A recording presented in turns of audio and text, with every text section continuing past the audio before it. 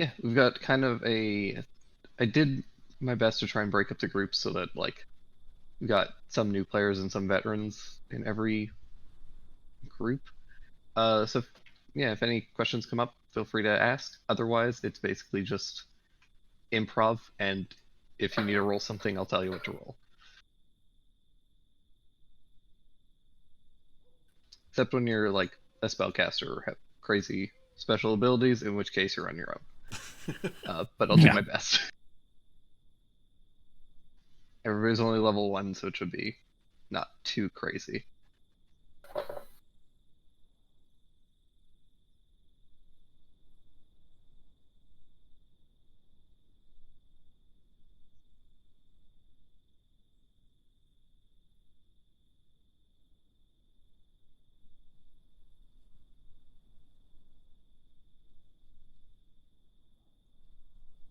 Oh, whoa. Okay.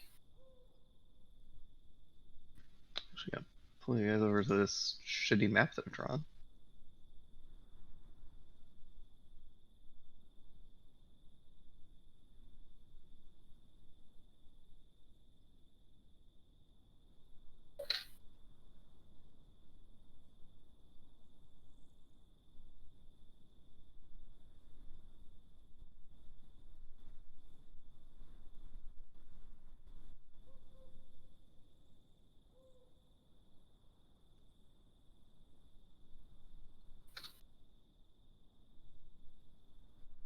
All right, let's do this. So I'm gonna start off and just give you guys like a brief overview of kind of where you are and kind of what you guys are all planning on doing and all that. And then we'll go into some quick character introductions, and you guys can describe your characters. Uh, so we start out all great adventures in a tavern uh, with the intent to go and kill a bunch of rats, as you guys have decided. Uh, Currently, you guys are sitting in a somewhat small, kind of dreary-looking tavern called the Bloody Lip. There's strange portraits of gaunt, decrepit-looking people made in with faded paint that kind of leer down at everybody. Uh, there's a couple of uh, workers question mark who just kind of hover between the various tables, bringing drinks and food. They're all fairly gaunt and pale. Don't really speak very much. It's a very creepy and dreary place. Uh, but you guys have set up at the one of the large central tables, which several patrons have kind of decided to start carving into. And people have started to carve various locations and things into this table, turning it into a crude pseudo map of the island of Alcatraz, where you guys are currently residing, mostly against your will, uh, as Alcatraz is the prison island of the Empire, where people are just kind of shipped off and dumped there. Anyone who is unsavory or petty thief or other such criminal. Um, and yeah, and you have all kind of gathered around because you've decided that you want to go out and explore or adventure to some degree to either kill time or just to earn some coin. So let's get introducing people. So starting with let's just go by roll 20. Dub, why don't you introduce your character? What do they look like? What's their name? Okay. I am Azar Ashashid, the very small goblin woman. Less of a green goblin and more of a pale sandy brown, coming from a desert region. Um, the long and the short of the story is that her father died, and on his deathbed, a ghost appeared in front of her to follow her around from then on. It's only been a couple of years since that's happened. During that, she seeked, is that the word? Sought the any help at all to get rid of a ghost from following her constantly. Her grandmother, being a mystic, didn't help very much. None of the gods seemed to answer her calls, but an angel did appear that offered her powers. And since then, it hasn't really helped much at all. And I would assume that she got to this island by being a goblin, probably. Probably a bit of a combination of being a goblin and also a petty spellcaster. The Empire is pretty against magic, particularly arcane magic.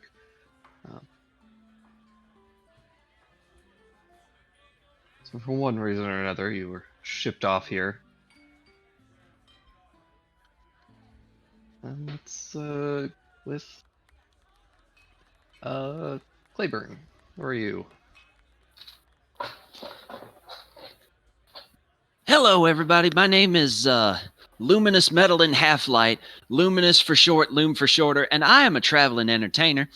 I do non-magical magic tricks. I do contact juggling. I'm probably on the... Okay, so first of all, if you cannot see me for some reason... Out of character. So he looks like a... so tabaxi, black with gray spots, like kind of a serval looking motherfucker, and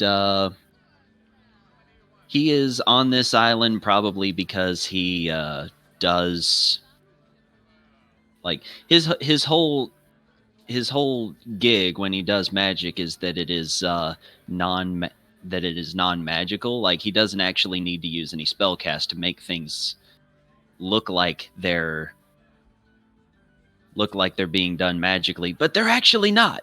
I swear, I do not actually have any magical ability, sad to say. And so that's probably why I'm here. It had absolutely nothing to do with the Ponzi scheme, I swear.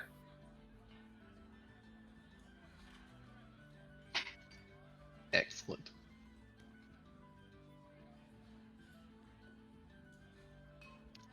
I was just watching Joe Hills earlier today and had flashbacks the second you broke out that voice. Watching what?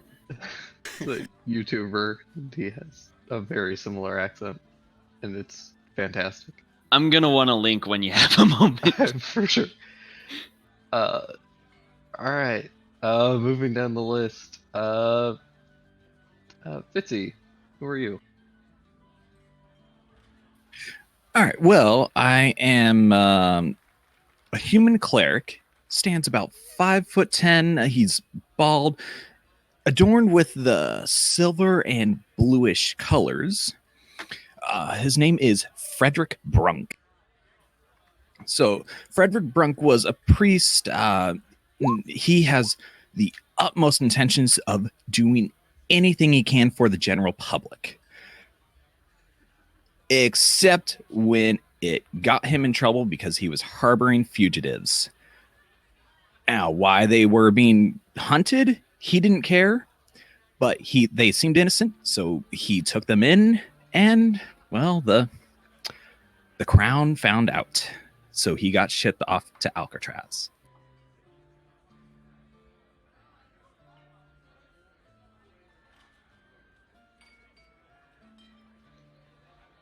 At least Frederick will be in pretty similar company here on Alcatraz. Yeah, well, I mean, yeah, he's stuck in with what he was trying to protect.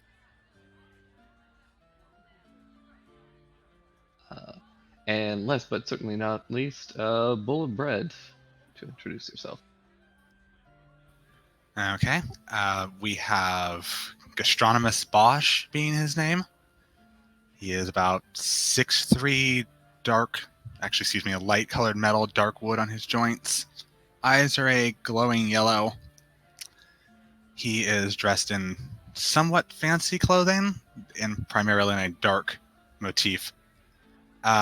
He is here for attempted poisoning. It was all a misunderstanding, of course.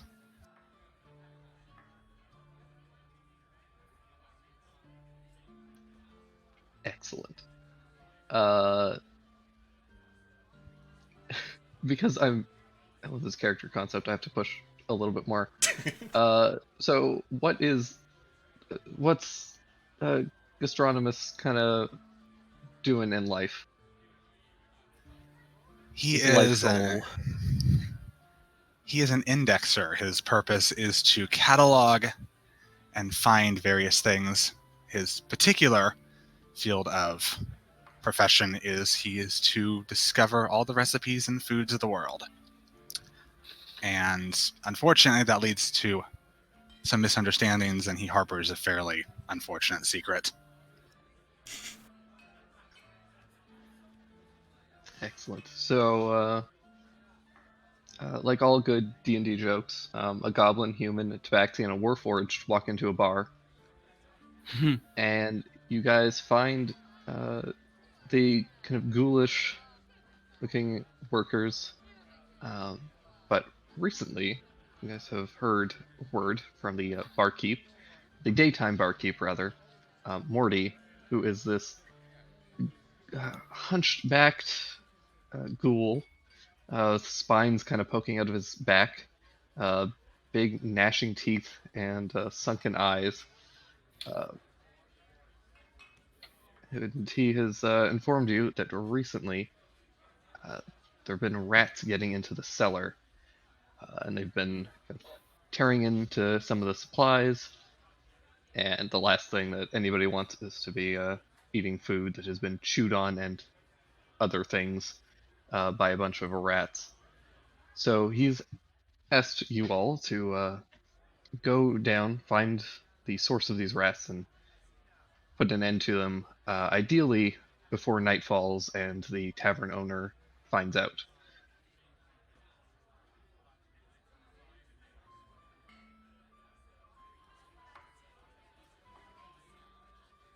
And yeah, he has told you that you are welcome to check out the cellar if you feel that that's necessary. Otherwise, he has heard that there have been people spotted a lot of rats kind of over by the remains of an old church that is kind of on the outskirts of this town. Is there an inside entrance to the cellar, or do you have to go outside and through a trapdoor? Outside trapdoor. The ladder goes down. You can check it out. Don't go poking around too much. You got a lot of stuff in there, and it's not well arranged. Don't want anything falling on you. Not anything flammable, is there? There's some old cloth. Alcohol.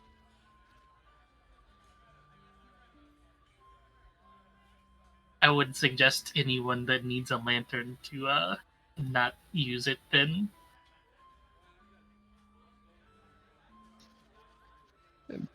Might be best to keep flames covered. Who needs flames when you can do this? I don't know, is there somebody standing next to me? Standing on a stool next to the bar, probably?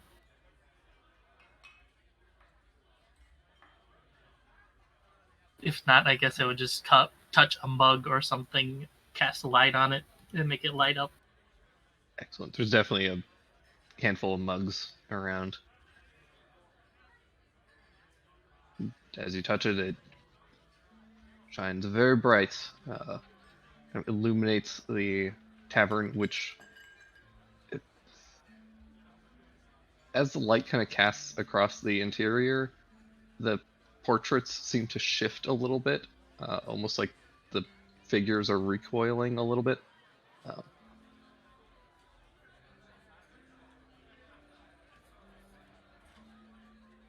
Any rats happen to scatter while that happens as well? no, but a particularly large cockroach does scurry out from under one of the bars and gets stomped by one of the other patrons.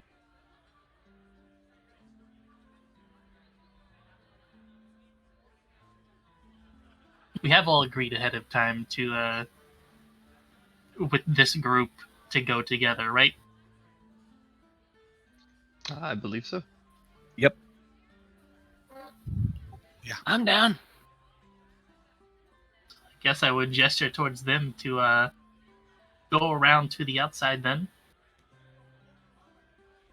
All right, you guys are able to exit the tavern. Tavern's like 2 stories. It's got some rooms up top for anyone who doesn't have a place to stay, and then get led around back by Morty, who shows you to a very large, heavy trap door. Takes a big ring of rusty iron keys and opens the lock. Flips it open for you. It's a kind of a rickety ladder that descends down. And you immediately, as you guys descend into the ladder, into the basement, there's a 15 by 25 foot stone room with a dirt floor, a couple of boards and like bits of kind of flattened stone have been propped up in some areas to make a makeshift floor, on top of which is stored boxes and crates and big bolts of cloth and other just miscellaneous materials have all been shoved onto this one corner. There's also a small archway with a door that seems to lead into another room.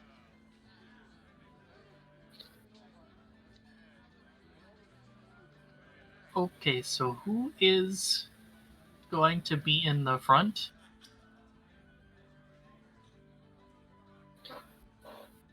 I suppose I am the most sturdy among us all. Do you happen to have a shield or something? Yes, right here. I'm going to tap that and make it the light source then. Right, shines out light, big like cone.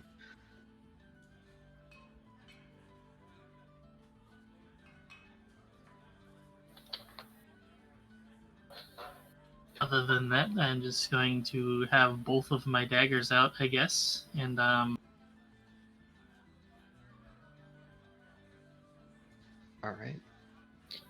I don't need to be in front because I can run like the wind, baby. So Luminous gets in the back, and also if he sees any silk scarves that he could stuff into a fake thumb or anything like that in among the rugs and stuff like that, he thinks about borrowing one. Sure. Give me a.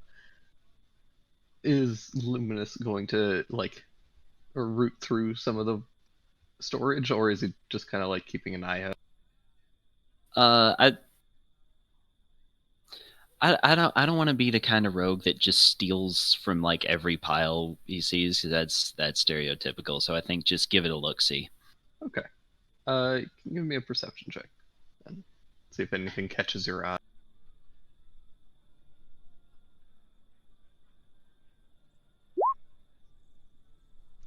Dang, 19. Don't see anything as fine as like a silk. There's like bits of like canvas, cloth, and stuff like that. However, with that 19, you do notice that there is what appears to be a weird seam in the wall behind this pile of junk. You also can see kind of up near the upper part of the walls, kind of just a couple inches below the ceiling here, you can see several holes that have clearly been like pretty recently patched up, probably from wherever these rats were getting in. So, does that sound? So, I'm going to point that out to everybody else and wonder if. Well, so first of all, do we think we can go like through that? And if so, would it be wise to? Any input from the rest of the group? How large was the opening again? The openings up at the top of the ceiling are real tiny. They like just big enough for like a small animal. The seam appears to be like potentially a door. It's a little hard to make out just because all of the like junk has been kind of pushed up against this wall. Then we move the junk. I'd like to.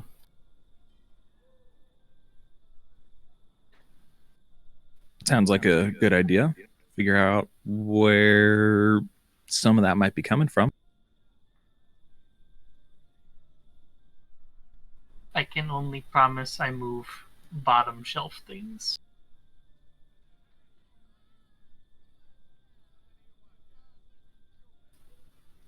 Bosch is going to end up spending his time looking for cookbooks or anything food related.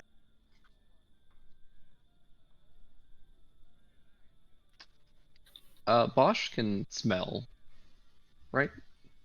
Yeah, or Forge can smell. Um, Bosch can definitely smell alcohol coming from here.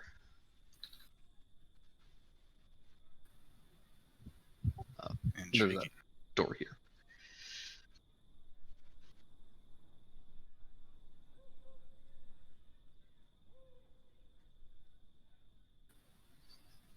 Solid door or any like windows or anything on it?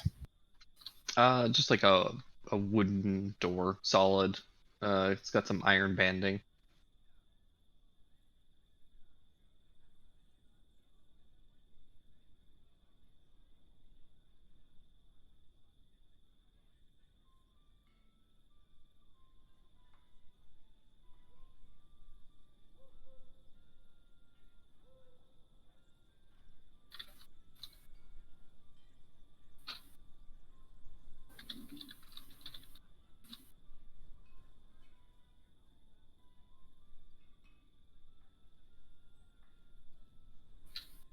Yeah. I like that human icon. That Warforged icon is great. I really like that. Yeah. Very Who's cute. Warforged again? The gastronomist. Okay.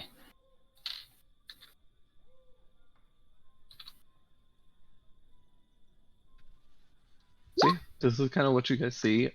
This pile of junk is like pretty substantial. It would take you guys a little bit of time to kind of carefully move everything to the side to reveal this scene.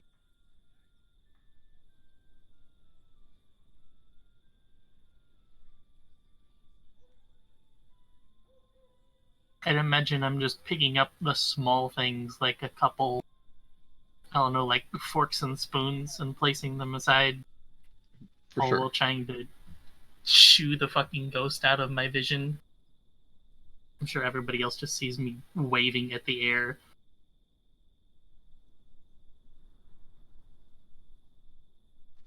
Right. So you guys spend probably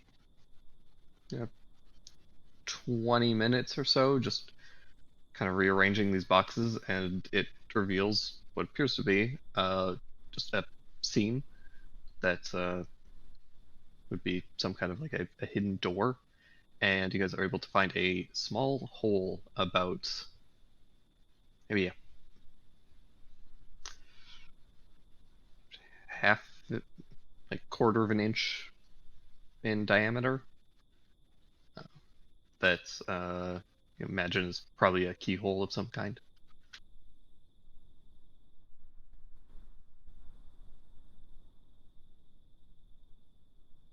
Keyhole.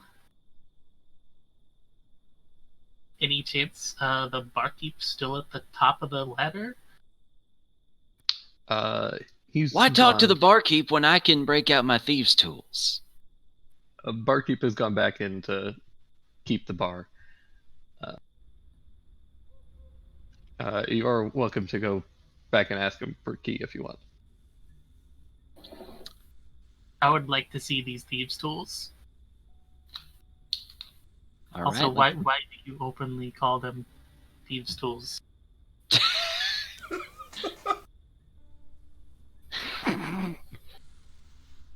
No. I misspoke. I misspoke. They're hairpins. Just let me do my thing. You pin your hairs around here?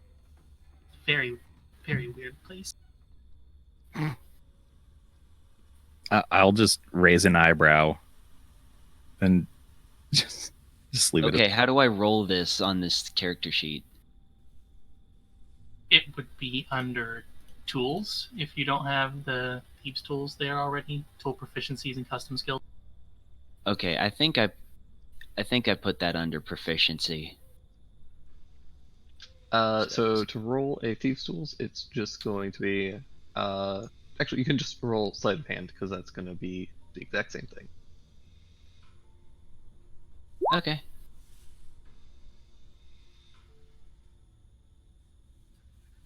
God damn. Okay. Well,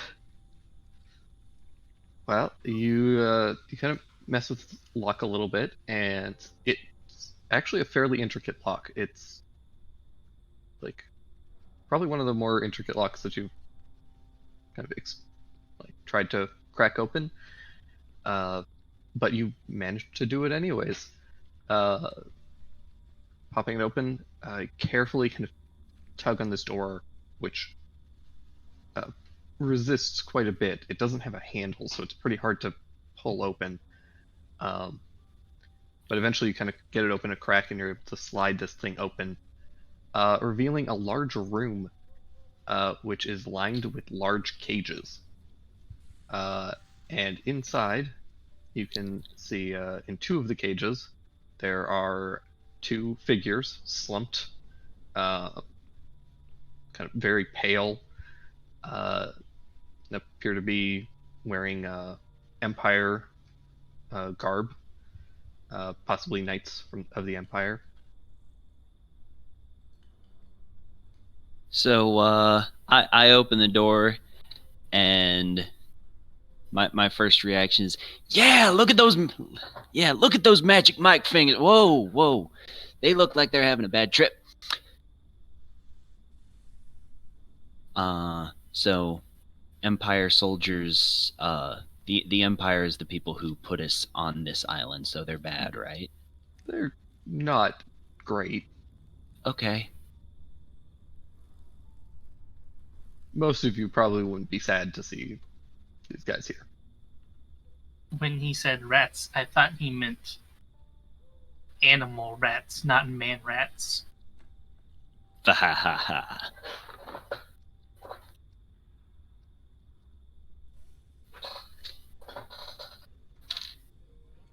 Common is mandatory, but I no speak so good. Did he mean the man rats?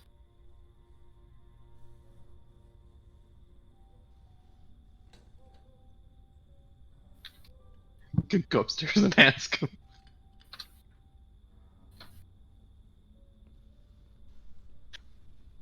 So, Luminous and Azar are looking at these cages. Frederick and Bosch, what are you guys doing? Bosch is going to be checking out the door. He smells potential ingredients. Alright. You check out the door and it seems to just swing open. It doesn't appear to be locked at all.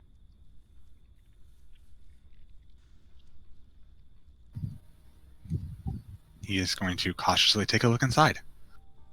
You crack the door open very gingerly, and it reveals a large, kind of chilly storage room with two very large casks in it. And from both of the casks, you can definitely smell some kind of alcohol brewing inside.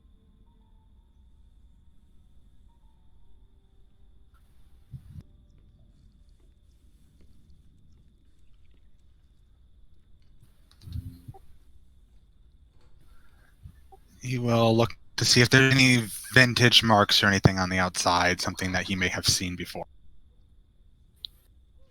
Sure. He kind of takes a look. I guess for the sake of it, give me an investigation check.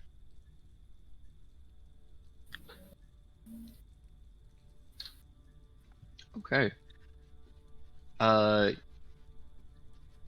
So with your keen knowledge of foods, you're able to tell that one of these casks is a very old, or is marked with a very old vintage, but has clearly been emptied at some point and is being refilled and kind of repurposed.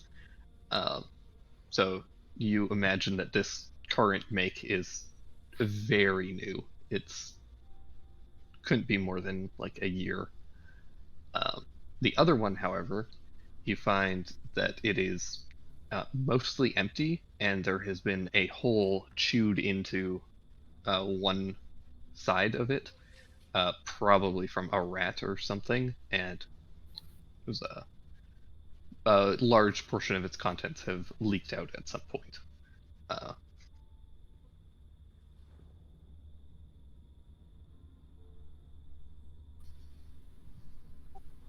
Okay, he will, I guess, take a sample of the wine. All right. Easy enough to do. Grab a decent sized sample.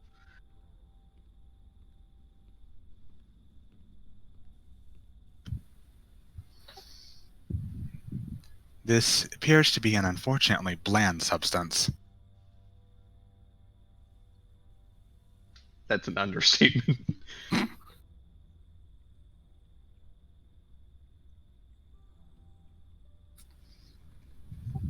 I will need to find some herbs and other things to add to up its flavor.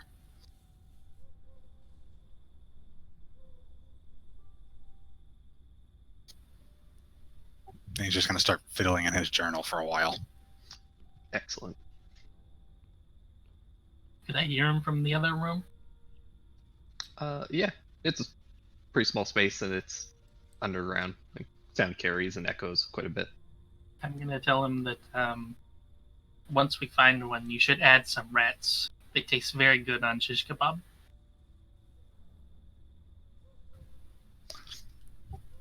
I will do so. I am eager to collect the recipes of your homeland as well.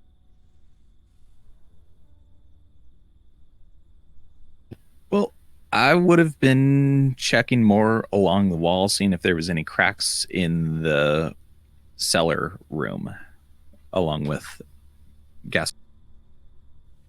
Sure. Give me an investigation check.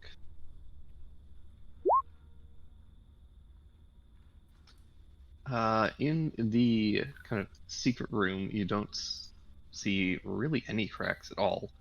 But as you kind of search around, just following along the walls and stuff, you do find the patched areas that Luminous had spotted earlier, and kind of following along, you do kind of find a handful of pretty recent areas that have clearly been chewed and dug through by some kind of rodent and has not been patched up recently. And those are primarily in this room.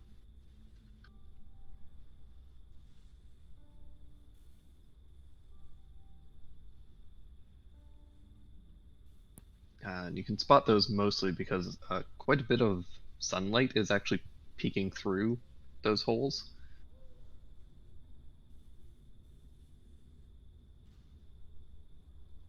Sunlight. So this appears to be where we need to do our patch job.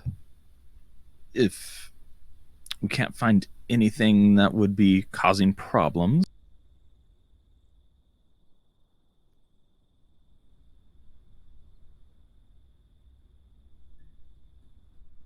So in here we just have basically prisoners, right?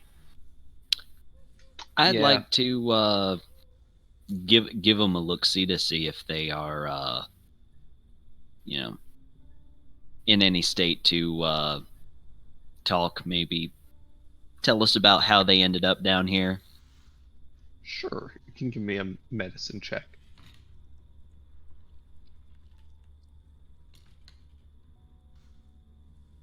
And you guys can give me a history check as well. Luminous, they're a little pale and they seem sleepy, but they're probably fine. Like awake? No, like they're probably just like drunk and they need to sleep it off. Okay.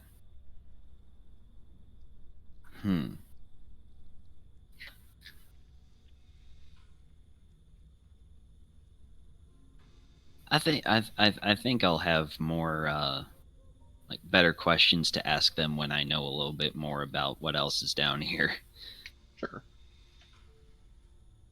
By the So way, we'll did you come say back that to that. the two of us do history checks? Any of you guys can make a history check if you want. Okay. Okay. So, Azar, there's been this running rumor around the town for quite a while that Lucia, the owner of the Bloody Lip, is actually a vampire. And this kind of makes you feel like maybe she is. Oh, Ooh. I think these are blood peoples. Blood bags. Yeah. I've heard rumors. Keeps you young, supposedly. I don't buy into all that. By the way, is the floor in here stone? It's also kind of dirt. I just didn't have a good dirt token. There are patches of stone, particularly under the cages themselves. It's like a combination of stone and wood that's just been kind of laid out, kind of haphazardly.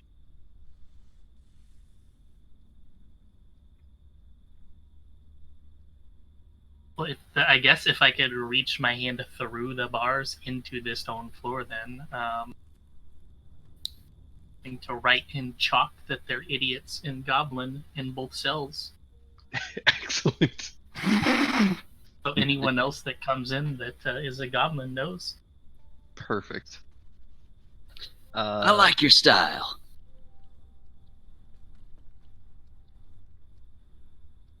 Would you like to add a dick butt to that drawing too, or just the Yeah, sure, goblin? why not? Okay.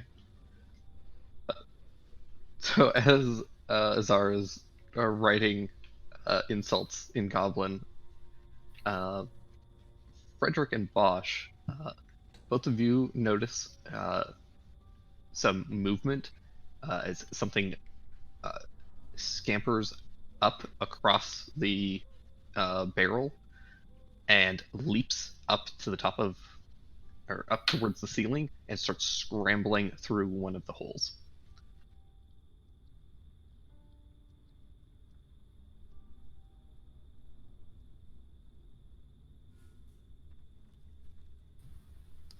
It would seem sanitation standards are limited.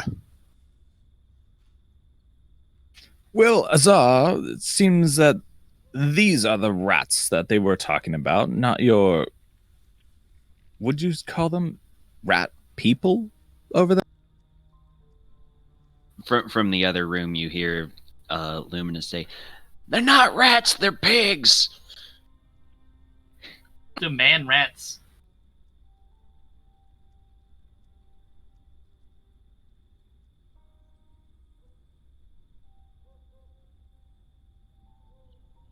If only I still had stink bomb. I only have soap. Quite opposite of stink bomb.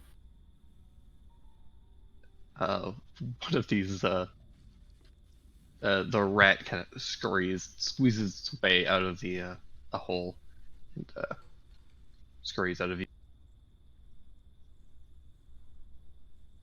Is there anything to like step up on to see through the hole to see?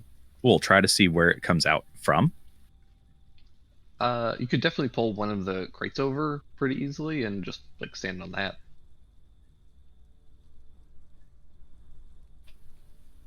Wonderful. I'll try to see what's on that other side. If it's just open air or if it might be another room. Sure. You climb up and poke your head up. It's a little bit hard to see. Give me a let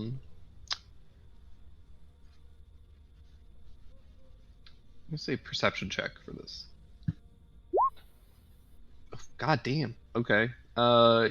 Yeah, poking your head up, you kind of peek your head around and you can kind of catch the light at just the right angle, and you can see that it seems to tunnel kind of goes out slightly and then curves up to what you imagine is just kind of just on the other side of the kind of foundation of the building.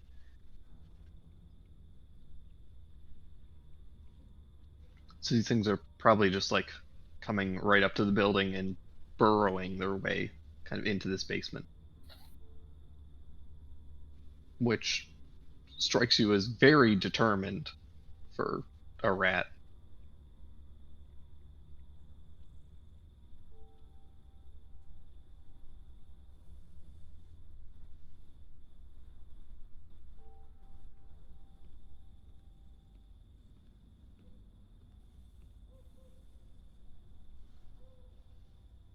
All right. So nothing else over in this area over here, guys. Any other rooms on your end?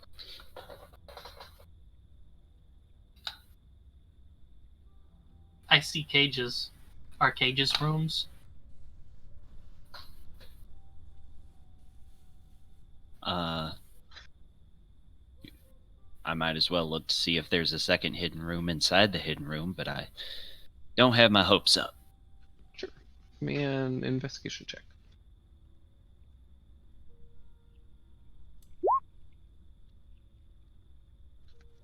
Yeah, you kind of take a look around, kind of peering across the walls.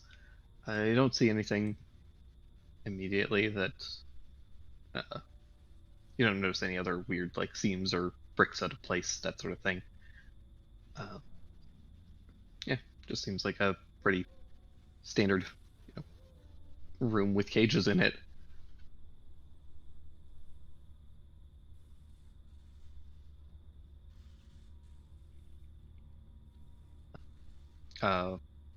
One of the soldiers does kind of slump over at one point.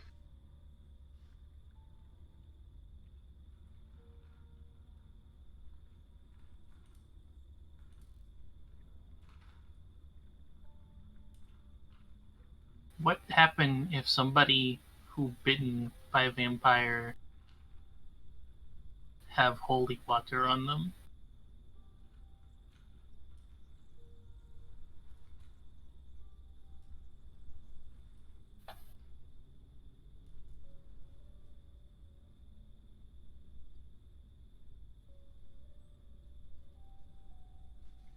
Could give me an Arcana check if you want to. You want to find out? Nope. Who knows? If you asked that aloud, I would roll Yes, it. I did.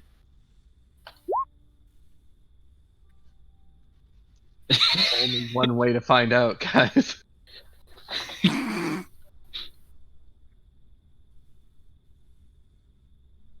Sure. I don't know what the rules for throwing holy water is, but Normally it would be a ranged weapon attack. These guys are pretty zonked out, and one of them is fairly close to the bars. You can kind of just reach your hand in and splash them a little. It's really not hard. I will do so. Okay, are you throwing like a whole flask of holy water on him, or just kind of sprinkling a little bit to see what happens? I'll just sprinkle a little bit, see if he burns. All right, you sprinkle some water on his cheeks, and it kind of twitches in his sleep, and then just rolls over. You don't see any smoke or sizzling. Doesn't seem to be negatively impacted by it.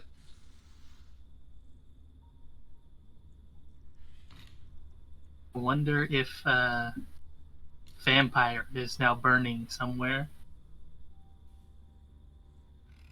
Is that how blood sucking works?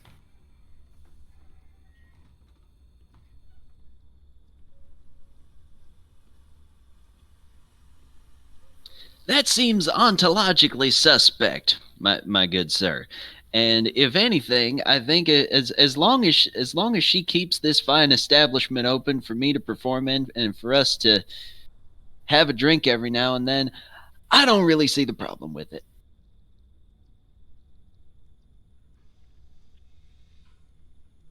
Around this point, you hear from up top, Morty. Y'all done down there? You gotta close up. Well, I guess if we can yell through the floorboards, I would yell back to him, we supposed to kill man rats?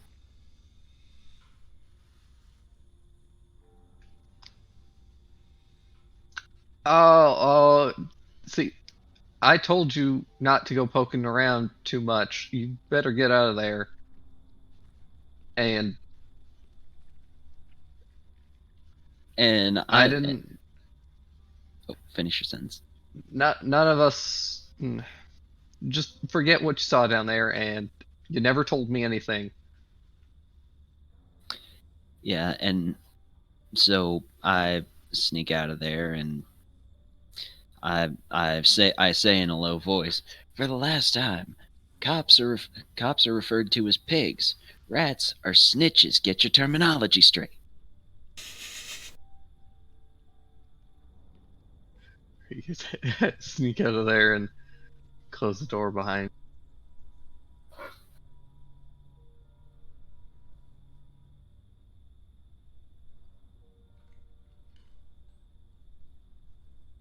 I don't know, pigs aren't as easily gotten as rats, though. Back at home in the in Goblin District, you reach in walls and just pull out rat right for the cooking. You know, that doesn't sound half bad right now. I'm starting to get hungry. Let's find these motherfuckers. I'll be happy to prepare a meal upon discovering the rodents. Excellent. So as you guys are able to kind of come up top, and Morty closes the trapdoor afterwards and locks things up. As he does, Frederick, you are kind of able to follow the side of the building, and you're able to find where some of these holes were that these rats were getting into.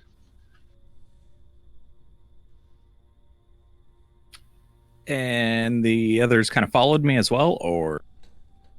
Assuming you guys are all kind of sticking pretty close. It's also not far from the actual trapdoor. It's like, 20 feet.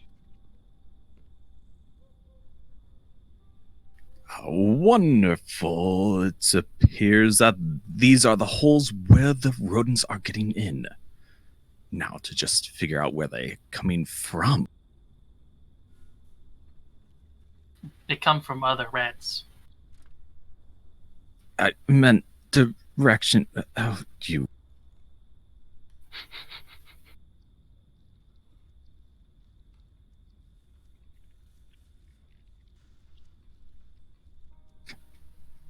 And I guess around those well, I would have at least kicked a little dirt in the hole just to kind of cover it up a little bit.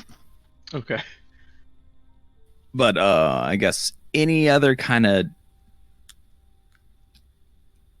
area around where it looks like they may be coming from, like, not like a molehill, but something that looks like a rat's nest. A rat hill. You can give me either survival or nature. Okay. Redrick, very perceptive. You're able to check around the surrounding holes, and you're able to find several signs of these rats, including some footprints, which are left from just kind of some of the kind of wetter mud. It's rained recently, so there's quite a few footprints that you're able to follow.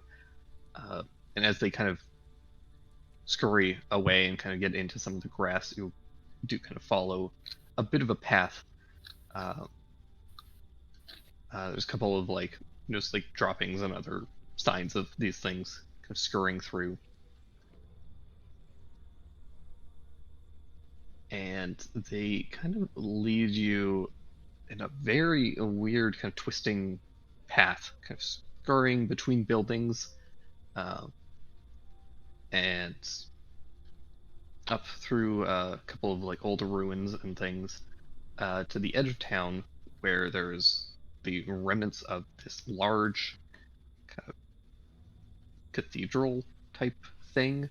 The roof has collapsed a long time ago. There's a couple of very rickety beams that are probably not going to hold for much longer.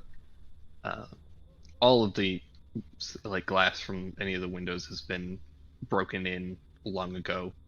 There's been a couple of patch jobs here and there, or at least attempts at it, though none of them have really stuck. And around it, you can see the remnants of what appears to be a small graveyard, as well as some kind of crypt.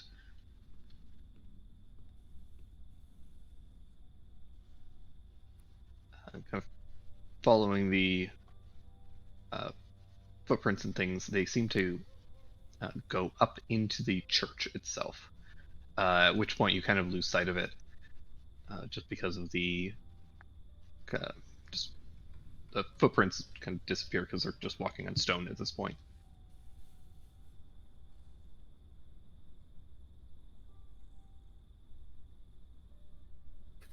Wonderful. It appears that we have found yet another spot where they may be residing.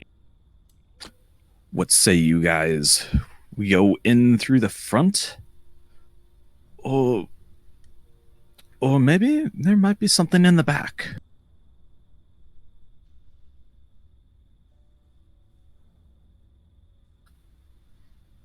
Just on principle, I always like going in the back, baby. Not what I meant, but fine.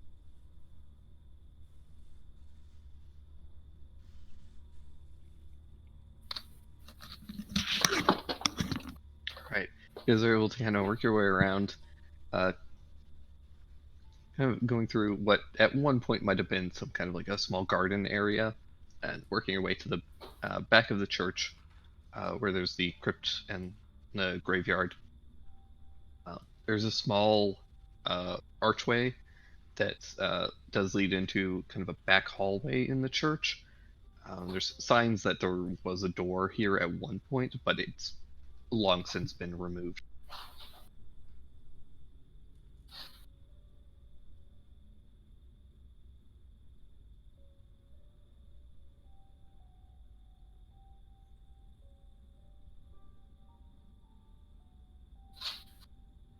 I don't understand why anyone even has doors. What do you do if it gets hot outside?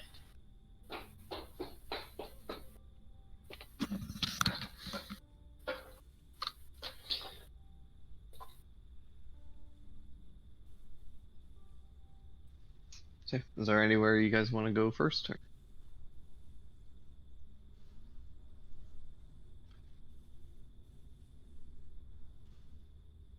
guess just walk straight into the church. All right. Guess head in through the back hallway, uh, which goes into a small room that has been kind of hollowed out and gutted. There's a door that's still slightly on its hinges and leads into the main kind of chapel area. Directly across from you, there's kind of a altar, the remnants of one, and there's a door on the other side that is currently cracked open.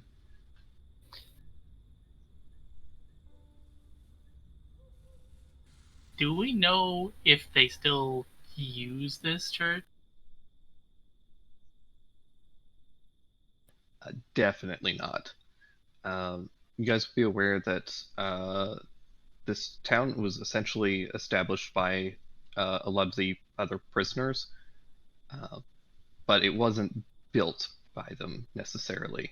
There were ruins scattered throughout the island of some former civilization that was abandoned at some point, and people have kind of repurposed a lot of the structurally sound ruins, mostly foundations that they've kind of grafted bits of wood and things on to kind of reestablish a small buildings and a bit of a workplace.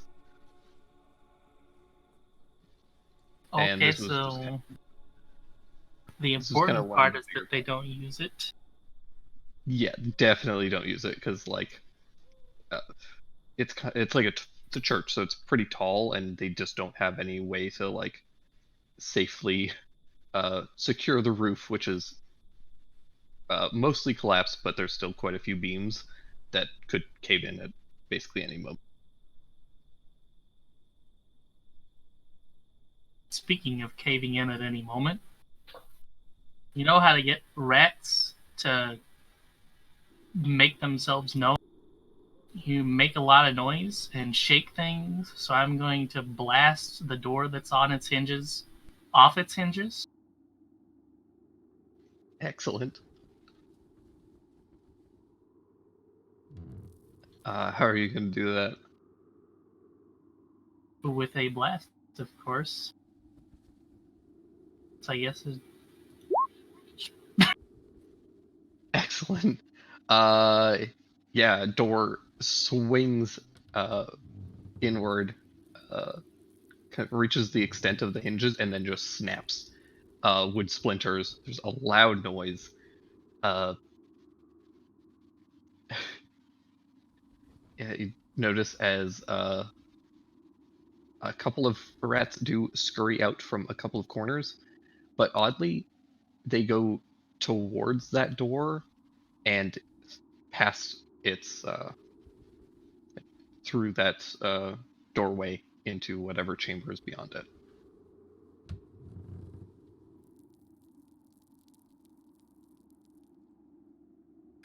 rats are smart. They know to run away from what causes noise. I'll turn to Azar and just flat out say, "In a church? Are you mad?" It's not a very used church now, is it?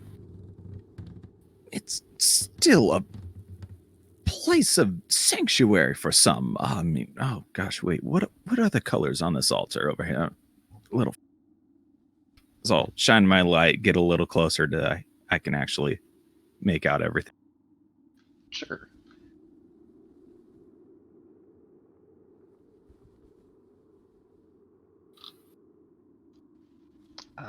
So the altar is mostly pretty faded. You do see that there's a kind of twisted uh, metal icon that is still attached to the stone altar. Can you give me a religion check to see if you recognize the symbol?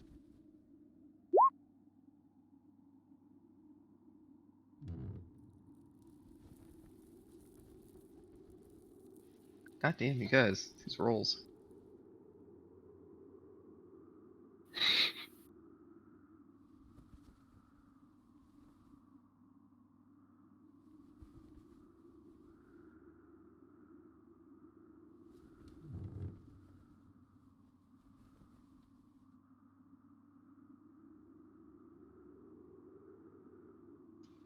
So you believe that this is a symbol to Ostia, who's the goddess of valor, uh, and uh, this icon is kind of like the remains of what would have been at one point a sword, kind of encircled by two feathery wings. But it's old and rusted and kind of bent out of shape a little bit.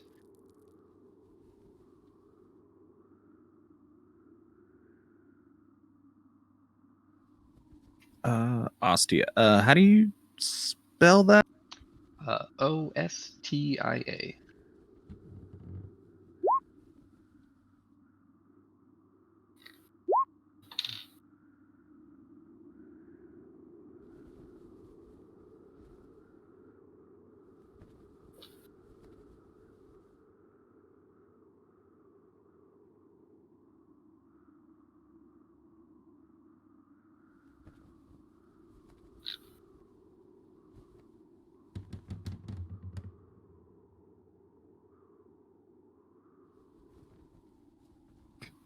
Well, I suppose this place wasn't too bad of a location. We should still be careful while we're shooting doors, though.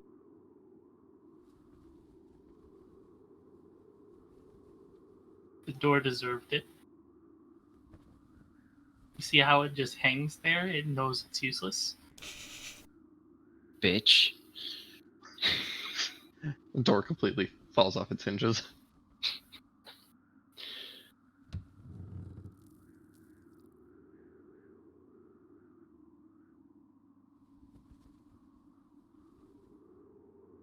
Anyways, job is killing rats, right? And there they went. I'm just gonna start walking. All right, guess head down. And you can see there's a trapdoor in this room that's currently swung open, and there's a ladder that is slightly sloped and goes down to a small stone hall.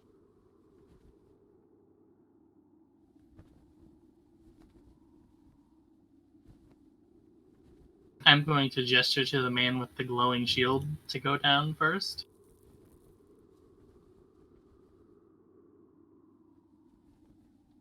Yep, sorry, I was just typing. And I will head down.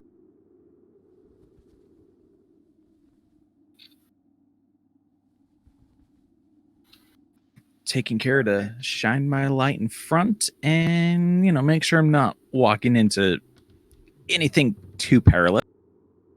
For sure. Keeping an eye out for rats. You can give me a perception check.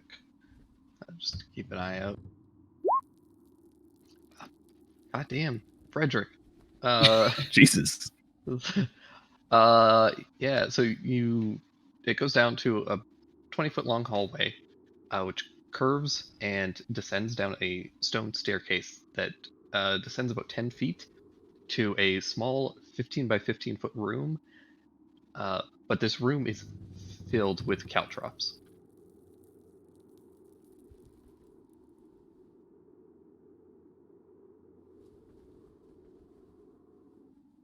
Ooh, watch your step, all. And there are two from this room. It extends kind of like a T-junction to your left and to your right, and there are hallways to your left and right.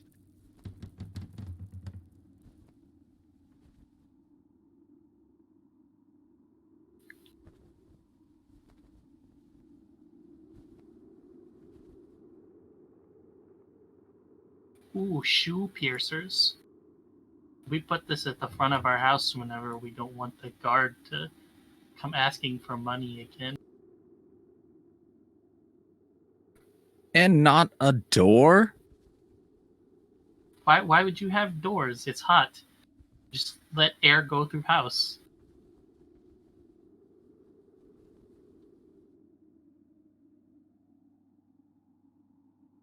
Everybody knows to just climb through window instead. It's easier.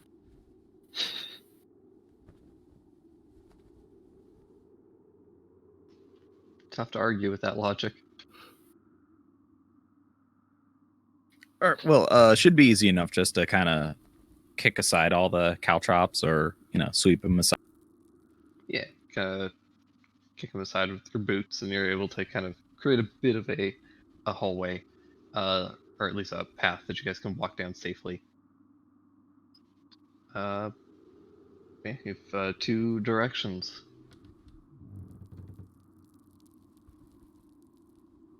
Can we see down the hallway at all? Now that we are able to stand in this area safely? Absolutely can.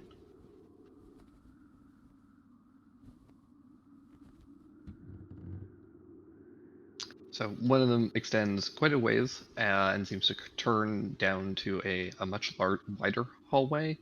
The other one curves pretty quickly to another kind of narrow hallway.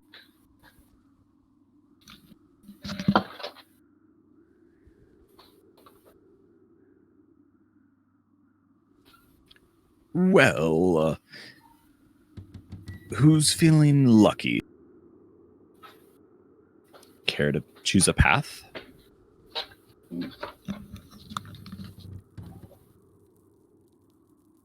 I am going to lean over and individually pick up each individual caltrop Okay. until I have a group of 20 of them, I guess. I don't have like a pouch or anything to put them in. So I guess they'd just be scattered in the bottom of my huge chest I have. Excellent. Do you just carry this chest on your back or something? I guess so, yes. All right.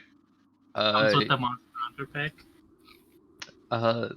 Yeah, you're able to put down your chest. There's a big thud, and the dust gets kicked up, and you start just shoveling 20 caltrops into it. You have a pack of 20 caltrops. I might take about 4. Easy enough. There's about probably close to 60 of them in here.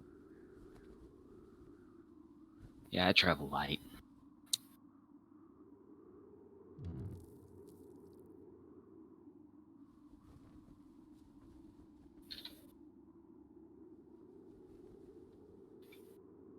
Don't know when you ever need shoe piercers. Maybe I put them around my bed back at home.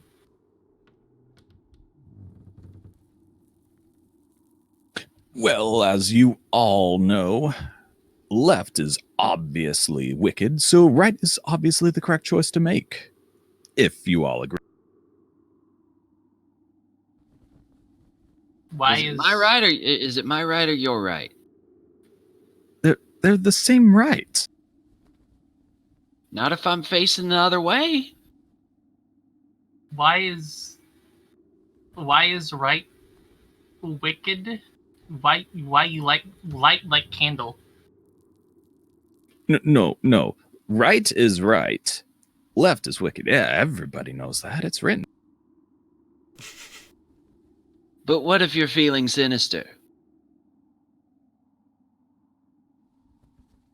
Well, so long as we complete our objective and at least make the town better for everything. Yeah, that's what's important. I don't really care. Let's go right. Whatever. Right. So you guys going player right or map right? Excellent. My question exactly.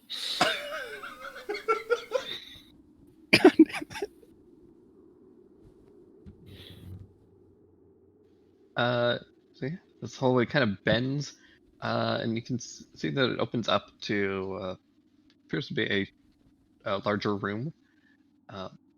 Along the hallways and just the walls in general, there are little alcoves. They're about maybe 6 inches wide by maybe 8 inches tall, and they're periodically spaced. And there's a couple of little metal trays in them, probably for like candles or something to light the place, though it's currently dark aside from the shield.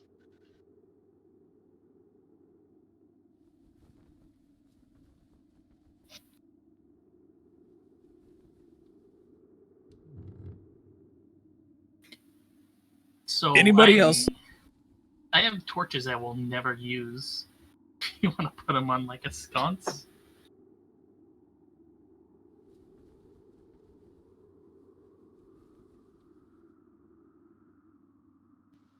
Good if you want. I'd shout back to Gastro, if you need any more light down that way, I can always do another one of these, and hold up the shield. I think I will be sufficient. Thank you. Farewell, onward. All right, you start kind of creeping down the hallway, peering around the other side. As you step out, you see a large room, and there are a bunch of rats in here who will look up as the light kind of pokes around the corner, screech, and make to attack.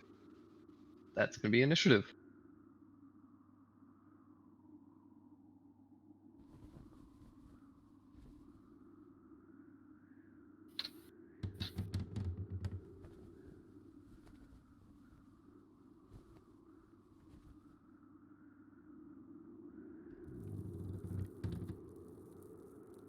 Here, where's the initiative button? Oh, there we go.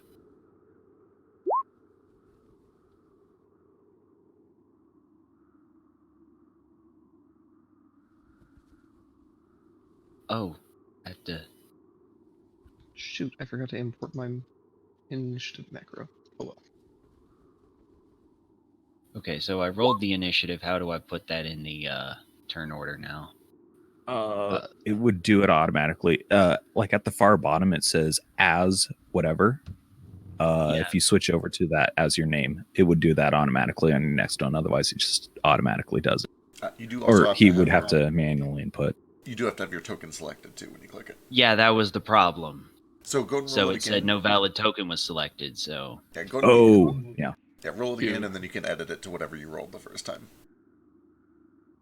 okay. There we go.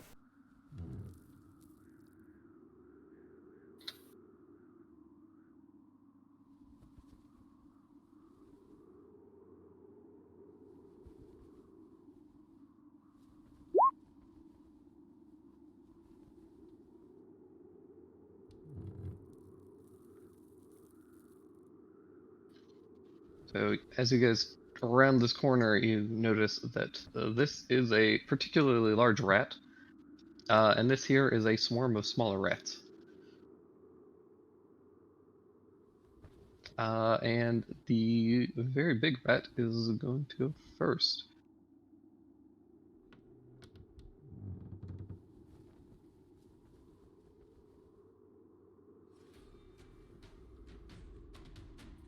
He's going to come right up to you, Frederick, and try and bite at you.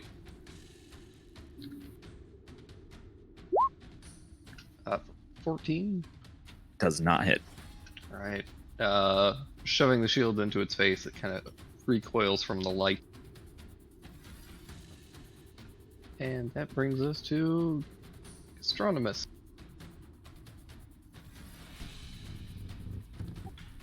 Okay, do I need to do anything weird to move through a bunch of people, or is it just good? They're allies, so you can kind of move freely. It'll cost you twice movement, but you could squeeze to the front up here. Okay. Yeah, we'll go for. Yeah, you could actually get to either here, here, or here with just your base movement.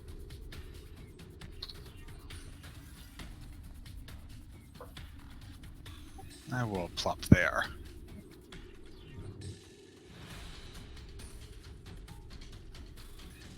And I guess whack at it with my stick. Alright. And I guess just to double check, because this might now apply. Are we doing advantage would be only diagonals like that? Or since that's kind of cutting across? It does have to cut straight through, though. Straight through. Got it. 12 just hits.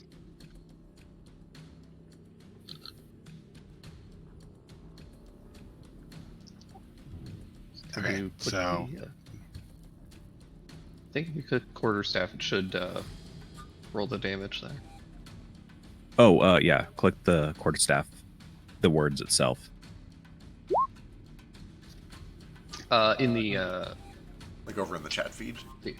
yeah, in the chat feed. Thank you. Ah, thank you. Okay. 3 damage.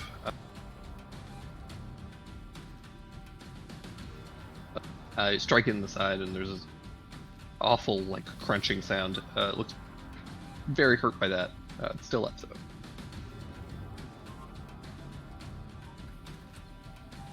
Okay, that does it for me. Alright, Luminous. So is it possible? So, I guess since Gastronomus snuck by y'all in the hallway, I can do the same. Yep. Okay, so I'm gonna 1, 2, 3, 4, 5, if that is permissible. Flanking, sneak attack, and do the dagger. Now I just have to learn how to do that. Oh, so I guess I have a rapier. That's actually on my sheet.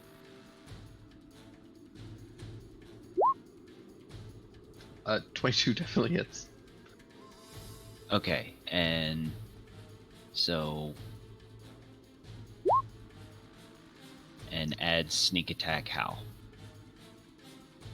Sneak attack is a d6 for you. So you can, just in chat, you can type /R and then space d6. 6 damage. That is plenty to kill this thing. It's completely skewered on the end of your rapier. Rat kebabs! Tasty.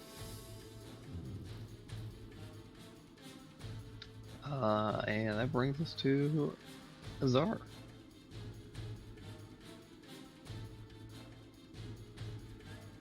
Okay, so going down 1 would cost me 10 movement.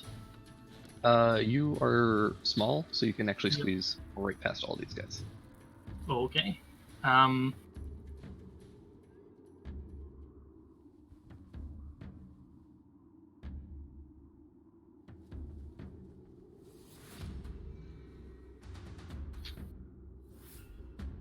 I guess I'm just gonna 1, 2, 3, 4 Eldritch Blast.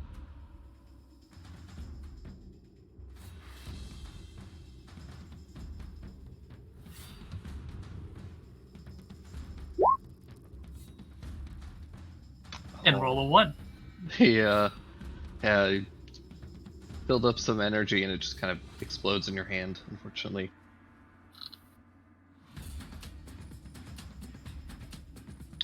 And that brings us to Frederick.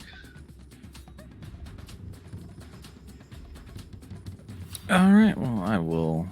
I can just move right on that. 2, 3 right there. And. Oh, God. I have to make sure I cast the right one. I keep forgetting which is which. And then I will hold out my hand and mocking Azar as I cast a Sacred Flame. Oh, if I was supposed to click in like that. But That looks good. I yell to him, too bad that's not a door. Her. Unfortunately, the rats mock you as they scamper around your flames, completely avoiding them.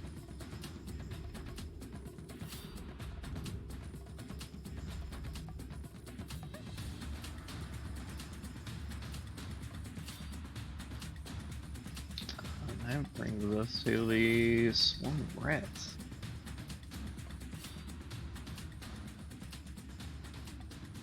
They are going to rush over to the biggest and brightest.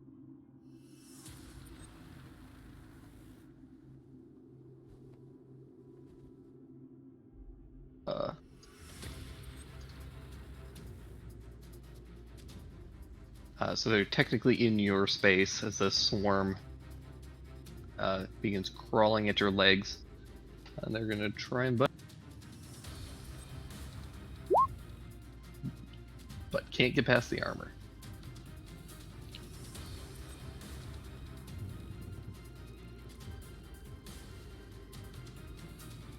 However, as they do fight it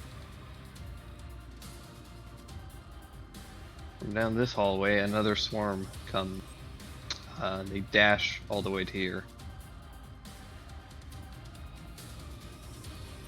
That brings us to Gastronomus.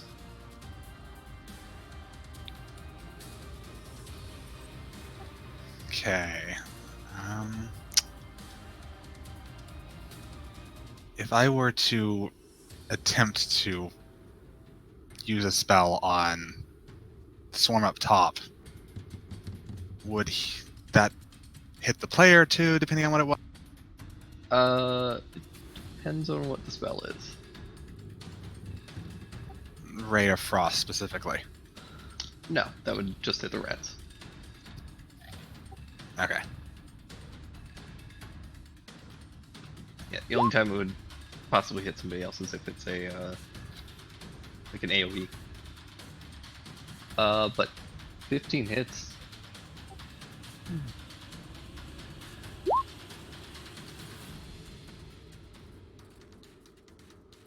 5 points of cold damage, which they cannot resist. A couple of these rats die, frozen, blocks of ice. Cold storage is the best method of preservation.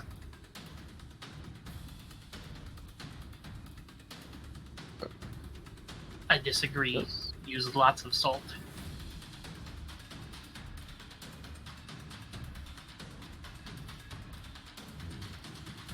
All right. I'm just gonna hang out and- where I am. All right, perfect. That brings us to Luminous. Okay, so is this 2 swarms now? Yeah, 2 swarms. All right. So to attack a swarm, do I need an AoE type thing? Nope, you can just stab them. Okay. They are a little resistant to general stabbings, but you can absolutely do it. Okay, yeah, because I don't really have much else in terms of my arsenal right now. Would it be dangerous to try to stab them off of Frederick? That'd be a No. bad idea. You're fairly talented and capable. Okay. Is this the place to be for that then? And yeah. 11 hits. Okay. But no flanking this time, right? No, because they're swarms get a little weird. Okay. Oh, but yes, sneak. You do. All get right. so.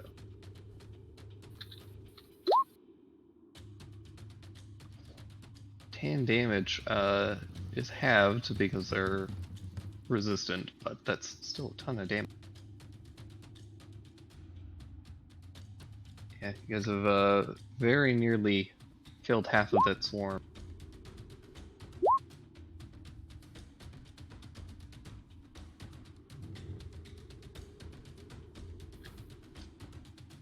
And that brings us to Azar.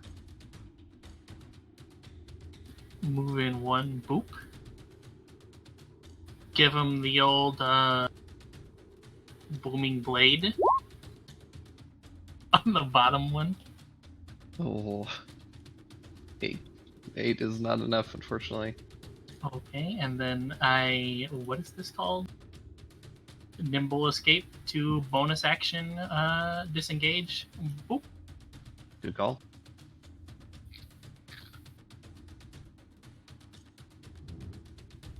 And that's it. All right, that brings us to Frederick. Would I be able to move just down one space without provoking some kind of attack from the rats on my space? You would provoke from the rats in your space. All right, I will move down one space and let's give this another try as I will instead cast Word of Radiance, making sure to only let the 2 rats take the brunt of that pitiful damage if they...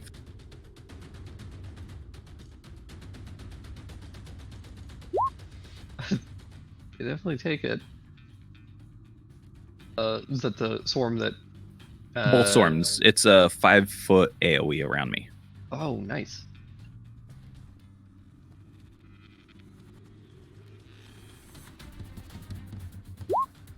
Yeah, both take it.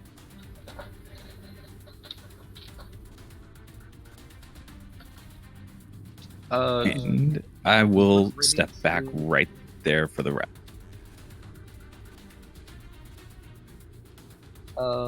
Does 17 hit you, by the way?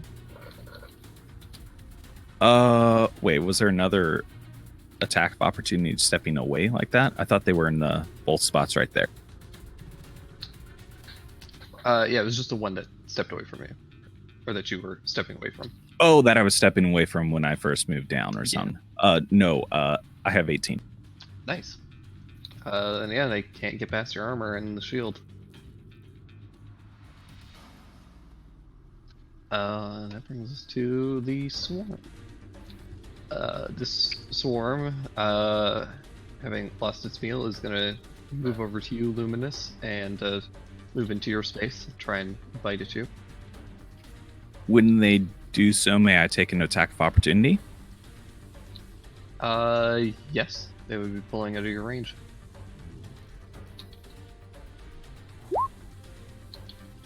$14 hits.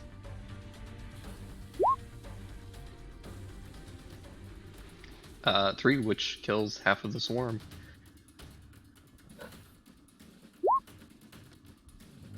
I'm fairly certain that a 21 hits Luminous. I would hope so. Owie. For 5 points of piercing damage. Son of a bitch.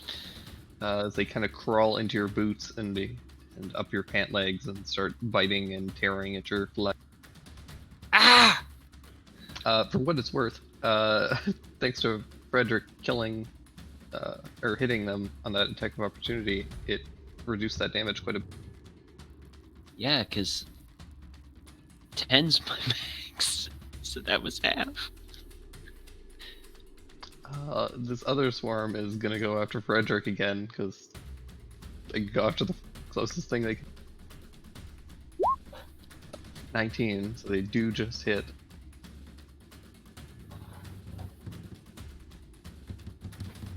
This swarm, unfortunately, is still in full strength. So they do 5 damage as well.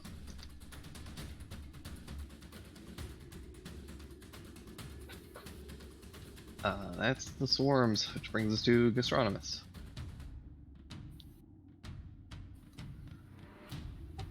Okay.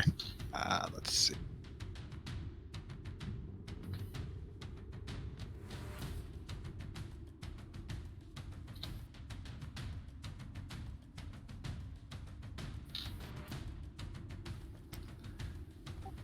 Guess I will attempt to take out the ones on Luminous here.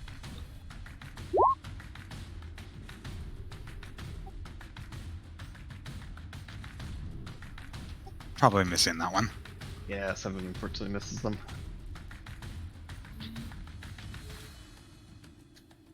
Do you have any movement? I do. I will step down. Sounds good. Brings us to Luminous. Okay,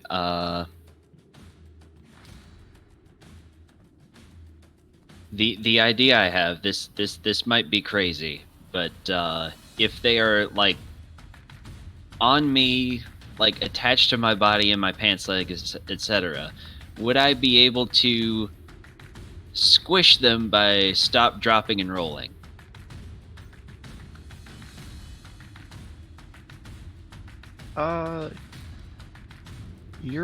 Unfortunately you're a tabaxi, so your body is like kind of just an amoeba. That just fits into whatever container it tries to shove itself into. Cats are liquid, yes. Yeah, so I don't think you would have the weight to crush all of these.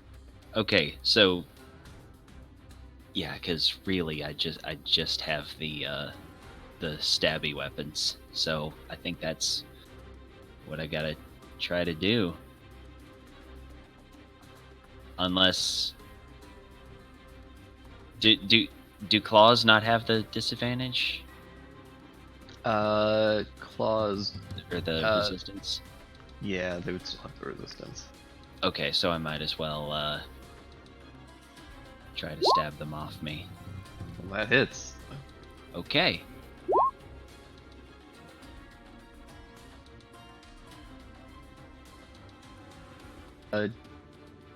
Clear out a huge chunk of them. There's a few remaining, but they're thinning out. Okay.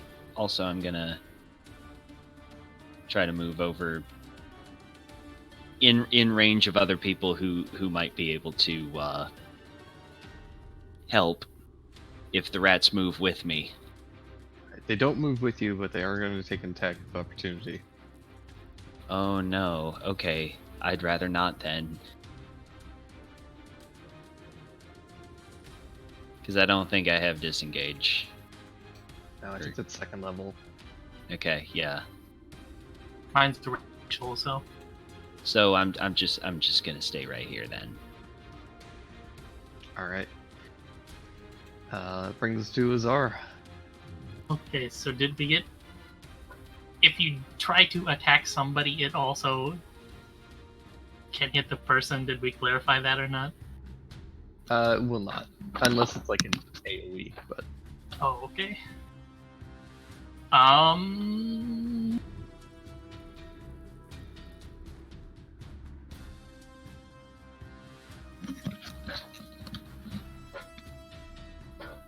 Is the swarm larger than me?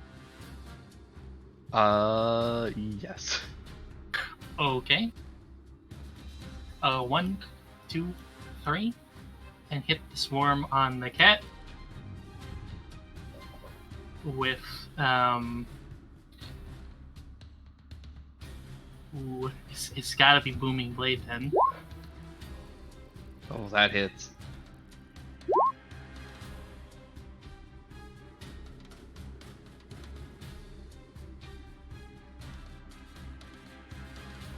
It's a nice 1 I rolled there.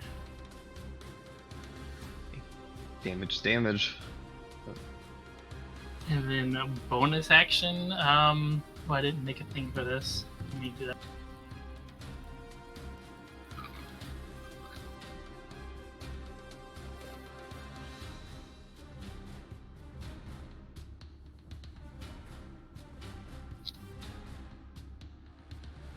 There you go. I will do bonus action healing light upon the cat.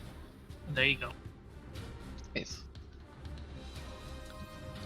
Luminous is illuminated with holy light. Sort of holy light.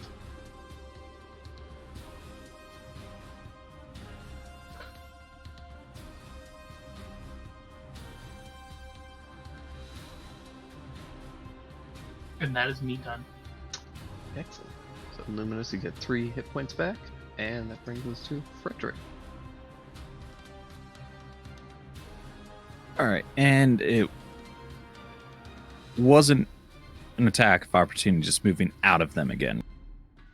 Moving out of them will. Okay, so moving out of them will. Yeah, 100%. so most enemies have 5-foot reach, and so moving away from them is what triggers. But because these guys have a 0-foot reach, stepping out of them if they're in your space is what triggers. Gotcha. I misunderstood it from last time.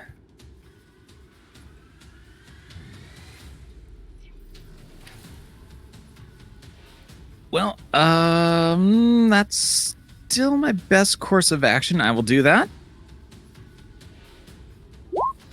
I can't get through that armor.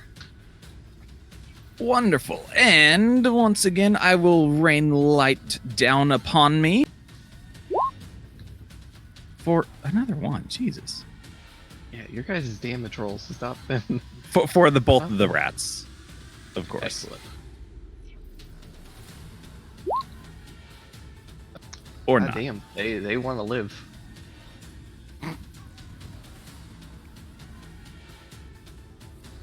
Alright, that brings us back to the swarm.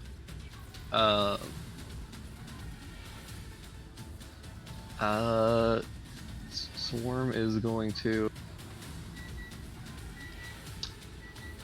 Well, it's gonna... Yeah, it's got 2 targets. Gastronomus is made of wood and metal, which is not ideal for them, so they're gonna... Not that, you know, Frederick is made of much else, but they know that there's something fleshy under all that metal.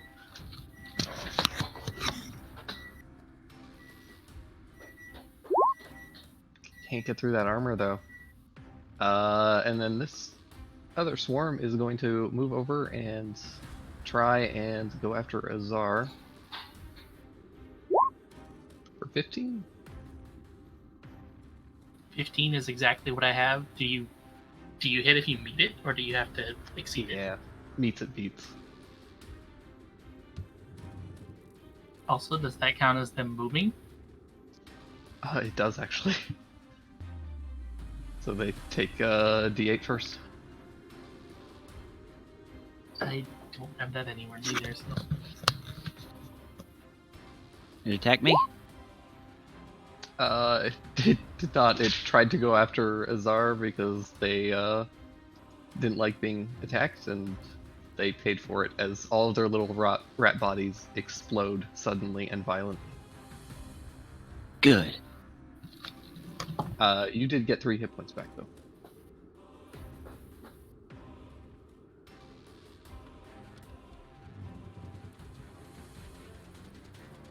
And that's the rats. Which brings us to Gastronomus. Okay, let's see here.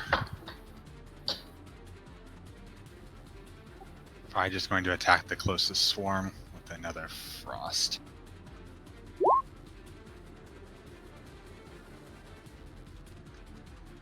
Fortunately, 7 misses. Darn. Okay. Going to move 1 to the... Actually, 2 to the right. Perfect. Brings us to Luminous.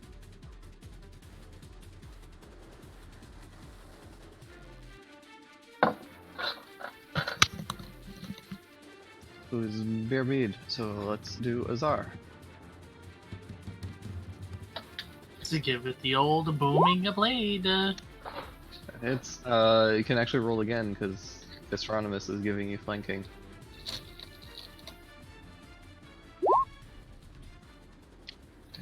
Oh, 20 still hits.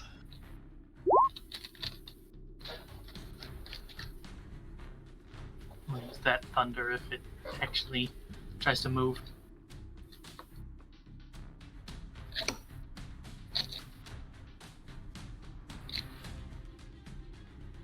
I'll get the little icon so that I remember next time. That brings us to Frederick.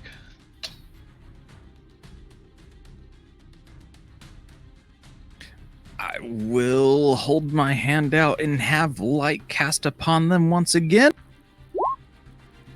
This is not a 1. A little better. They just fail because of that shitty constitution.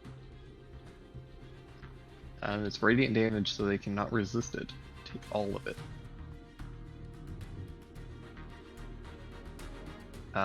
Swarm is starting to thin out at this point.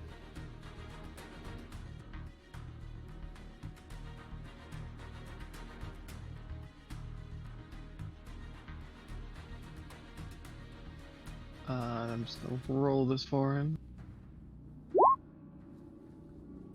Oof.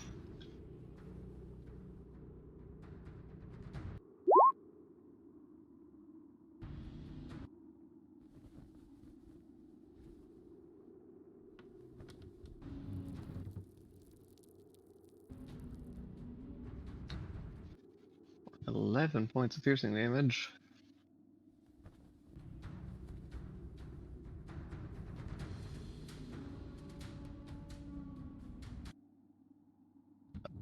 That brings back up to the swarm, who is going to continue to nibble at the ankles of Frederick.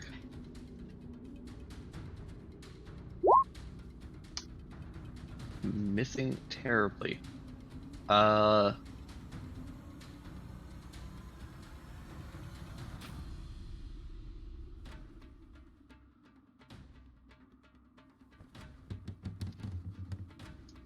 And they can't even move because of Booming Blade. Yes. They're just to stay there and take their licks, I guess. Which brings us to Gastronomus. Okay, if I wanted to switch weapons, would that require an action or? No. You get one. Technically, you get one draw and stow action, but I just let people swap weapons freely because otherwise it gets really tedious and micromanagey. So you can swap weapons freely. Gotcha. Okay. He is going to flick a lever on his quarterstaff. The top's going to pop open, and it's going to turn into a spear, and he's going to attempt to stab some. Excellent. Missing terribly, it looks like. Yeah, these things scamper around as you start plunging the spear into the ground a couple times.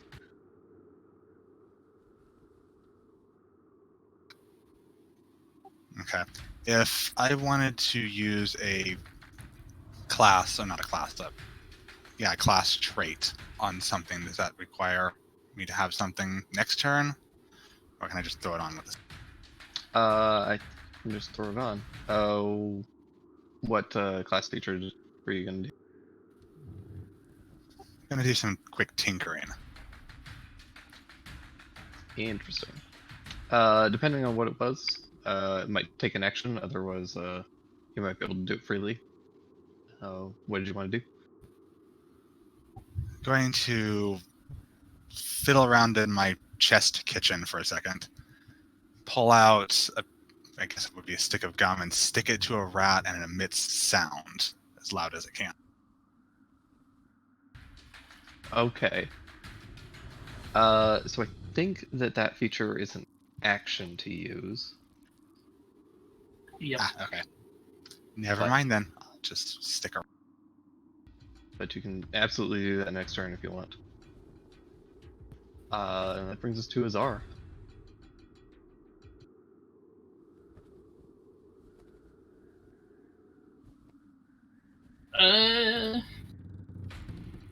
Wait, not me. Oh, you're back. Okay. Then yes, you are up. Cool. So yeah, I suppose if this is a place to be. Oh, whoever healed me, thank you. I'm gonna try to go after what little swarm is left.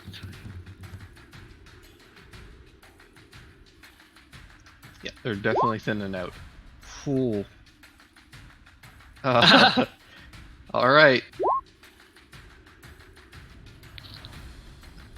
That is 14 points of damage. Even with the resistance, they're barely up, but just you see this opportunity as they're swarming along Frederick's armor, and you skewer about half a dozen of them all in a single strike. The little rats go limp. The last few are squeaking, terrified, as their bodies vibrate with this terrible booming energy that is preventing them from moving without literally exploding.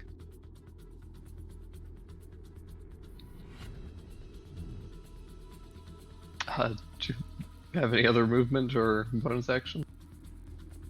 Yeah, I don't think I necessarily need to move any place. I'm just gonna say, we're eating good tonight, boys.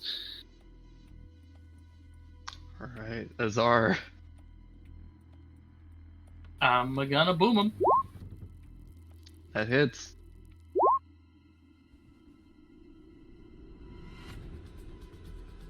And with that, that is enough. How do you want to do this? It depends on how many of them are left, I guess. There was about 4. Let's see. Well, if you're gonna cook him, you gotta make sure to cut the head off and keep the tail, so you got something to hold on to it by. So, just slice all 4 of them all in the same little motion, all their heads off at once, so they're just a nice little prepared carcass on the ground. Excellent. Yeah, you guys are just surrounded by dozens of rat corpses, 4 of which are perfectly cut and ready to be roasted. That's when I drop my chest on the floor and also start scooping them all in. All right, let's start scooping in these bloody rat corpses. A couple of them get skewered on the caltrops that are also mixed in there. Just gotta shove them over in the corner so they don't get on my book of poetry. Excellent.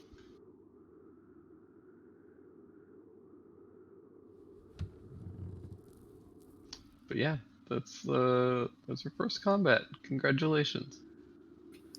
All right, and with that, as he's scooping them up, I will begin to get into a rousing, inspirational speech about how we bested our foes for about 10. By the way, what's everybody looking like in terms of health? I think I'm the only one missing health at this point. I'm down 2. Oh yeah, you didn't full heal him. What are you at then, Fitzy? I'm at 3. I'm gonna... As you're speaking, I'm just gonna grab your arm whenever it's not flailing around in the air, and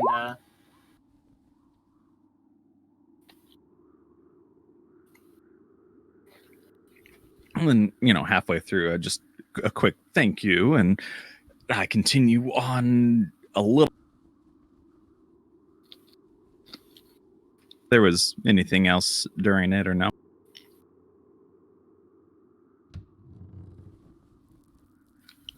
I'm assuming during this whole thing,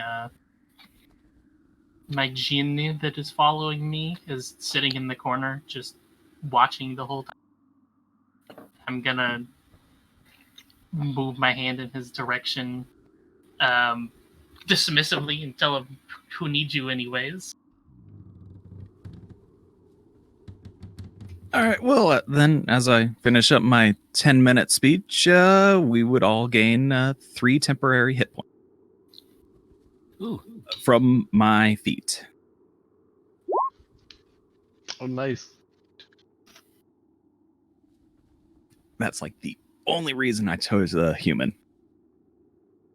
It's a real good feat, especially at this level. I had to fiddle with my stat block a little bit just to make it work, but Yeah,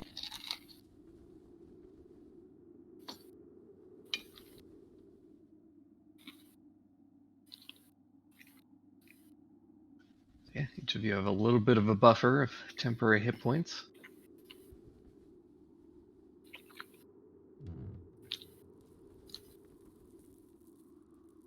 So how much money have you made from poor Saps whenever you talk like that. Money? Well, yeah. What? No, I don't charge. I'm of the people. If they need inspiration, they will get it. That's what Church at Home said too. And then they kick the goblins out before they serve the wine.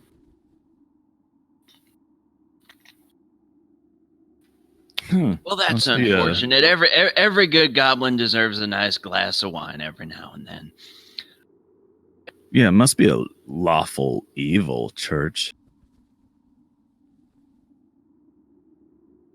It is a human church. Those good old lawful evil churches always popping up, ruining reputations. Well, onward. Was Well, there something else? as I see it, well, okay. I want to explore this room because out of character, I can totally see those crumbly tiles on the floor. All right. You guys can give me a investigation check.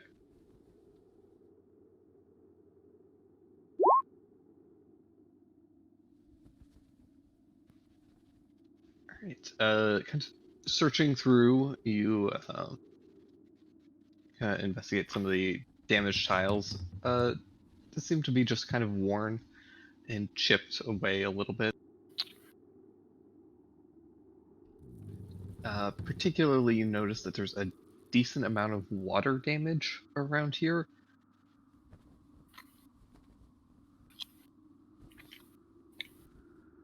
You also notice the lovely little corpse in this corner, which is actually not corpse shaped. It's just kind of like this pile of bones that have been dragged to this corner, and they are covered in little tiny rat teeth marks.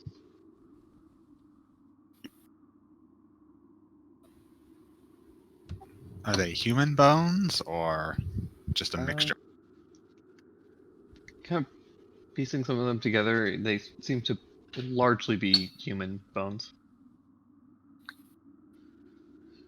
Yes, as a, you guys could give me a medicine check. See if you can discern anything else.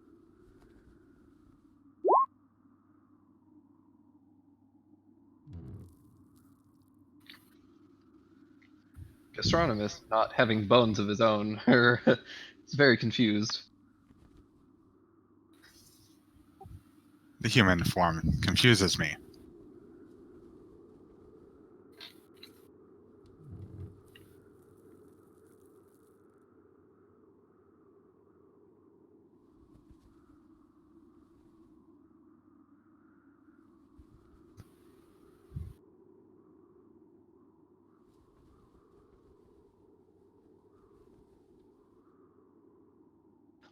But yeah, that's kind of what you see in this room. And then there's the other two hallways that kind of spoke off of it.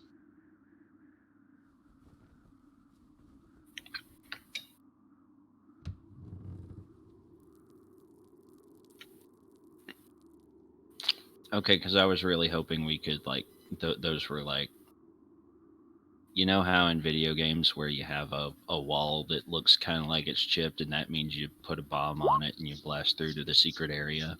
Oh yeah. No, I got what you were putting down, but unfortunately, this is just because otherwise that floor looked real boring. We're gonna be looking at this floor tile a lot because unfortunately there's I have two floor tiles, and this is one of them.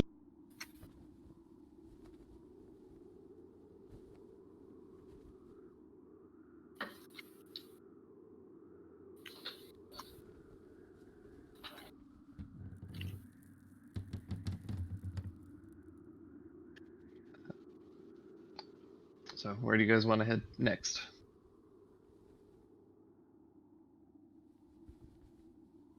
I'd imagine at this point, Azara's in the corner, seemingly bitching at the wall for no reason.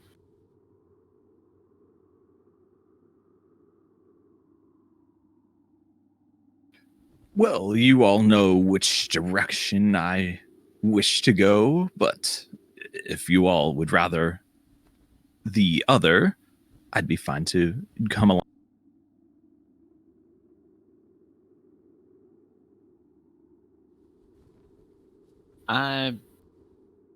I think I'd rather, like, I want to just peek my head around this corner, see if there's nothing we missed over here. But yeah, I think heading down to the right, whichever works. Sure. So which hallway are you poking your head down? Short one or the long one? Short one, just to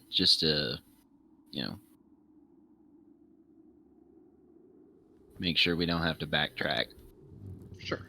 Yeah, you kind of go down the short hallway and you kind of poke your head around. And you see,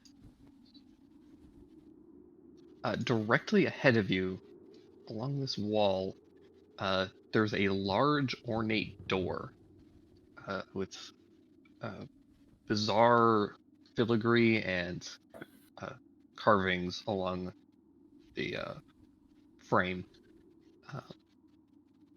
Doesn't appear to be a handle. Does there appear to be a keyhole? There does. Very strangely shaped kind of indentation with several spokes and spikes that sit out of it. And that's dead center in the door.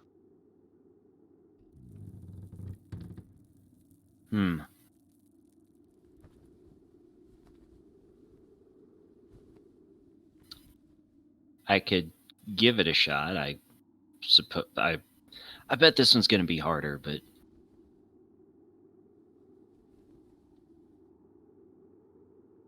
Sure. Why not? Do you want to give a Thieves' Tools check? yeah. Go up to the door and start kind of fiddling with it, and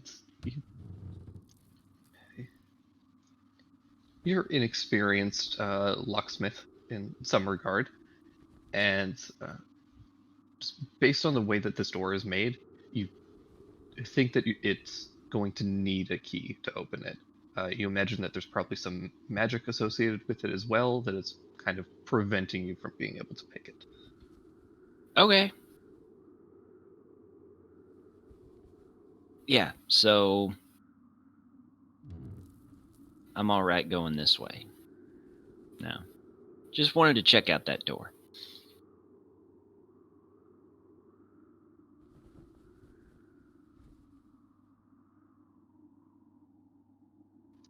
Heading down here, you guys find a small room with a large stone sarcophagus.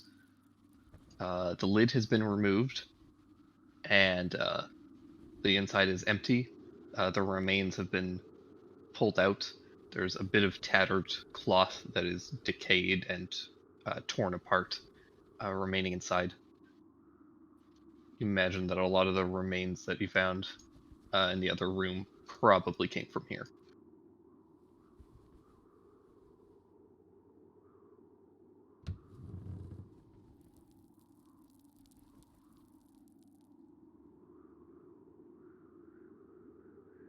And at a first glance, nothing else really in the room. There's like evidence of rat activity, but otherwise, no. Seems like a just a nice kind of crypt, essentially. There's some kind of ornate carvings and etchings across the kind of top of the ceiling. A couple of spaces for candles, but otherwise seems empty. Well, I would at least pull up the cloth and hand it over to Luminous and ask him, so what do you make of this? Do I see anything in particular on the cloth? You could give me a I think it's an investigation check. It's very old, pretty dirty, but not worth much at this point. But judging from it and from your own experiences, you imagine that this was probably a very fine, like possibly silk-like material. Uh, Whoever was in here was dressed in very fine clothing and was probably somebody of importance.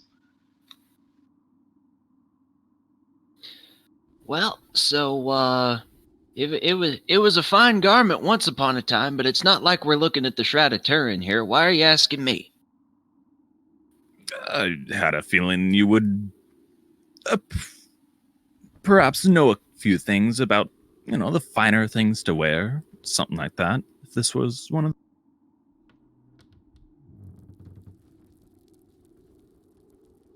Well, you're Well- right about that, baby. But yeah, so I'm somewhat curious as to how that got down underneath this dive bar.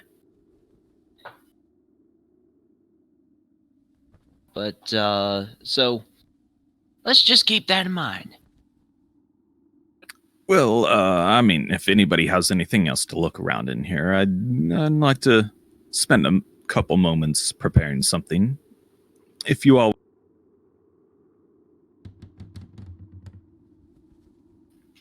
I mean, if anybody doesn't have anything else to look for, then yeah, I'm fine. Any writing on the coffin?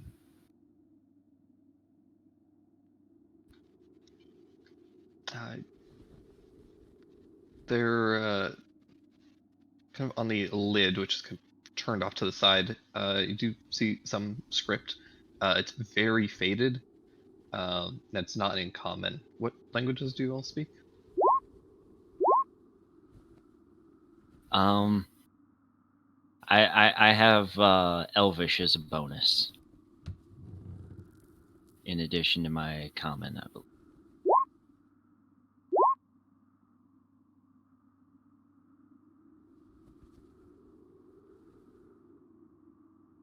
Oh, yeah, you can click on it. Neat. Yeah.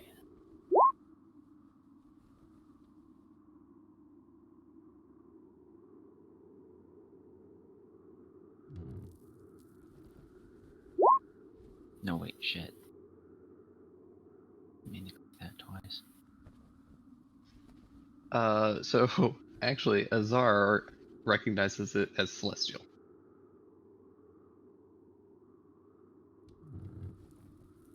Oh, it's angel speak. Let me through here. And it seems to say Father Gale.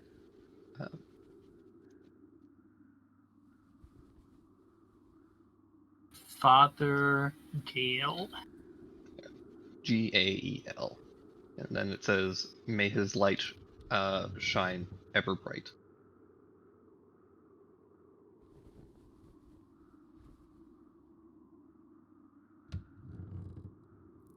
Well, you're you are fuck. What the fuck am I looking for? You're priest man, right? Who is Father Gale? Oh, Father. Well, I'm not as familiar with this temple and this, what they stand for exactly, but I don't know. I'm a little busy right now. Well, if he's gonna spend 10 minutes, 11 minutes, whatever, 10. casting a ritual, I guess during that time, I would see if I could pray and speak to my patron then, if they're that open. Sure.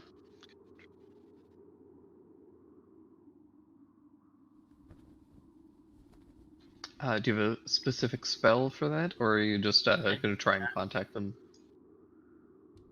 That's how they originally came to me, so I'm figuring it'll work again, maybe? Sure. Do you have Are you? Is Azar doing anything special, or just kind of like sitting down and gonna try and just talk out loud?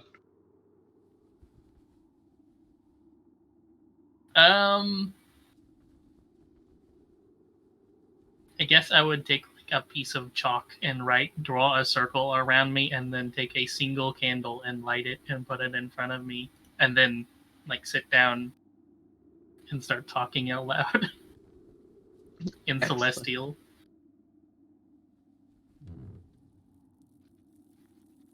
Sure, you can give me a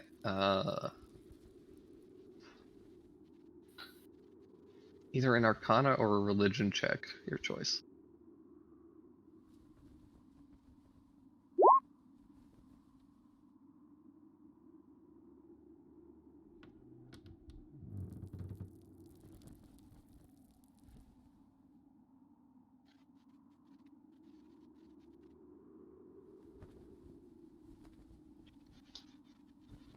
You do receive a response, just telepathically. It says,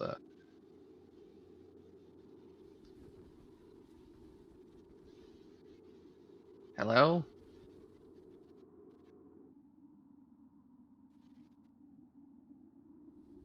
Pull up the name. I forgot what the name was.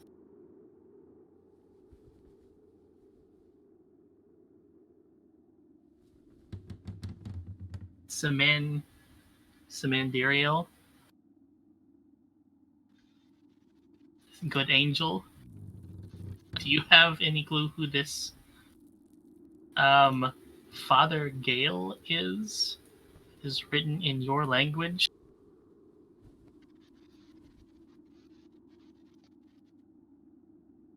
What are you talking about? Who are you? Go away.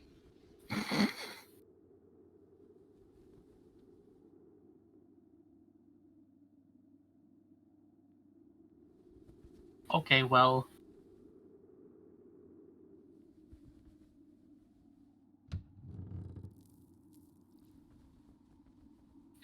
would you answer perhaps if I did something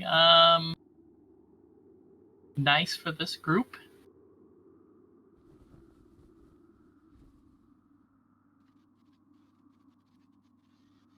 Sure. But only if you leave and never return. From this crypt? Yes.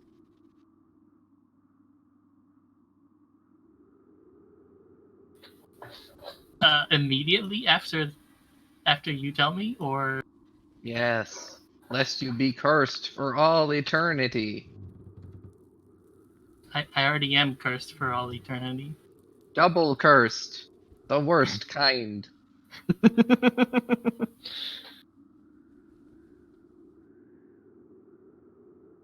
I'm gonna open my eyes and look towards the ghost, probably in the corner somewhere. There's no ghost.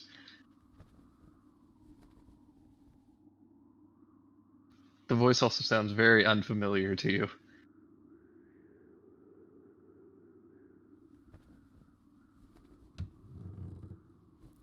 Okay, I will take the double curse then. Just answer me.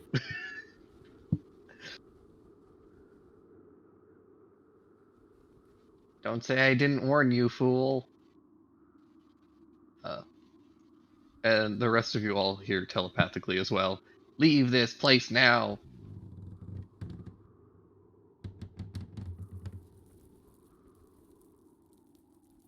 And then you hear some scampering out in the other room.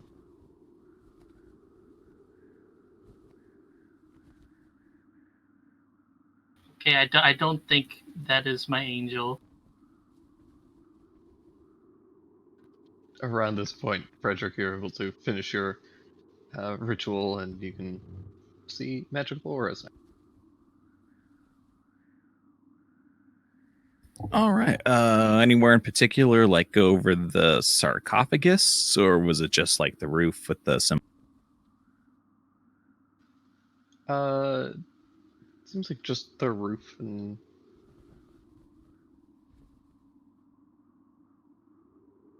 Yeah, like you kind of look around and nothing seems to stand out immediately in this room.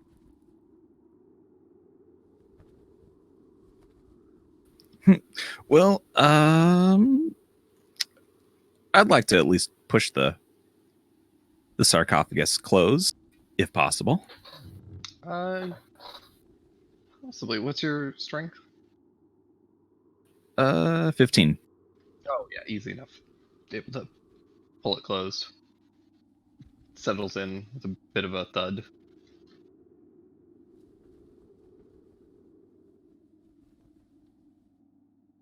All right, wonderful. What did you make of this? The coffin Yeah. says Father Gale. Oh. Yeah. I'm not recalling any of that. Are you sure you're a priest? What? I have the book and I read it all the time. But you don't speak angel.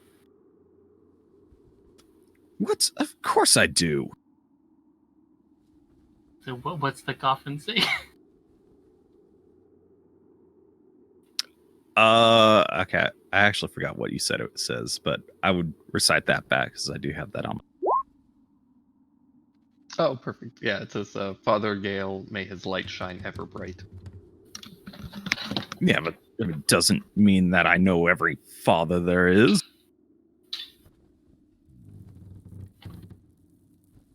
Why not? Isn't that your job? We come across any goblin, would you know who they are? Maybe.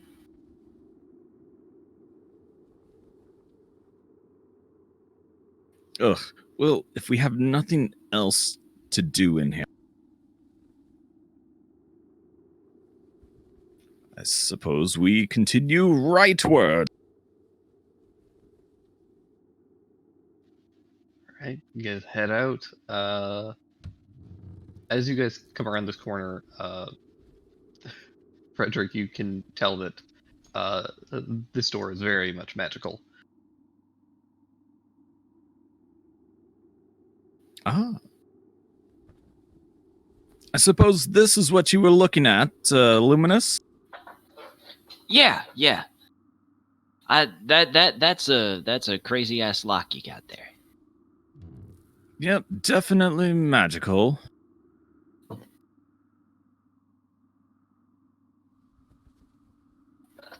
Just put my hand on it, like just to barely examine it. Like, yep, that's Yep, definitely very magical. right. Rightward. Is that what you did? You see magic now?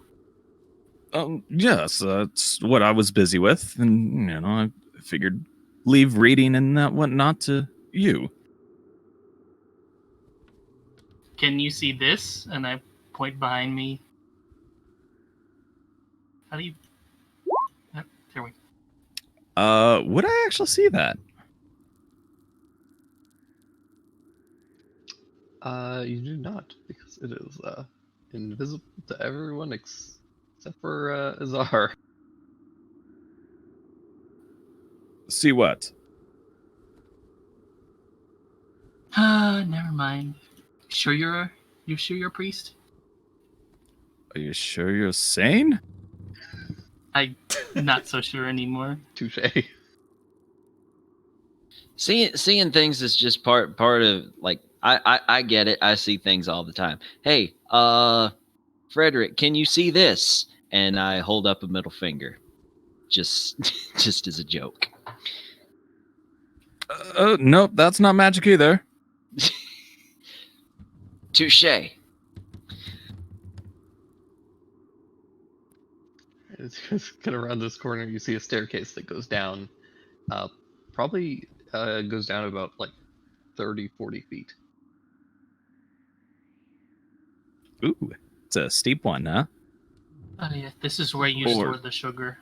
Or is it just more long, so it's not as Oh. much of a slope. More along. It ends up coming out on the other side. Down here.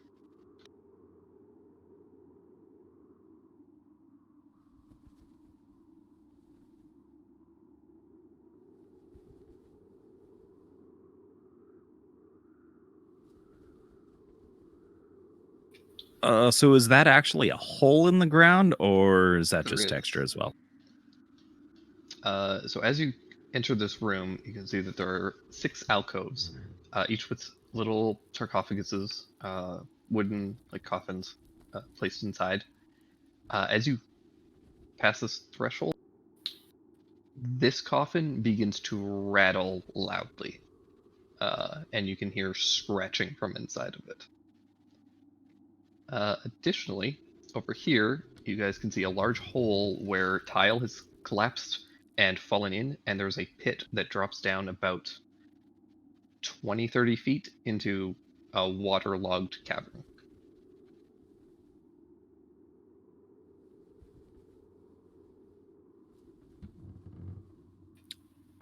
Which one was rattling? The one immediately to your right. Player right. I'm going to thunk down the chest again. And begin rummaging through it and take out a hammer and a stake and I give it to him. I don't suppose I see anything magical in the room. Let's see here. So let's see, what is this? 30 foot. I do not see anything immediately magical.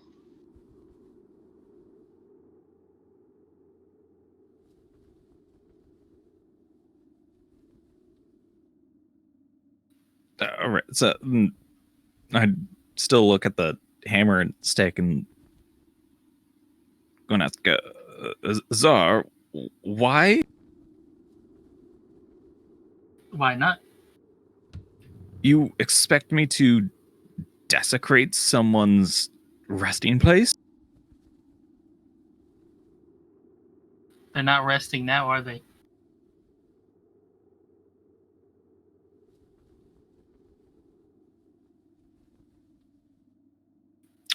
Point taken. Coffin shakes a little bit more.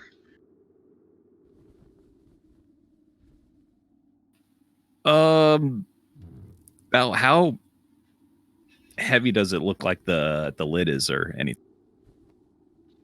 Lid doesn't look super heavy. Like, it appears to be made out of like nice wood, but it is nailed shut.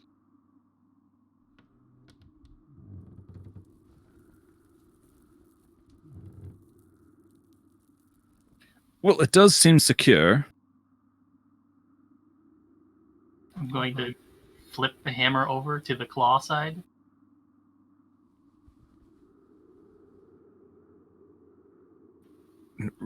Really? Are you all right with this? Hammer down.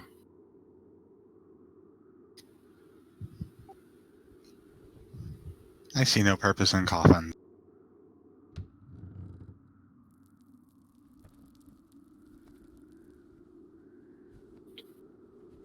I think if he wants to be let out, then we let him out, and if he's a dick to us, then we put him back in. Simple as that. Well, one of you, if you could, I don't feel right opening a grave. I'd rather close.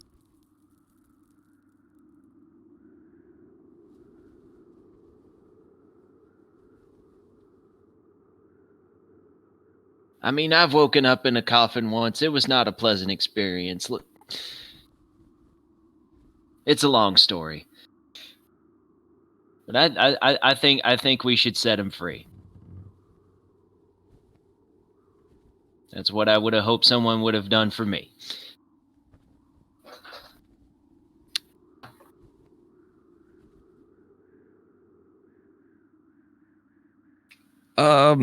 I know I don't have like direct communication with my god, but am I able to kind of feel how Bahamut would feel about?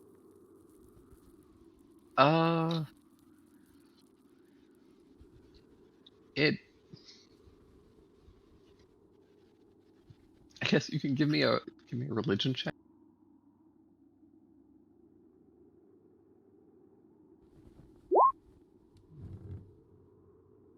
Damn it. Damn, I'm pious. You know, you would be aware that, I'm fairly certain that Bahamut's tenets don't involve like grave robbing. And just kind of looking at this coffin, you can see that although there's some footprints from a couple of rats, there does appear to be dust on this thing. Whatever or whoever is in there has been in there for some time, enough time that they should not be moving anymore. And the fact that it's nailed down kind of implies to you that maybe it was nailed down for a reason. But at the same time, you don't think that there's anything necessarily against it in Bahamut's teachings.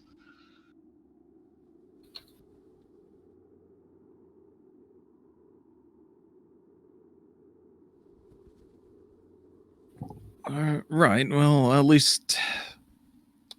Oh gosh. Okay.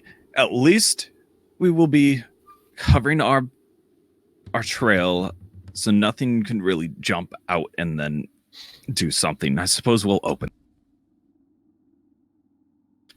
Oh, I will. Azar, as I kind of do that. Are you taking the hammer and the stake? Yeah. I'll. I guess I'll have a stake as well. I'm gonna have the holy water behind you then. And is there a roll for that or no? You can give me an athletics roll to try and pry this thing up.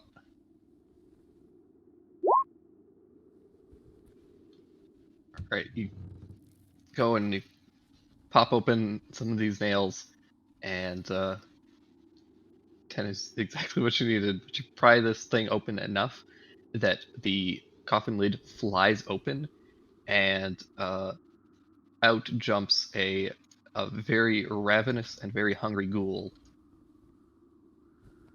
That's gonna be initiative.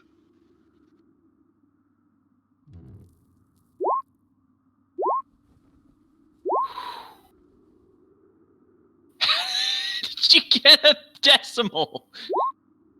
He Because did we the had the tiebreaker. same. Yeah, we have the same modifier. So Okay. Yeah, there's a Oh, right. tiebreaker dex added in case there's ties like that. Okay. Aw, this damn thing is so slow. Alright, well, first to act is Luminous. Yeah, let's get it. or Uh, don't. Or He not. just smacks your rapier aside. Let's do Azar. Holy water. Alright, say a ranged attack roll. Does it count as having proficiency? I believe it does.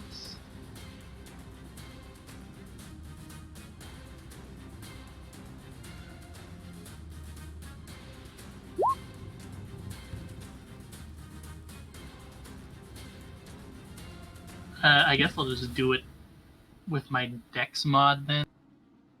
Yeah. We'll listen to Vec, is the rules god. It's me. 9. Unfortunately, it splashes past, kind of exploding in the other side of the alcove.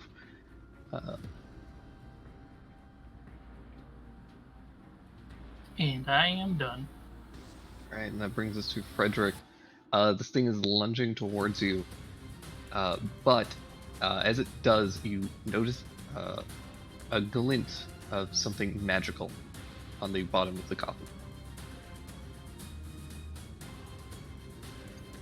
No real time to actually see what it is, huh? Not really. Well, I will raise my mason up and let light rain down on us.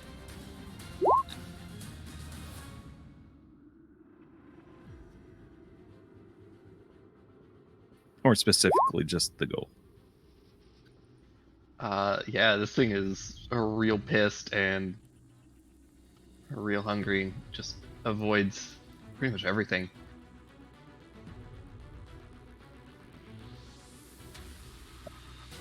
That brings us to its turn. Yeah, this thing is going to reach out a clawed hand at you. Just catching shield, though. That brings us to Gastronomus. Okay, let's see. We're just gonna go with an old stand. 14 hits. First blood.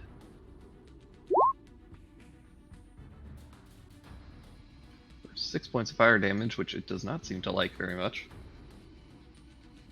Kind of recoils back into this alcove a little bit, away from the fire, but it singes up the side of its arm. Do you have any movement? Yeah, but I'm gonna stick it where I am. That brings us to Luminous.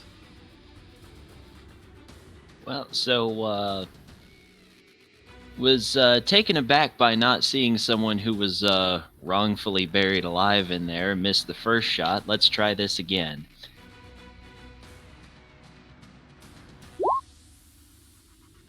No. God. Yeah, this thing, you run the rapier towards it, and it just kind of grabs the side of it and starts snarling and hissing in your direction. 1, 2, 1, 1. Well, fuck you too, buddy. Brings us to Azar.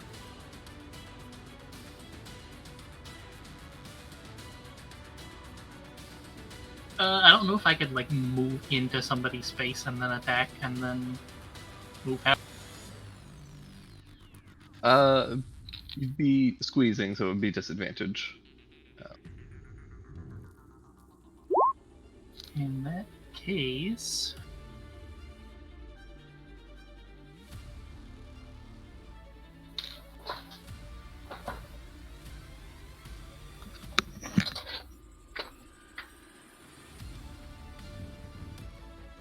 I got a flask of oil.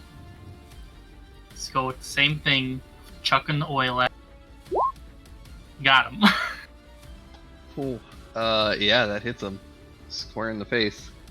Douses this thing in oil. And I'm done. Alright, Frederick.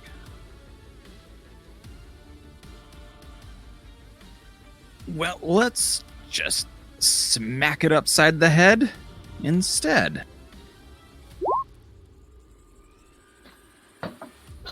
That hits.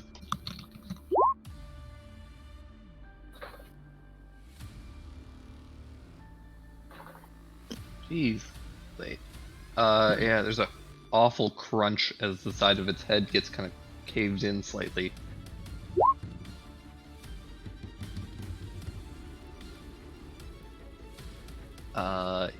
It is going to try and lash out at you again, Frederick. Actually, it's gonna lash out at Luminous.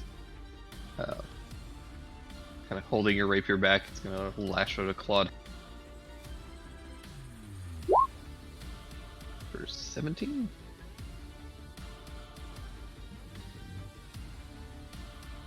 Which I think hits Luminous.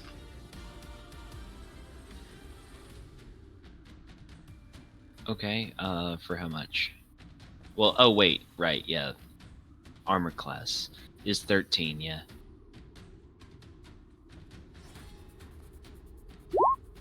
Right, so you take 7 points of slashing damage. Oh shit. Yeah, I'm Oh, that's why those temporary hit points are there, aren't they? Yeah, I forget about those. I do need you to make a Constitution saving throw, though. Okay. Illuminous gives no shits about paralysis. And that brings us to Gastronomus. Okay, Is let's covered see. in oil, by the way. Oh, sorry, I was away for a second. The thing is covered in oil. Yep. Excellent.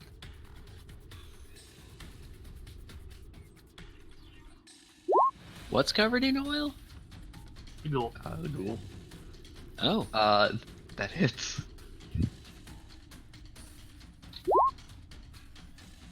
It takes 7 points of fire damage from the fire bolt, which drops it to 1 hit point. The oil ignites, which automatically does 5 points of fire damage, which kills it.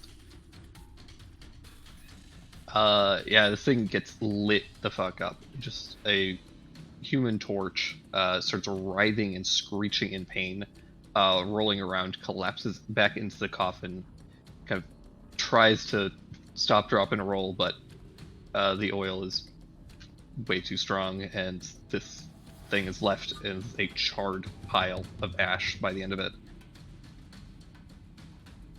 Is it dead? But it's dead as hell. I pity the ghoul. Oh, God.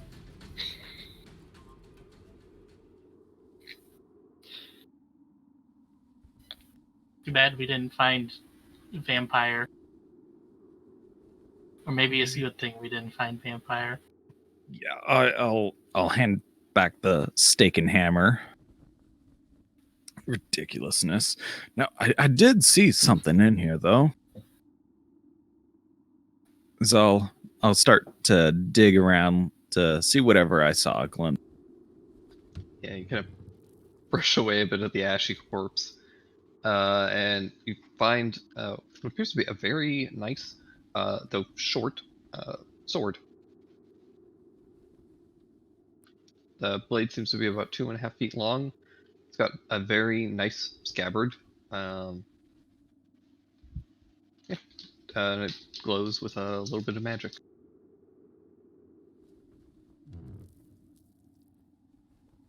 You think you could put it in the door, or is that not how that works? I don't know. Here, you're the sword person.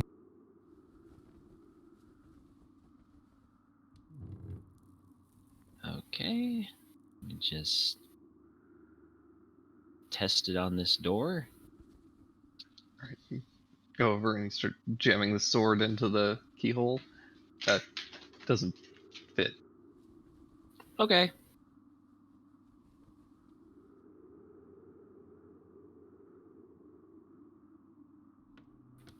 I'll cover up the lid to the coffin again. All right, easy enough to do. Just slides back into place pretty easily. And no other markings on any of these? No other major markings. Kind of above the alcoves, there is a little bit of celestial script that just seem to be the names of various other figures that probably worked at this church.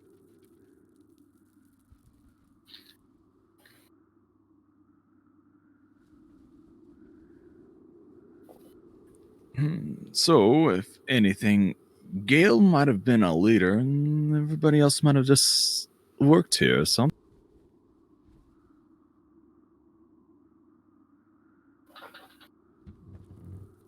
Is there anything with the bones over here? Or is that just like a pile? It seems like at some point one of the bodies was possibly dragged out. They're a little bit chewed on as well.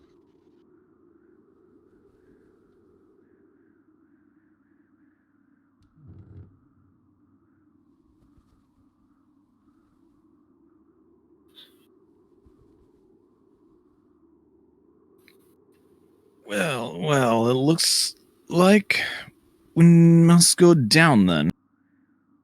I got a rope. As long as we do I see anything I could tie off to? Not particularly. Anybody want to hold on to it? I just look at him. That doesn't. That I just flippantly. realized that doesn't work for going back up. Yes, difficult. Have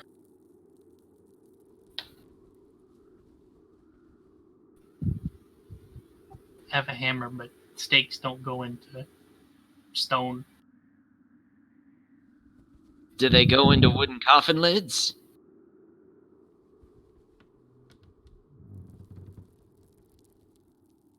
Just thinking outside the box here.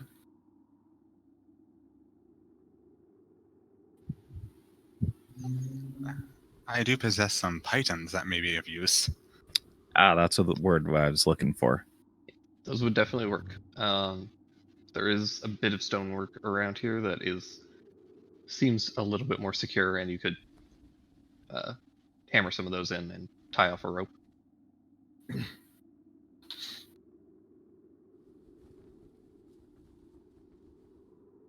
Okay, yeah, let's do it. Okay. Just stick them in the ground, I guess. All right. It's easy enough to do, and you just hammer some pythons into the ground. Start tying off the rope. Rope kind of slumps in. The shaft seems to go down about maybe 25-ish feet to some water. The water doesn't seem particularly deep either. It maybe goes a foot, maybe foot and a half. So it's kind of deep to Azar, but to the rest of you, it's no big deal.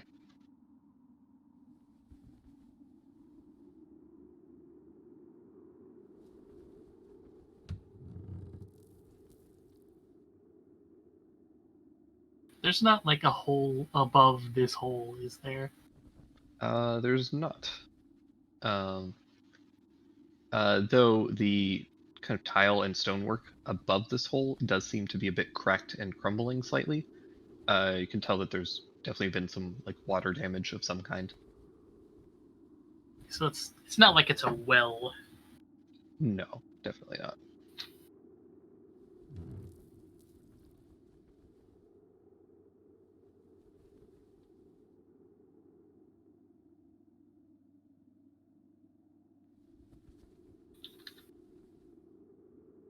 Well, what do you tall ones see? I see lots of water.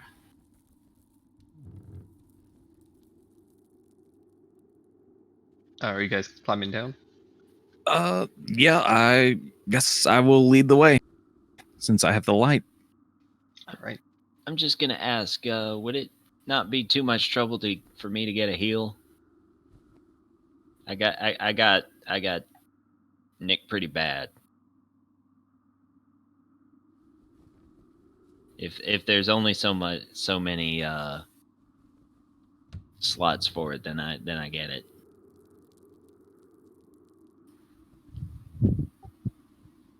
I might be able to assist. Please stand by. And he opens up his kitchen, starts filling around, and hands you a sandwich. Unfortunately, it is not a good-looking sandwich.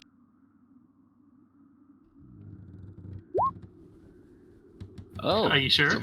A real good Damn. sandwich. I think that qualifies it as a sandwich.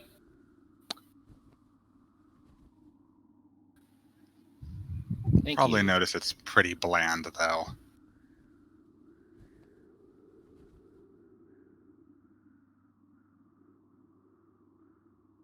I'm not the type to complain.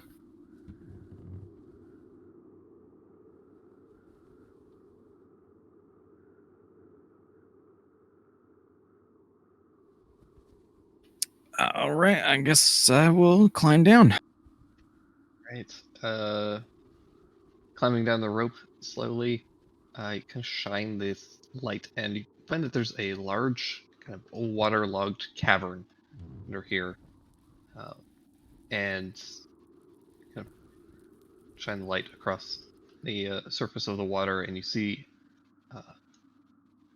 Well, I guess give me a perception check. See what you can make out down here.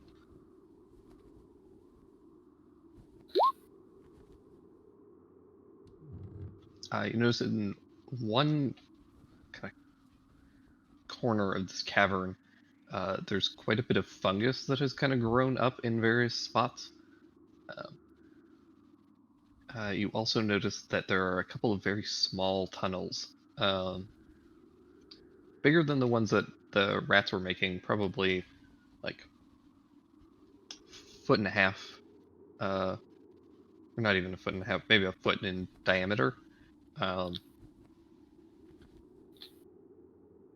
Just kind of pockmarked throughout this cavern.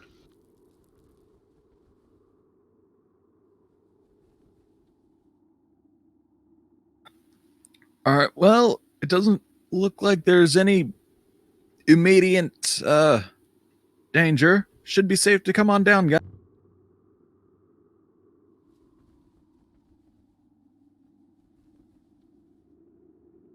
Right? Do the rest of you follow suit? I will go directly after him. Excellent. Yeah. You start climbing I'll down, follow. splashing into the water. And you guys see a very large cavern. It's very dark aside from the light from the shield. And there's some fungus in one corner, and otherwise there's just this like dark, kind of grungy water across everything.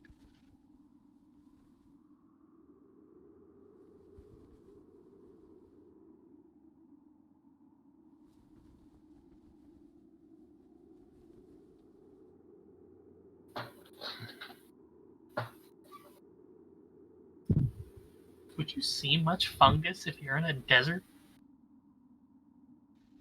Uh, I thought they were more of a Probably not. damp. Yeah, probably not.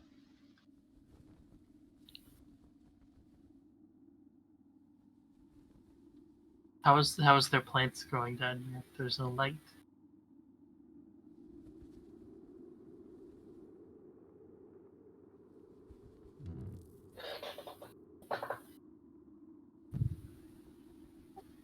Okay, so are they actual like mushroom looking things, or is it just like mossy? There's actual mushrooms. They're quite large. They're actually like almost as large as a czar. They're like almost 2 feet tall. Weird kind of conical shaped tops. Kind of like little domes kind of cut out of them. They're very like kind of spindly and strange looking. Would I have seen anything similar? Possibly. You can either give me a cooking tools check or a nature check.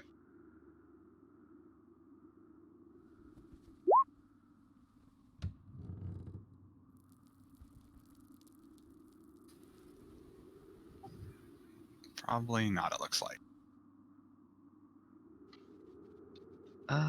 You've seen similar mushrooms, but they tended to be much smaller.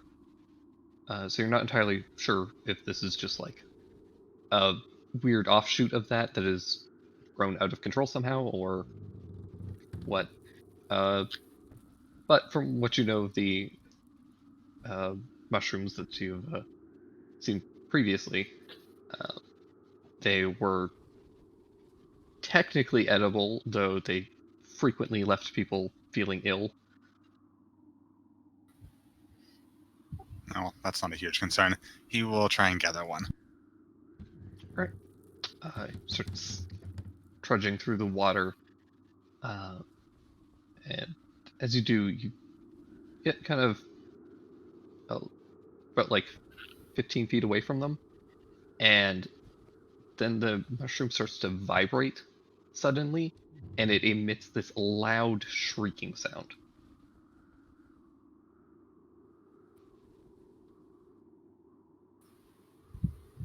Yeah, he's gonna back up.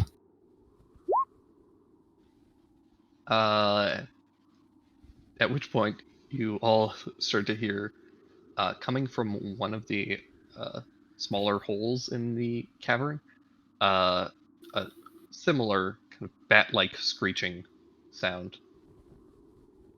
As something seems to have been alerted.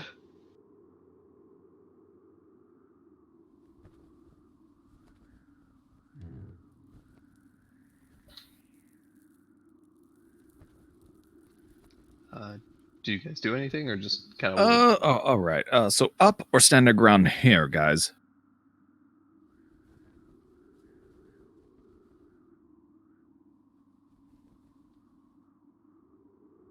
So, it was the mushroom doing the shrieking. It's the mushroom doing the shrieking, right? There are two things shrieking. The mushroom shrieked, and then that seemed to have alerted something else that also began to shriek. So this other thing seems to be coming from one of the tiny little like tunnels that have been dug through various parts of this cavern. You get the feeling that something has been alerted and is not happy and is coming. Okay, so I don't know if you know, but goblins have really big ears. So this is particularly annoying me, so I'm gonna blast the mushroom. All right.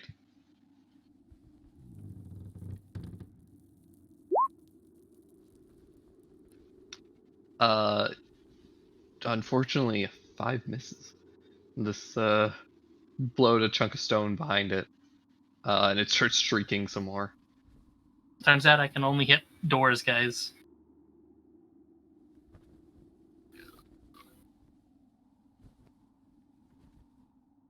What do the rest of you guys do?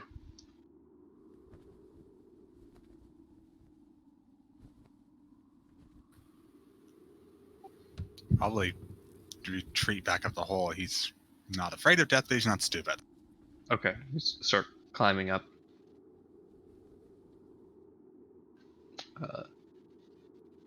Both Luminous and Burke.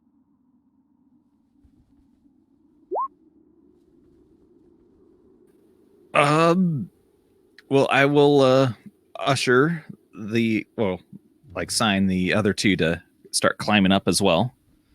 Since if the heavy guy got up first, then obviously the two lighter ones should be all right together.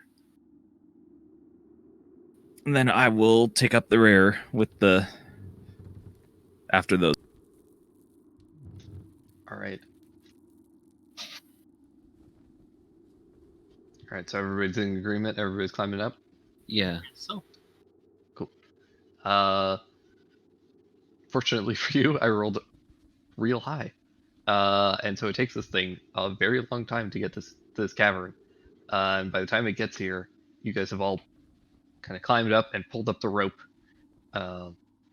and you catch a glimpse of what looks like this tiny, almost imp-like thing, but it's got this round body.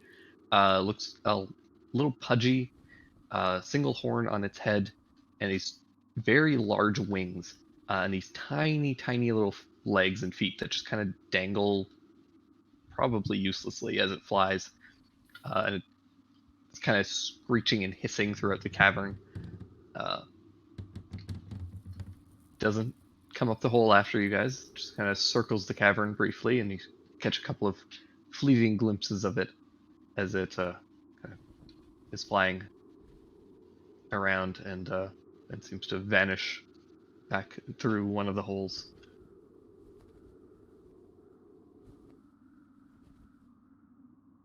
Warren, is that you? Shit. Makes sense now. One of my old acting buddies, he prepared like one time he was assigned to play the role of Willard, this guy that befriends rats, and he got very, very into the method acting. Had his whole house infested with rats. Took the exterminators 2.5 weeks to clear everything out. If this is where he is now, then he has relapsed, and that is not a good sign.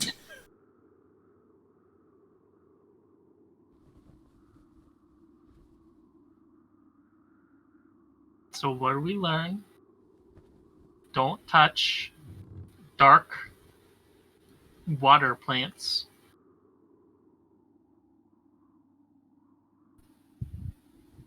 Yes, perhaps not all ingredients are necessary. I think we also learned not to method act.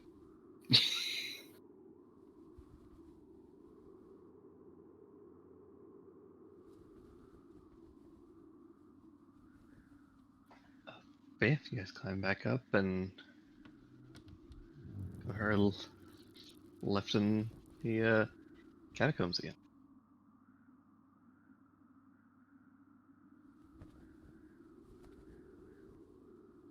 You think we want to go after him, but try to sneak up on him? Don't touch the mushrooms. I'm real good at sneaking.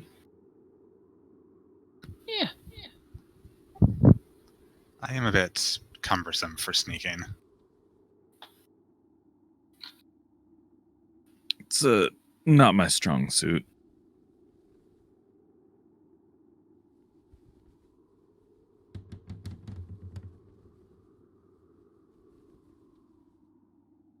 So what if I just blast down the hole there? See if he comes back again.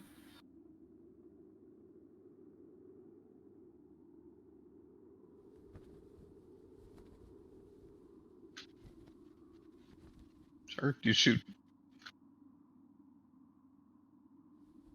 Just in general down there, yeah. All right. You fire a blast. It causes the water to ripple. Eventually, you hear the mushroom shriek briefly, and then you hear the shrieking of this other creature, which, after a couple of minutes or a couple seconds, kind of flies back out and starts hissing and screeching, very angrily. Yeah, full relapse, like.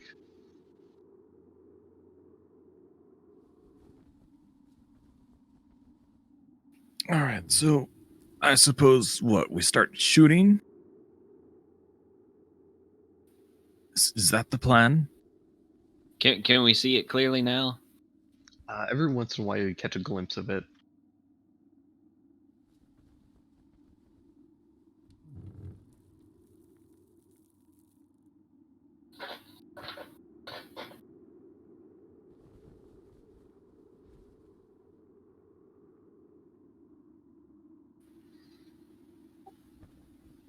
Do you think if Gosh. do you think if if he comes right under the hole, can we pour oil on him that way?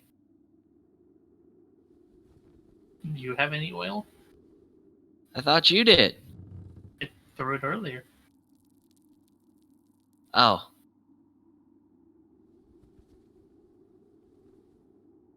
No bad ideas. If the oil is a route you choose, I can pressurize my stores of oil. However, I can only do it once, and it's very expensive.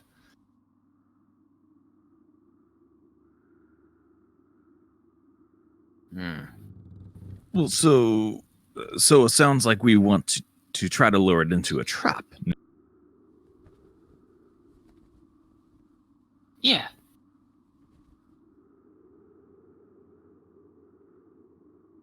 All right. Well, at least next I see it, I could go and have rain light on it, and it would probably see us at that point and come up here.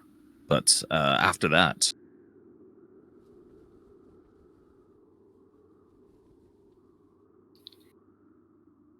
I'm digging through all my things that would qualify as a trap. So I got caltrops. Nope, it's flying. Soap. Nope, it's flying. I got some chalk. I don't know, make like a little powder cloud. Wouldn't do very much. Got a mirror. So as you guys are discussing this, from I guess all of you guys give me a perception check at disadvantage.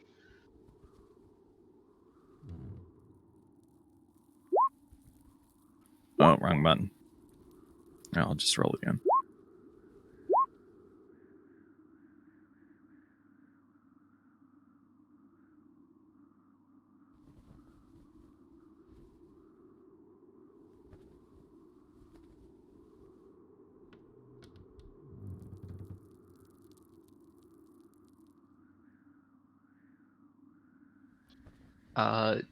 Yeah, so as you guys are talking, it's a little bit hard to hear over like the screeching. But Frederick, just very barely, you hear this like a surprised gasp, just like oh, and then you hear like some light tapping of something running, coming from the staircase Running away or away. there? Guys, there was someone. They were just in the stairway. Should we go after? I tabaxi dash. Let's do this shit. I'll try to Alright. run us behind. I was gonna Uh, say. Lubis, you bolt up the stairs and you notice as you get to about here, you notice this wall close as if it was a door. Whoa! There's a secret passageway up here.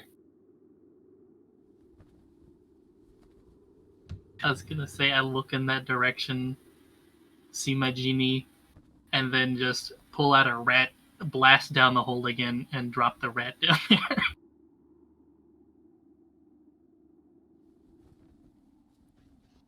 Drop a rat down the hole. Yep. Excellent. The little screeching thing goes and picks it up and starts eating it.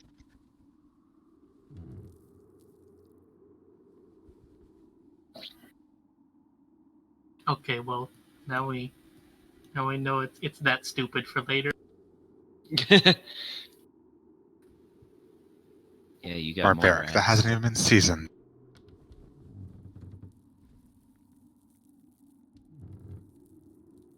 Okay, so I think we're gonna want to take a look at this wall, see if it's got any seams in it that we can like in any way we can pry it open, Sure. anything like that. You can give me an investigation check. Right, my investigation is -1. Does since it's party knowledge, anybody got better int than I do? I keep investigating things. I have decent int, but I'm not proficient. Okay. I'm surprised you have a -1. You've done really well.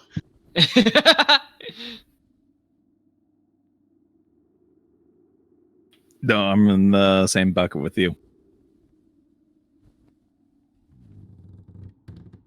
Okay, let's do it then. Yeah, geez. Keen as fuck. You don't see any seams in the wall. Like, it's a very well-made door. But you do find that one of the bricks appears to be loose and could be depressed, like a button. Okay. We want to get in formation before we do this? Yeah, let's get Scooby Doo on this ass. Swoops right on in.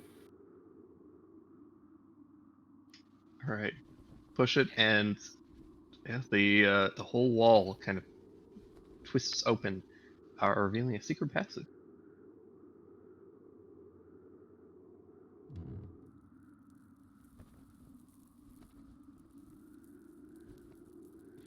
At which point you guys hear, all of you, a rather not a squeaky voice, but a rather startled voice just say, "Please don't come in. Just a moment." Do we recognize the voice earlier from the dude that was yelling at all of us in this room? No, this is very different. The voice that you guys heard telepathically was like this gravelly, kind of raspy voice, and this is much more flamboyant, to put it gently. Okay.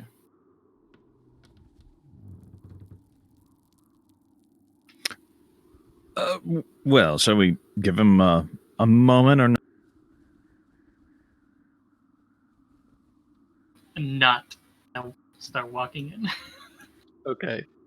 You rush down, or you kind of peer down this hallway, which goes down into a staircase that descends down.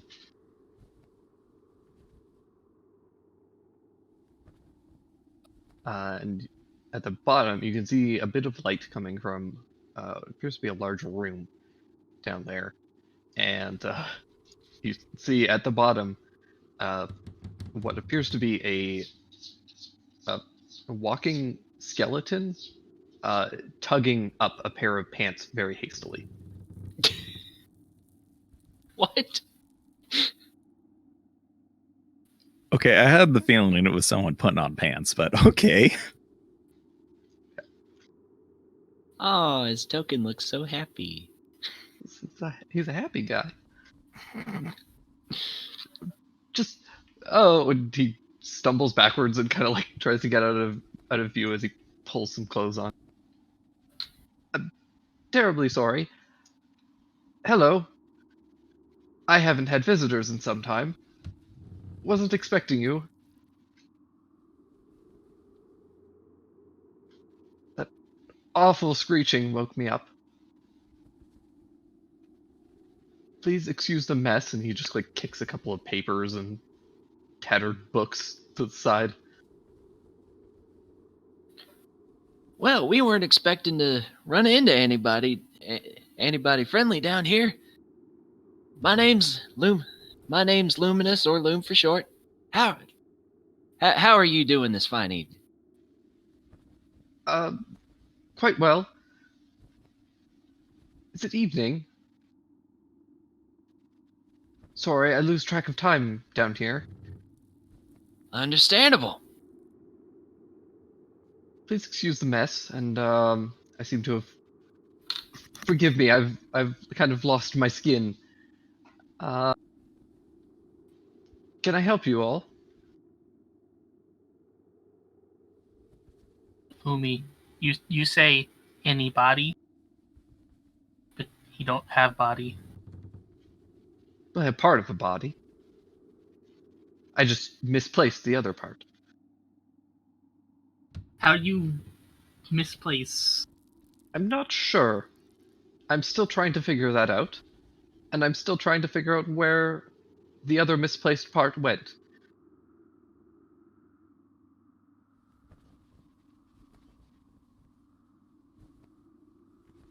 I'm sorry. I'm Crawler. Did I mention that? I'm gonna turn around and look at my fucking genie that follows me and ask him if this is what he's looking for. It just shrugs and shakes its head a little bit confused. Just as confused as everyone else, I'm sure. Just gonna wave it away then. I suppose I'll introduce myself. Frederick. So we were asked to go and investigate rats getting into a food source, but it's kind of led us to here. But would you happen to know much about that? Oh gosh, the little round flappy dude down below. Hmm.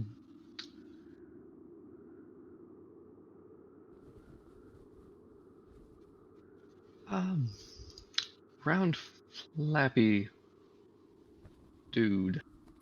Oh, the mushroom like screams, and then he shows up, flaps around a little bit, and flaps away.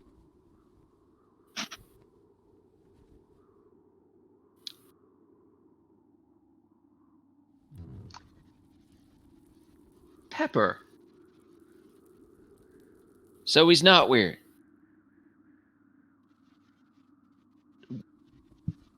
I thought I banished him some time ago.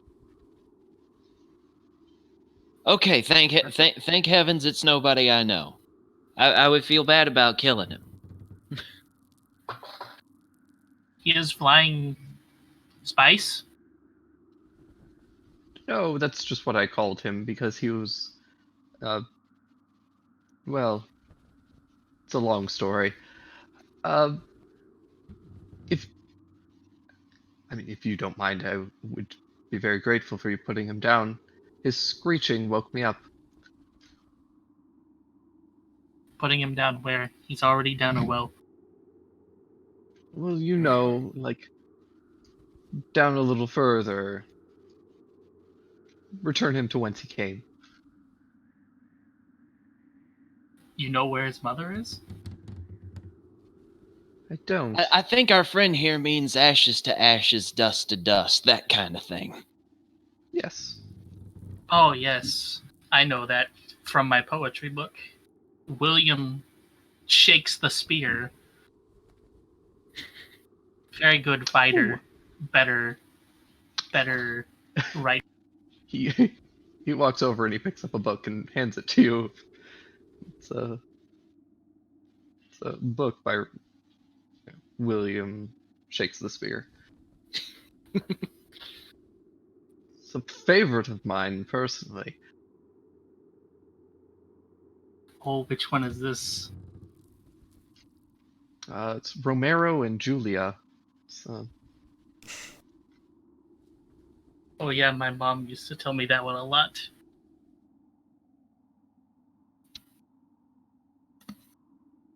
personally, I think it's a little overrated. I'm a fan of his other works, but you know, limited resources on this island, and so you make do with what you have. He kicks more books out of the way.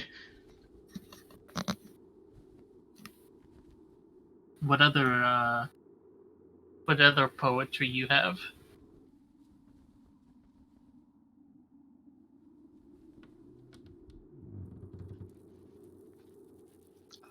I am a fan of this one. He pulls out a very large book. It's the full collection of Edgar Allan Poe. Zukenku. Some people say he was a bit of a plagiarist, but I think it was fantastic. I've not heard of this one before.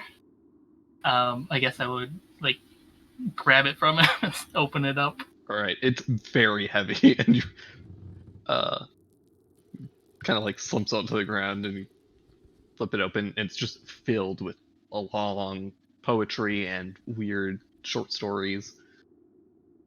Oh, I'm all over this.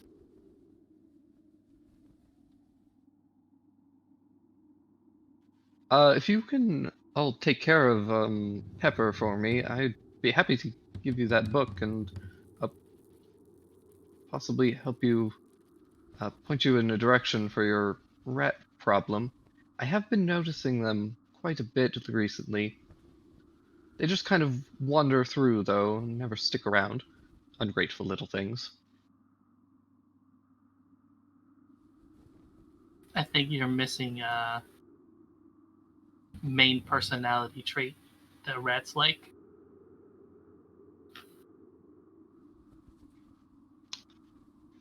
Family relations. Like you're missing meat. Oh. And he puts a bony finger to his head. I understand.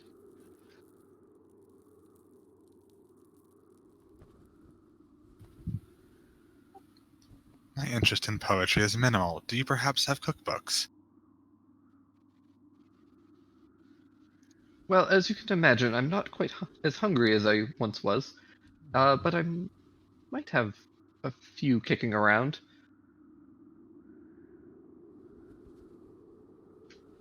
Go over to one of the several tables and starts rummaging through just dozens and dozens of papers and small books and large books, kind of sifting through.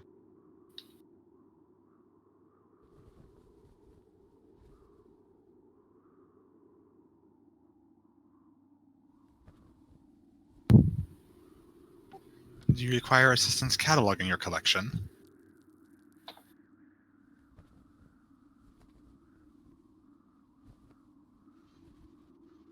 I would be delighted by that.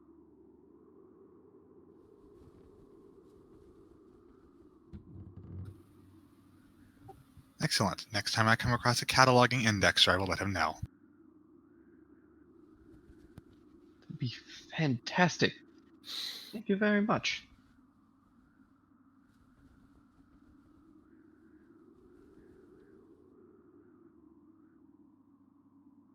Are you sure this is poetry and not oh god, what's the work where you write about yourself? What's that called? Biography. So this isn't an autobiography of Crow rapping on the chamber. You know, it's quite possible.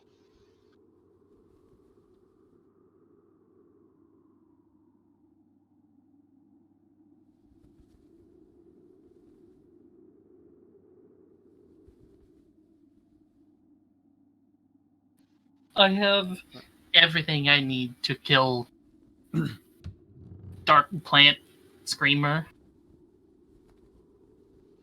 Wonderful.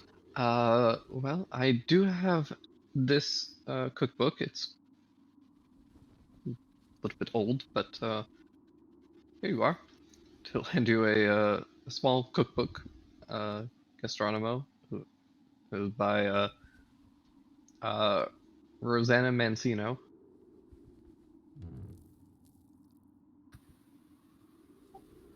Thank you. I will incorporate this.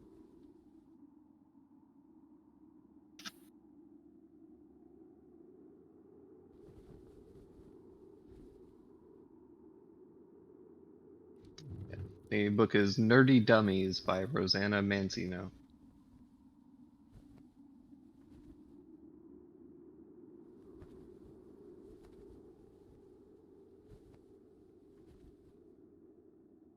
Kill everyone else ready to kill Screamy thing. Yes, please be off quickly now. I can't stand the screeching, and I need to sleep again. Well, I suppose anything in particular we should be careful of regarding what was it? A pepper. Wouldn't get too close. Screeching is very disruptive to the mental functions of the living, I find.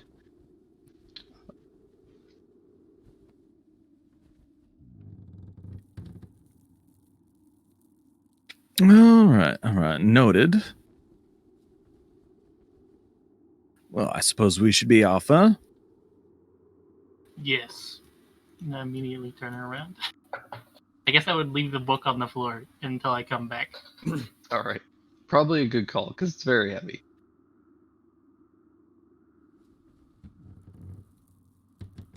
All right. So what's the plan?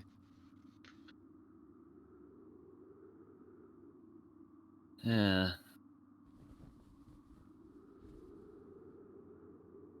Well, so I think our original idea to come up with some kind of trap was on point.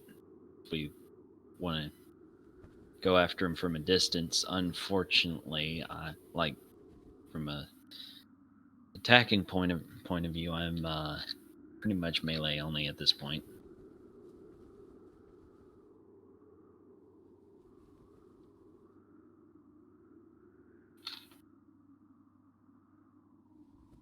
Don't have anything that can help in that regard.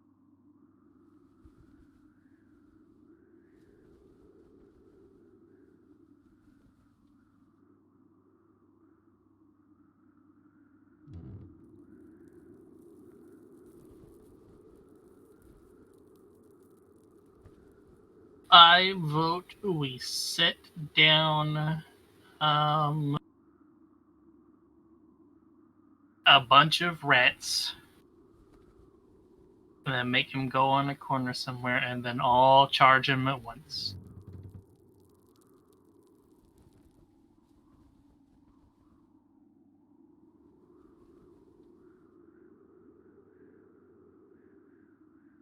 So you guys are gonna climb back down and try and put some bait down.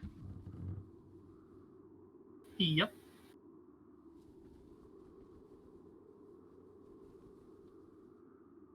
In that case, I will play over here.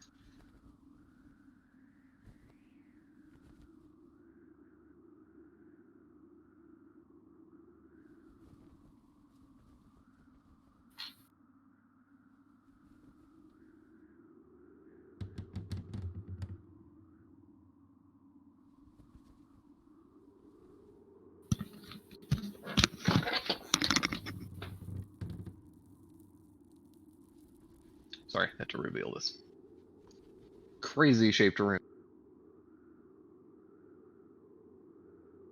It's one of those Halloween decoration ghosts. It kind of does. I should have put two God. eyes.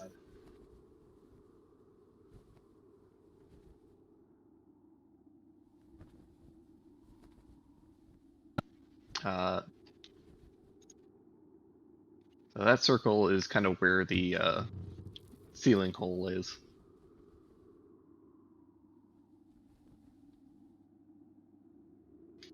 And Pepper came out. Kind of down here.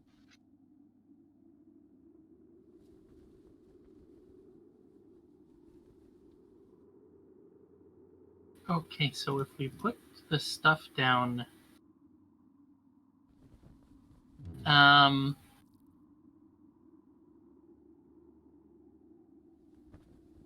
put it over here. That's not what I wanted. Here somewhere. We would go this direction, and we could all be here and go this way on them from behind.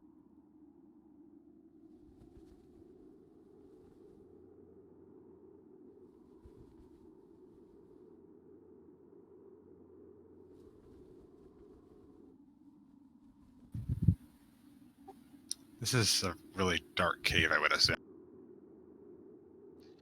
Yeah, the shield's the only thing that's kind of keeping things lit. The shield does give off 30 feet of bright light and then another 30 of dim, so yeah, you can see most of this place.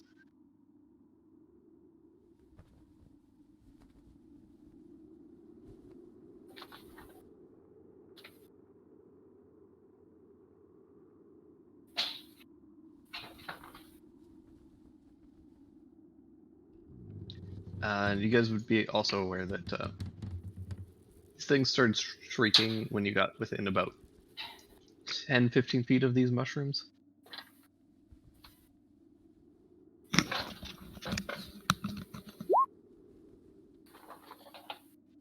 Okay.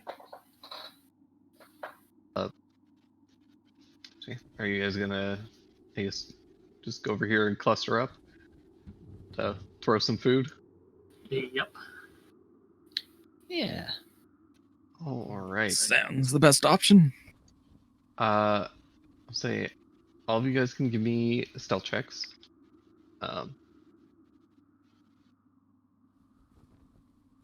I forget disadvantage because armor Yes. or heavy armor, right? But I will say it. Yeah, disadvantage, and I will give Pepper disadvantage on his perception as he is going to be pretty distracted by the food.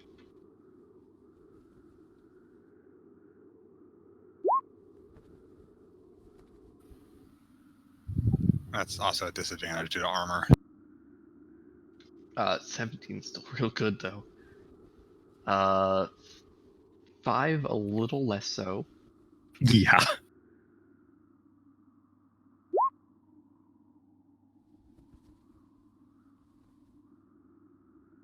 All right, so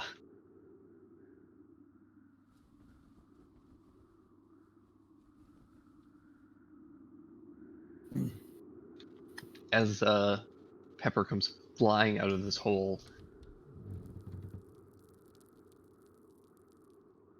Gastronomus, you get a free surprise round on him. So you can do whatever you want as he comes flying out around this corner.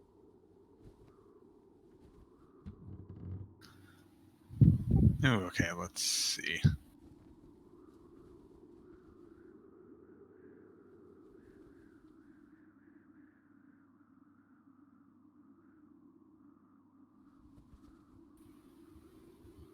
I just start with a blast from a crossbow. Perfect. And then that'll be initiative for the rest of you.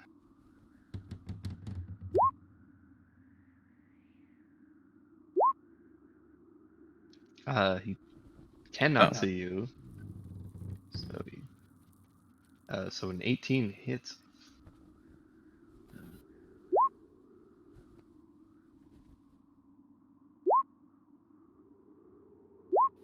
Sorry, it won't let me select my token.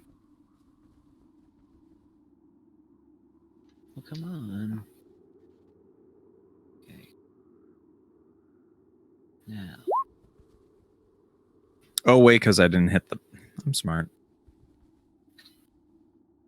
Oh, did you have the ruler selected? Yeah. Let's do it. All right, so it was a 7 anyway.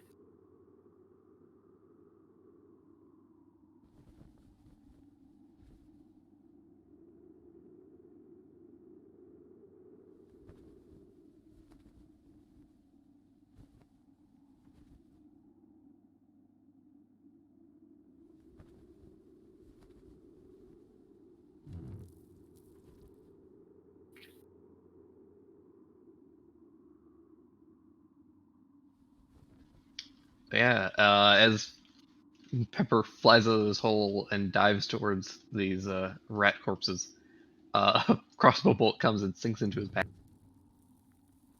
He begins screeching loudly. And that brings us to and starting things off again, Gastronomus, you are up. I do need you to make a wisdom saving throw, however. Okay, let me find that real quick.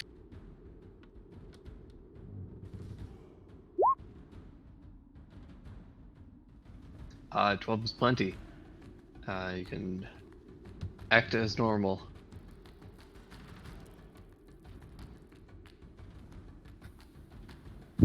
Okay, let's see.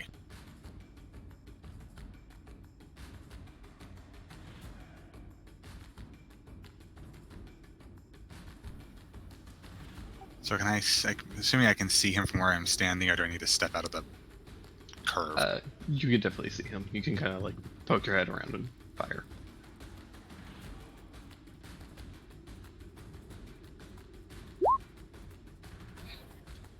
Damn, 19. 19 hits again.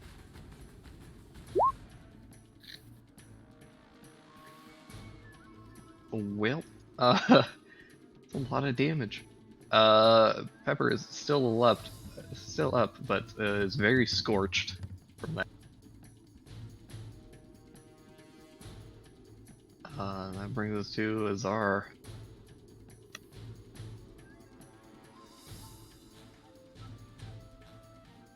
I assume the screeching is a constant effect. Yes. So I do need you to make a wisdom save as well. I think. Yeah.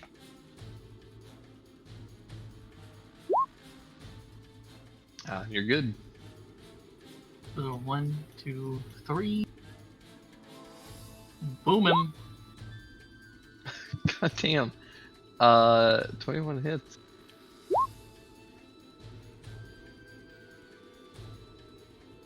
And then a bonus action, 1, 2. Alright, he is going to take a swing at you as you pull away. Play is the racial disengage, if that counts. Oh, that's right. Totally right. Brings us to Frederick. All right. Well, I will 1, 2, 3, 4, 5, and oh, wait a second. I did that. Okay, You're then I'll good. 5.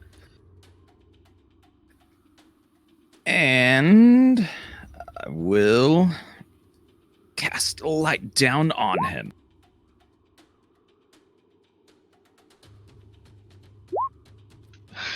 Shit. Yeah, you guys light the fuck out of this guy. And holy energy, engulfs this little demon creature, and it is burnt to ash. Y'all didn't even let me do nothing. Damn. Yeah, shit. I thought he was gonna survive a lot longer. He has real good AC, and you guys did not give a shit about it. So yeah. Dang. And those wisdom as- saves too. Yeah, you guys made all the wisdom saves. Yeah, he drops, and as he does, you also hear a kind of a metal plink of something falling into the water. I was gonna look at the corpse to see if it was edible. But I got to check that as well. Oddly, the corpse has actually completely disappeared. Aww.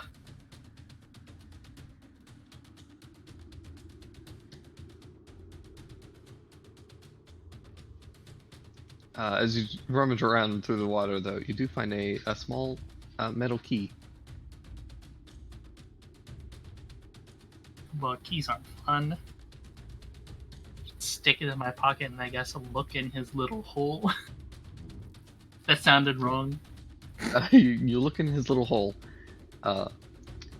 and it's just kind of a dark tunnel that seems to wind to somewhere.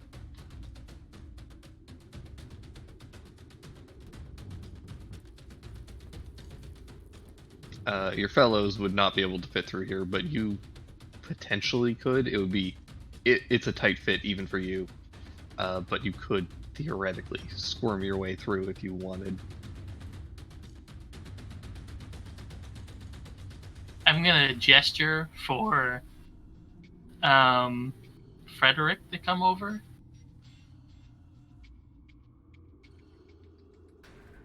And then I guess I'm just gonna dump the chest off my back because I assume that won't be able to.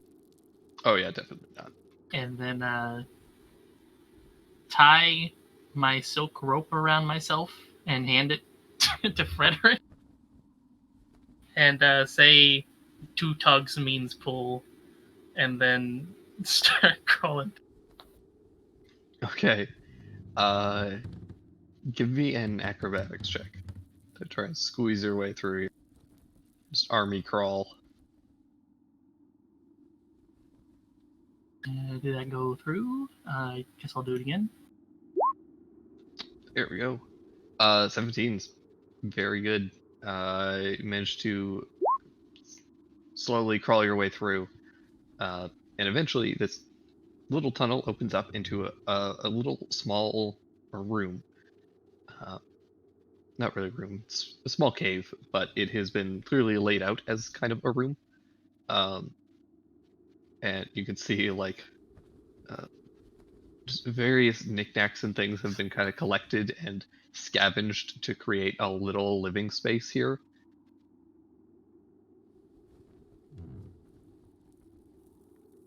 Uh, yeah, almost none of it's like of immediate use, but there's like some like forks and little like uh, metal trinkets and weird oddities, bits of like glass flasks and vials, uh, a small pile of bones.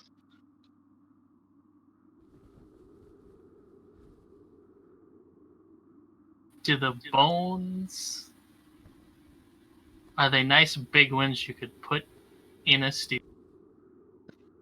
They're big for you, yeah.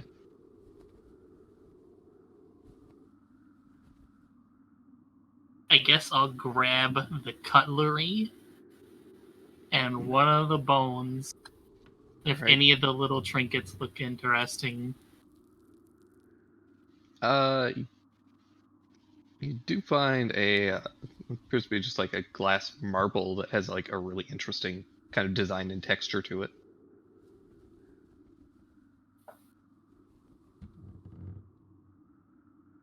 And then I guess I will squeeze back through. All right, squeezing back through, and it's just as hard as getting in, but eventually you guys are able to reconvene with your small pile of treasures and trinkets. I'm gonna hold them out proudly.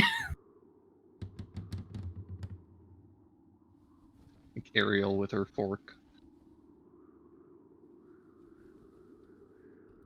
Then I guess just open the chest and dump them in. And then undo the rope and put it in there. I guess I'll hand the bone to the rope and tell him make good broth.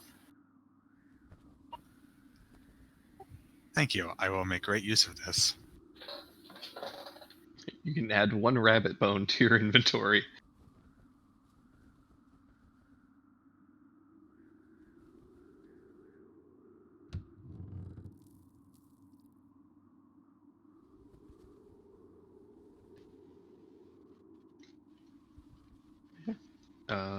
With that, you guys are able to kind of climb your way back out and return to the main kind of catacombs.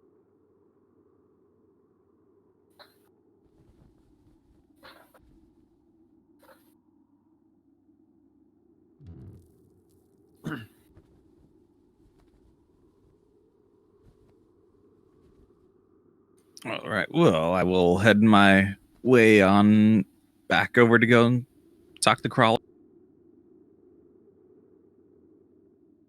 Yeah. All right, you guys head down here. We knock first. As you knock, you hear snoring in response. Not entirely sure how he's able to snore, but he does. Kind of poking your heads around. You see a little bedroom where he's just sleeping on the bed. I forgot to write it down. What was the shiny thing in the water, by the way? Key. A key. Oh yes, the key. Is that the key to the magic door? Maybe.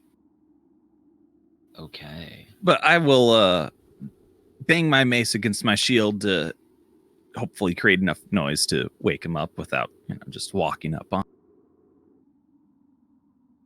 Yeah, he eventually stirs and gets up. So.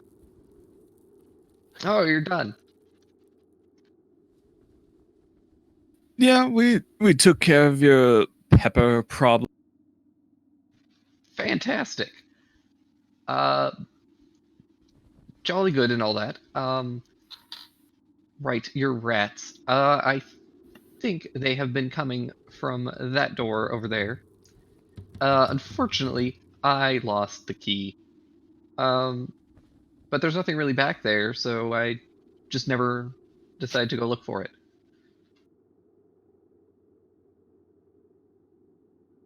We didn't get to taste him to see if he's really pepper or not. You lucky.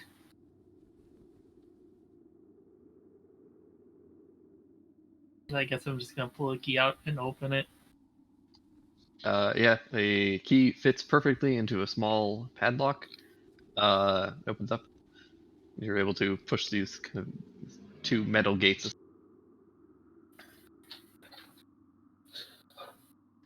Oh, you found the key.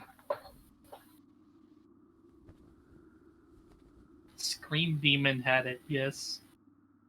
That little bastard. No wonder I couldn't find it. Oh well, doesn't matter now. He also had a little home in the cave. It was really bad. Not even cauldron to cook bones in. Oh, that's kind of endearing and sad at the same time. Anyways, I'm gonna go back to sleep. Good luck with your rat problem, I guess.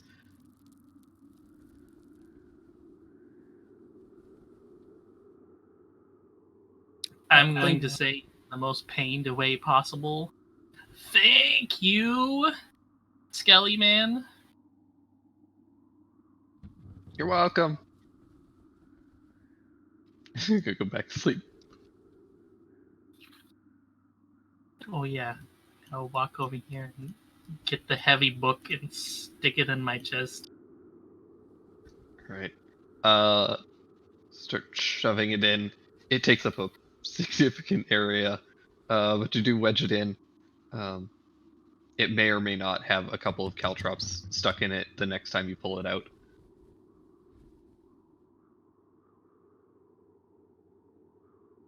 Because it actually might matter for me. What's the weight on it? It's probably about 5 pounds. Ooh, that does put me over. Ugh, I'll carry it for you. I'm just gonna pull out the manacles and hand them to you instead, because they weigh 6.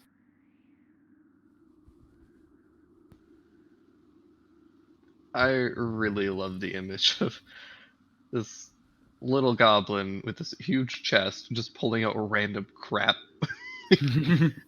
Just like out of nowhere, it's just like a pair of iron manacles, just a couple of rat corpses, caltrops, some forks. You can take the 3 torches too, because I'm never gonna use them.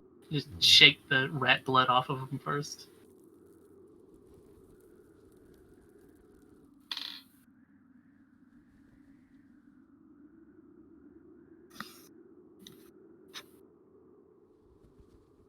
But yeah, you guys are able to exchange equipment.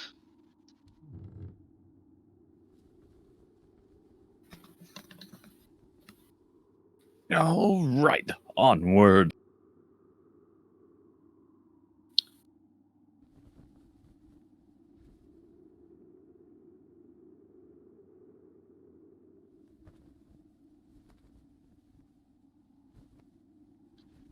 You see a kind of split intersection that seems to both of these hallways seem to kind of go down in the same direction. Seem to be a mirror of one another.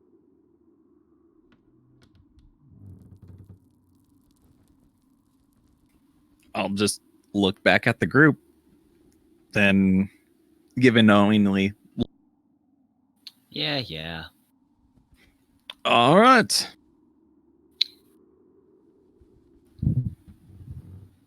I do insist we return to peruse the collection more later.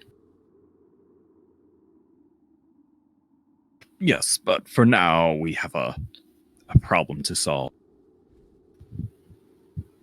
But of course, I will comply. Frederick, as you're stepping forward, you feel your foot sink a little bit as you step on a pressure plate. Oh. Oh, As you no. do, there's a puff of smoke that hits your face, and you need you to make a Constitution saving throw.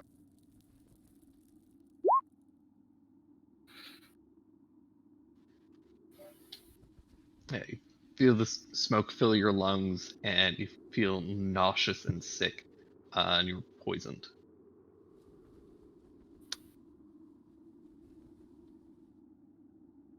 All right. So, how does that work exactly? Actually. Basically gives you disadvantage on most things until it is cured. Okay, but it's not like ticking damage. All right. No, uh, not this stuff, at least.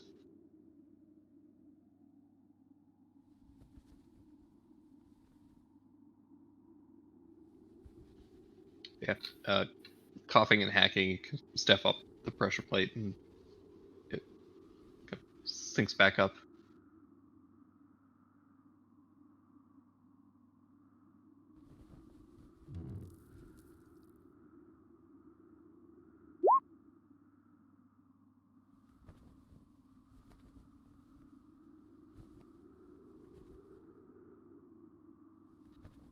I did it. I fixed it. All right. Well, kind of cough that out as I can. All right. Mind your feet here, guys. Yeah, stepping carefully around, I assume. Oh, that's it. Okay, yeah. Hop, skip, jump.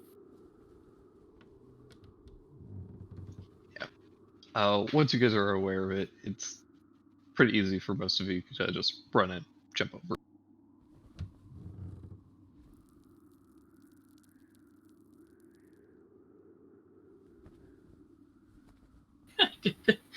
Did they design these traps around normal height people where it just spray over me? It actually probably would have. The smoke did like sink down a little bit, so you might have gotten it, but you would have probably had a little bit more leeway.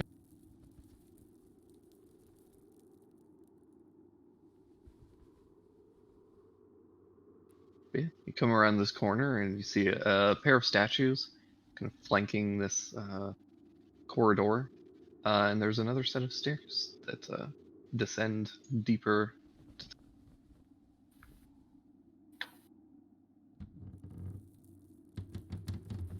I guess I'll poke around this corner as well.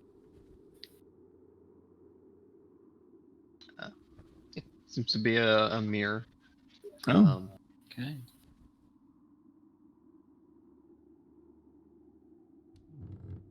Well, I'll give a little, like a 2-touch tap with my mace to the suit of armor. You know, just see if there's like sounds like there's a skeleton inside or anything. You can tap on it. Seems to be solid. Actually, seems to be like a stone statue. Oh, stone. Possibly made of some kind of like a granite.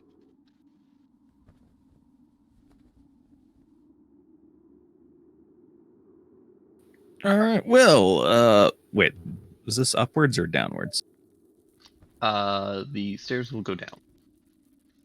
Downwards. What position are the hands in on the statues? They're both kind of at their side, kind of standing at attention. So I couldn't put something in the hands. With a little difficulty, you could.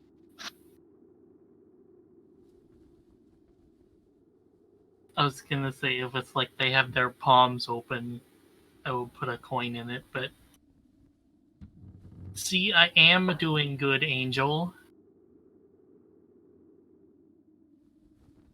Could put a coin at their feet. That works.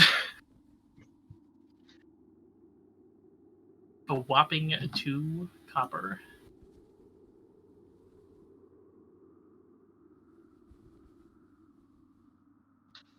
Don't spend it all at once.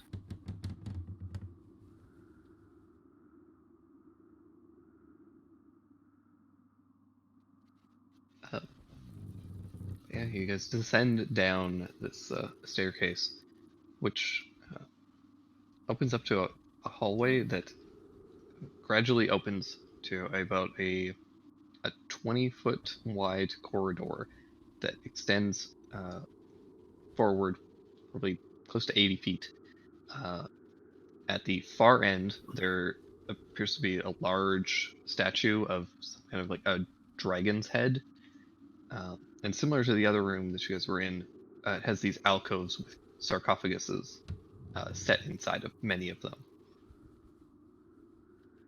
However, you also notice that there are two very large rats flanking a small rat with the top of its head has been removed, exposing its brain. And you all hear in your minds, "You were warned to stay away. Now you shall meet your doom."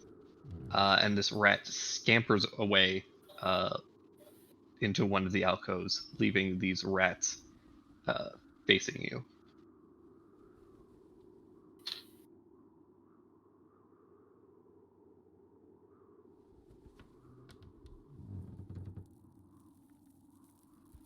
Wait, so what just talked? You heard telepathically in your mind what you assume was the tiny rat with the exposed brain. Ugh.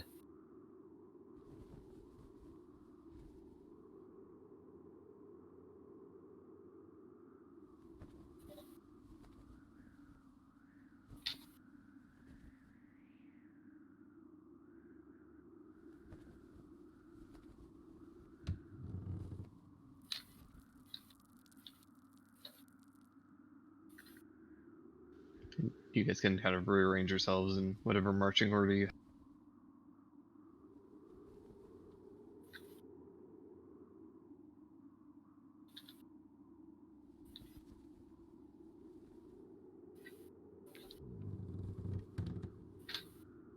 Dang it, I always lose Frederick. Okay. I was going to say, I'm usually the last one to show up.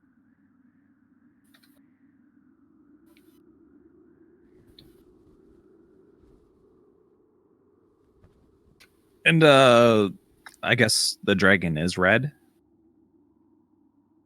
It actually just appears to be like a stone statue. Okay. Okay, so it just don't have doesn't seem to be a certain color. Not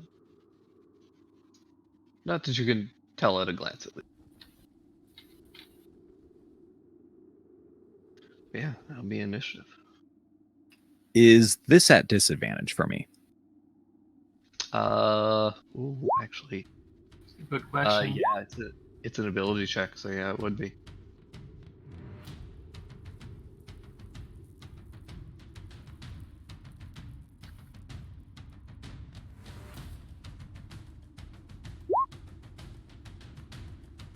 Oh, jeez, it didn't select it again.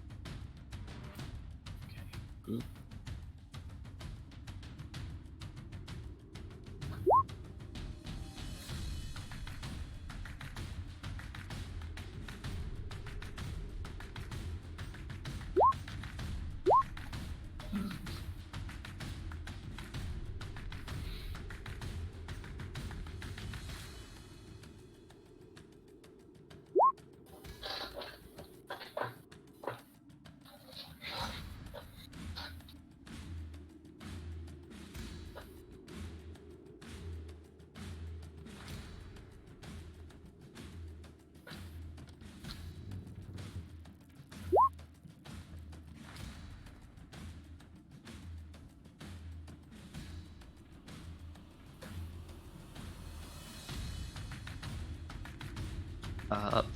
First to act are these giant rats.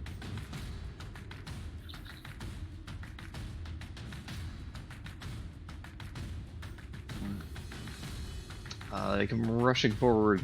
One is going to bite at Frederick, and the other is going to bite at Azar.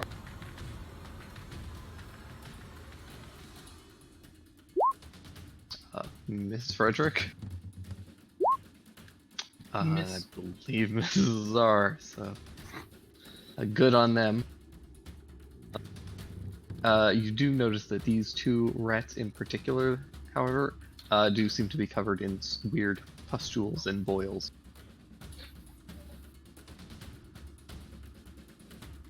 Well, that's not tasty. That brings us to Salt, who is going to just run away. That brings us to Gastronomus. Okay.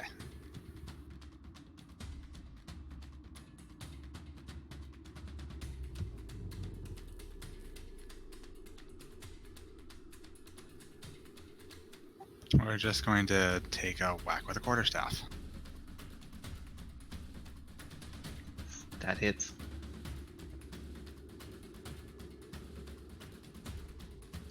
Four damage. Leaves this thing real bloody.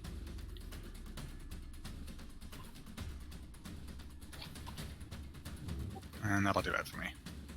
Alright, Czar. If I disengage, can I go through both of them? Yeah. Disengage makes you immune to opportunity attacks. I Yes, would yes. hit the one, boom, the one on the left. Just barely dodges out of the way. Okay, and then put some tackle zones on. Excellent. Get some Blood Bowl going. Sign me up. That brings us to Luminous. Okay, I think you know what's about to happen. Stabby, stabby. Just using your rapier. Do I get more? I gave you the other sword. Oh shit. Okay. Now I need to know how to put it into my character sheet. I think both weapons have to be light in order to dual wield, right? Yeah. But it's been like if he was using the short sword instead of his rapier for the attack. Okay, so what's the stats on it so I can just So, we can use the same attack. I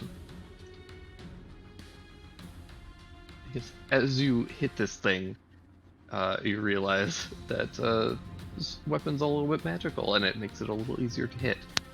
So it's a +1 short sword. Okay. Does a d6 +1 damage, plus your dexterity. And dexterity is +3. You obliterate this rat.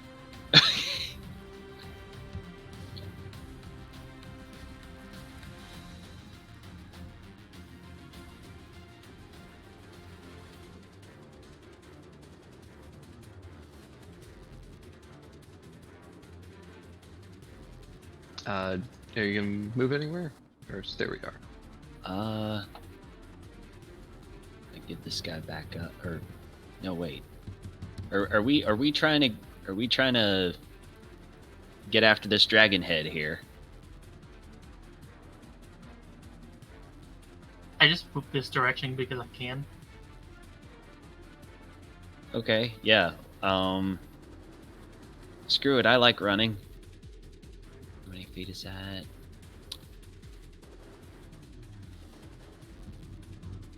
So, do I really have 40 speed to double? Thought it was 30. Should be 30. Okay, yeah. Gonna edit that real quick. Don't know how that happened. But yeah.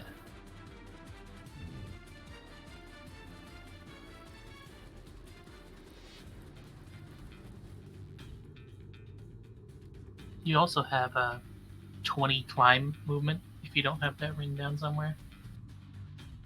I think I do.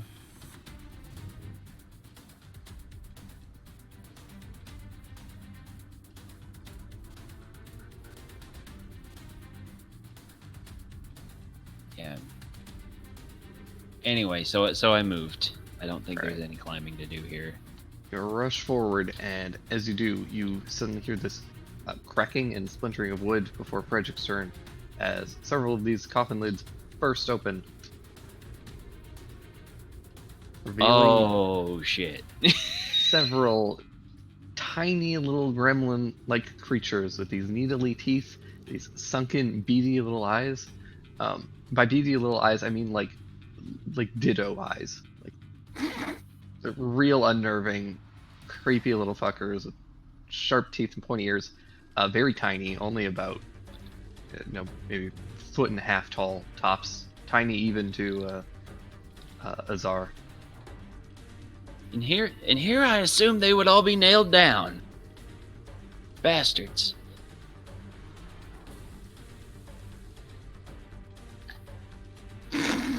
Two of them are gonna rush over to you, Luminous, and start. Oh, actually, they're not gonna do that. They're smart. They have things. You're gonna come over here, and one of them is gonna throw a dart over at Azar, and one is gonna throw a dart at Luminous.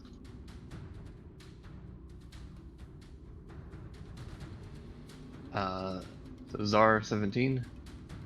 It hits.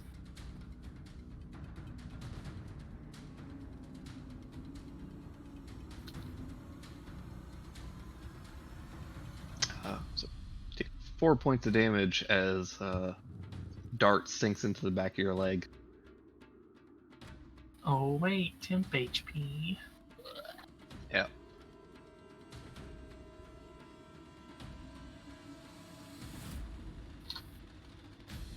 Uh, 15 on Luminous, which I believe hits Yep.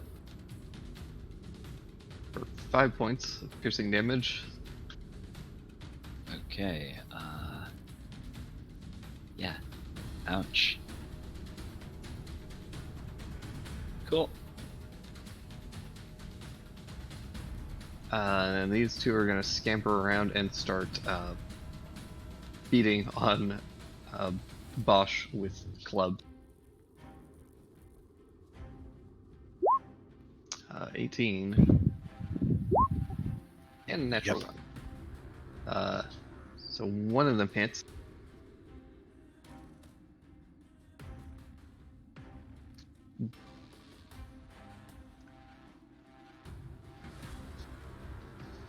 Sorry. Does a 16 hit? Yep, that is exactly the AC. Okay. Good. These things actually have a -1 to hit with the club, not a +1.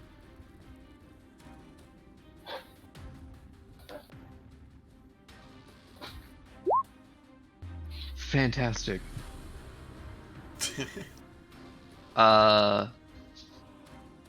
Yeah, this thing strikes you with the club with all of its force, and it literally does nothing.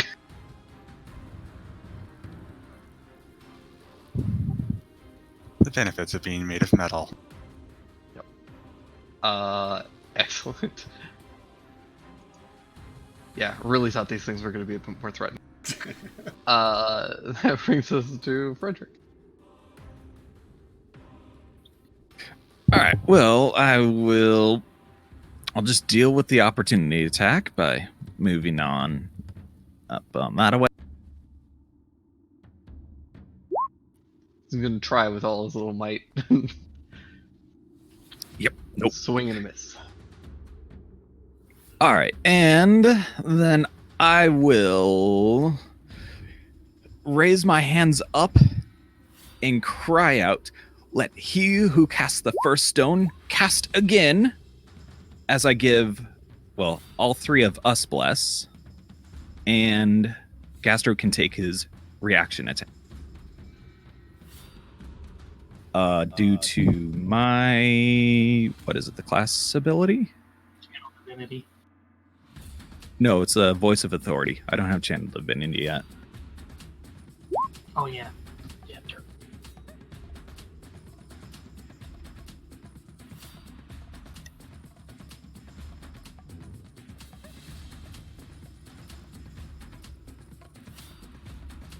Wait, what kind of cleric are you?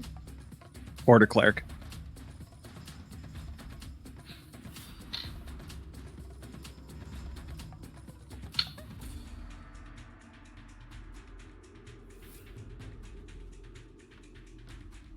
Oh, that's awesome. Right. I've never seen this ability. Then yeah. Osh, you can take an attack of opportunity if you want. Okay, let's see. Also, before you do you want to target the rat or one of these little gremlin things? Go for the rat. Excellent.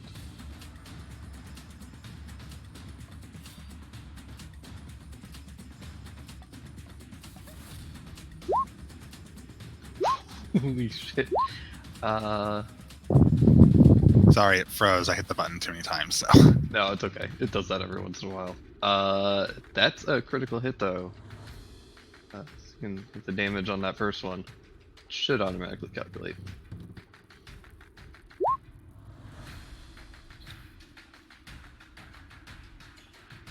That is just enough to kill this thing.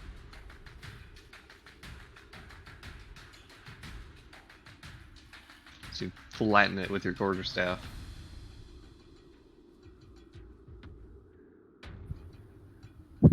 Yay.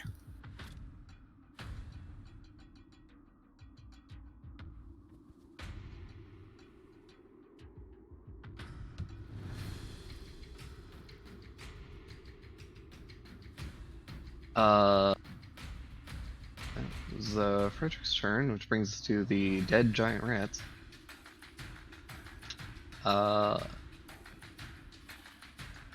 And this brings us to Salt, who is going to continue to hang out.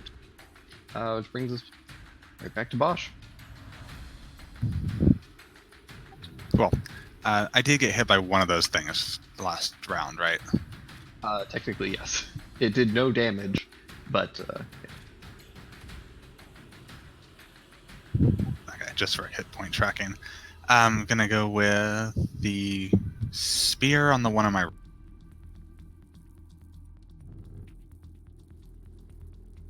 all right. Oh my god, it wants to live. You have a +4. Or Oh, sorry, wait. you have a. You can roll d4 to add on to the attack roll. Because bless. No, cool. Okay. Please roll a 1.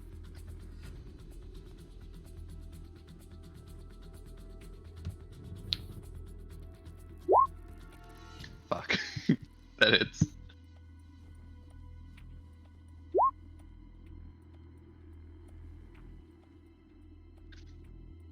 Well, guess how many hit points these things have.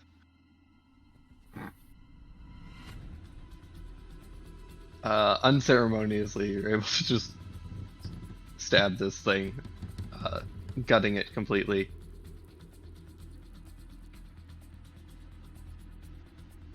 The little friend howls something and continues to beat its club against you, to no effect.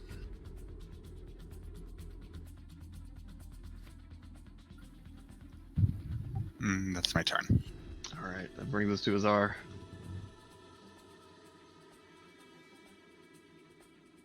This one doesn't get. They don't get the boom. They just get that dagger. Which I guess I'll roll a d4. Oh, dodges out of the way, just barely. And then the offhand.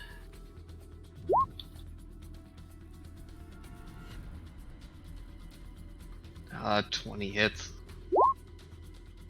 Oh, it's alive. This thing is shocked that it has managed to survive literally anything. I guess I would just move one over. All right.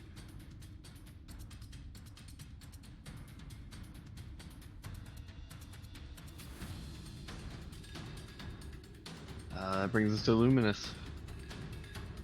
Thank you, Feck. Uh-huh. Yeah. Thank you for that. Alright. So, yeah. I'm gonna head over here and slap him around. Manages to duck out of the way of the sword. Ah. I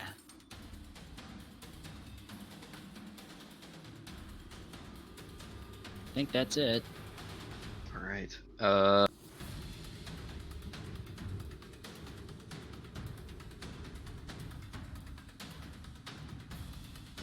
Ooh, what do these things do now?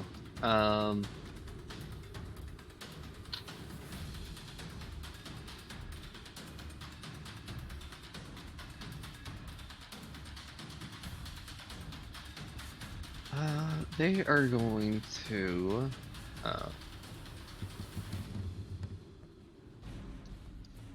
Actually, this one next to you, Luminous, is actually going to turn around and throw a dart over at Azar. Okay. He has disadvantage because he's in melee with you. But he managed to hit.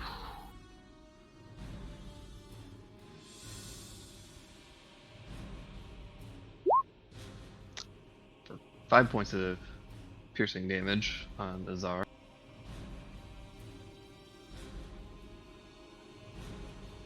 And then this other one that's on Azar is it's gonna try. It's gonna pull out. No.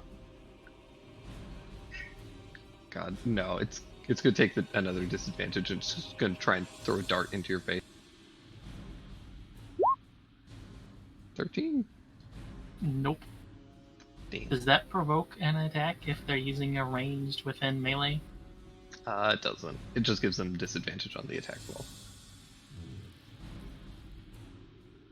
Mixing up my rules. Yeah, I think that was a 3.5 thing. Yeah.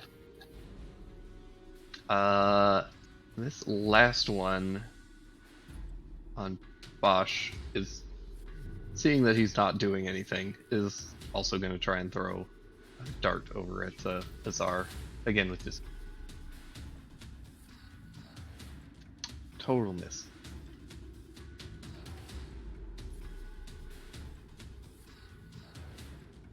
That brings us to Frederick.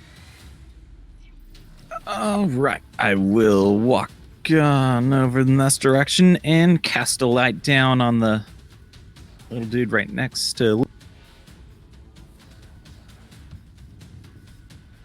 I just have to remember which one is which here.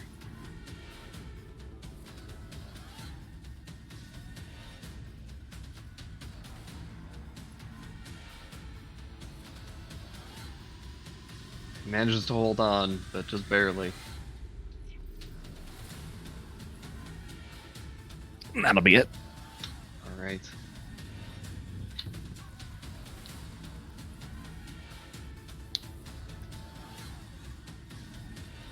You all hear some telepathic shrieking of, "Go, you fools! Help them! Help them!"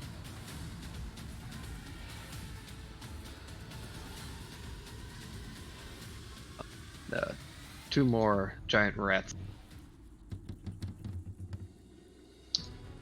dash in here. That brings us to Bosch.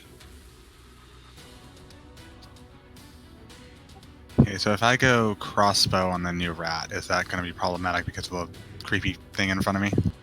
Yeah, you'll have disadvantage on the attack roll. Okay, I'm just going to smack the creepy thing.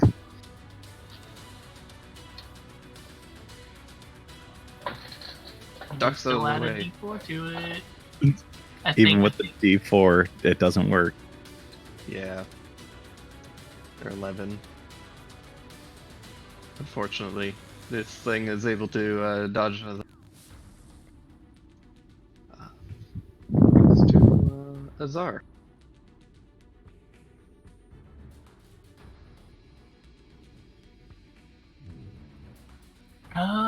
you gotta stab the tiny thing. 15 hits.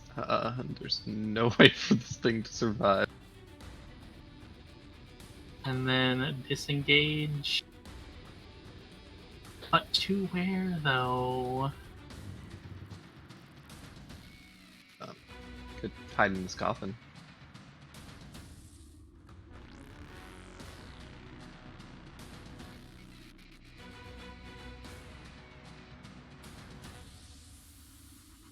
There we go. Good call. Brings us to Luminous. Okay. Th-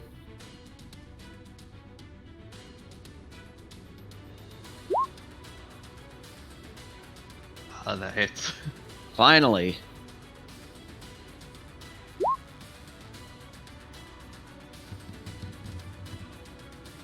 Is dead. Right. And yeah, I'm gonna sit still, regain my dash, and let that rat come over to me if he wants a piece of this. Good Catch call. these claws. Last is a Germaine. So, well, we'll take the advantage attack on Frederick.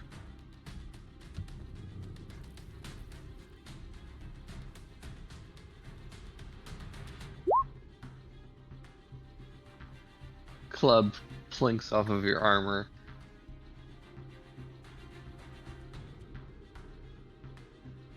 And that brings us to Frederick.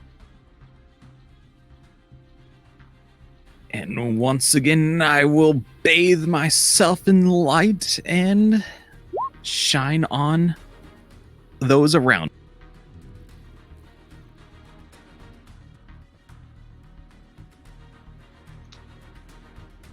Okay, this thing doesn't have terrible con.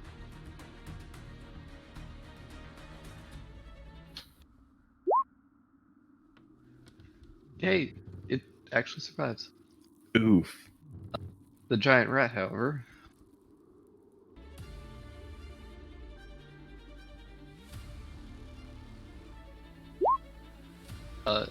also manages to avoid it. All right, then. And that brings us to the giant rats.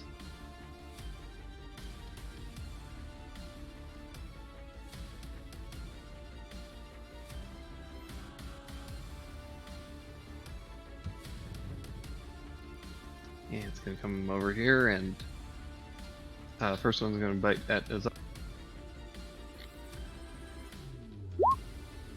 Missing. And the other one is going to attack Frederick. Advantage.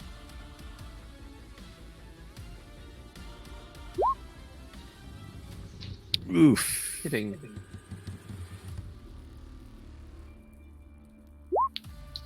For 3 whopping points of damage. And I make my Constitution save at disadvantage. No. The saving throws are fine. I think. Okay, so that one would be normal. Yeah, saving throws are fine. It's just ability checks and attack rolls. Okay, I keep no. concentration. Do totally maintain bless. That brings Salt, who's just gonna hang out and yell taunts. Brings us to Bosch. Okay, I'm gonna move 2 to the left. I'm assuming I have to deal with the creepy thing trying to bite me as I move.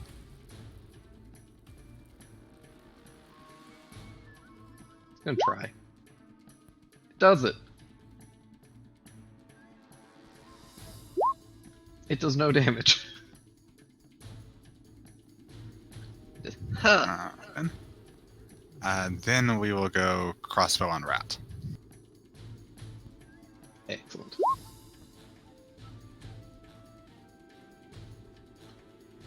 You have a D4.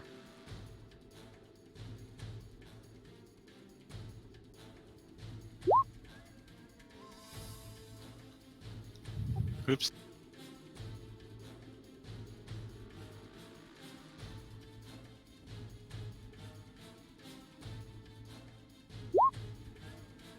Other way around.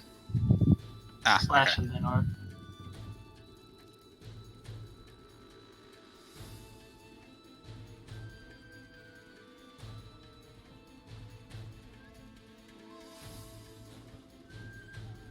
Yeah, double square brackets also works. There we go. Got it that time.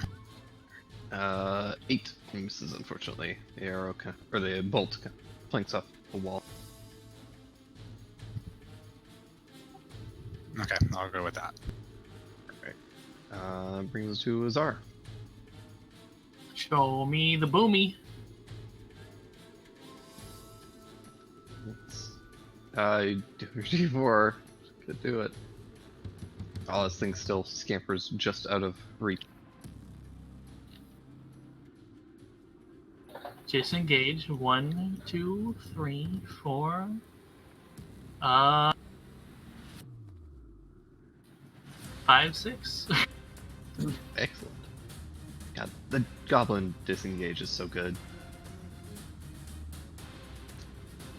Brings us to Luminous. Come get this work.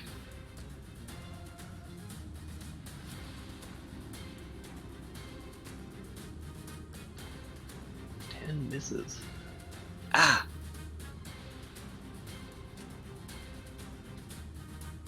All the good rolls from the beginning of the session coming back.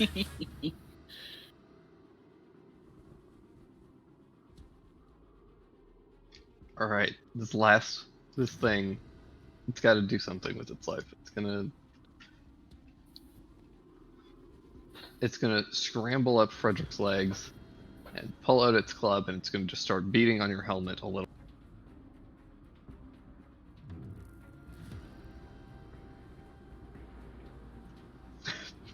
Can't get past the armor though. Which brings us to your turn.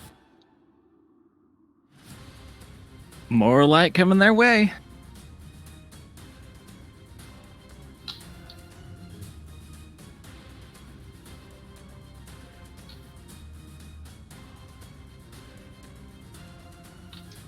Against all odds, this Germain is still alive. The giant rat, however, takes all of that right to the face.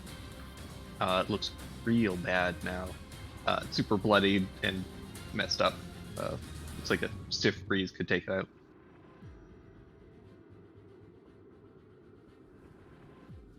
Which brings us to the giant rats. They're both gonna take their attacks. One's gonna go after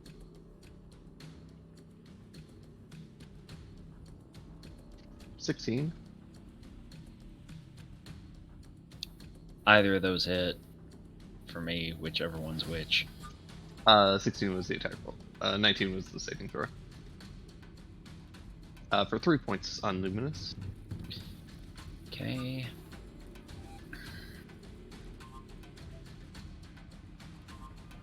Uh, 13 on Burke, which is misses again. That cleric starting armor is real tough. That brings us Salt and Bosch. Okay, I'm going to shift here.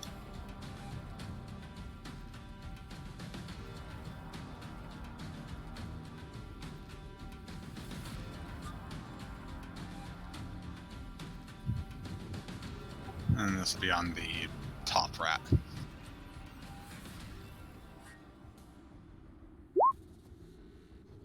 There you go.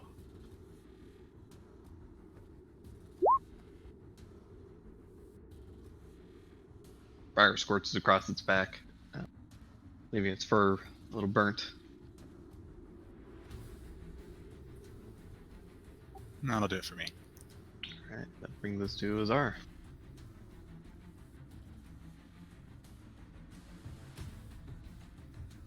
What are both these two nerds looking like? One next to Frederick is looking real bad. The Germlane looks full of life, though they don't have much life to begin with. The one next to Luminous is looking a little bit hurt, but not too bad.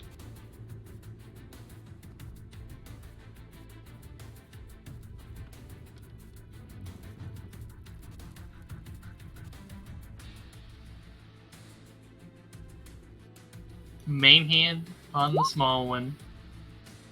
It's that'll do it. Offhand on the rat.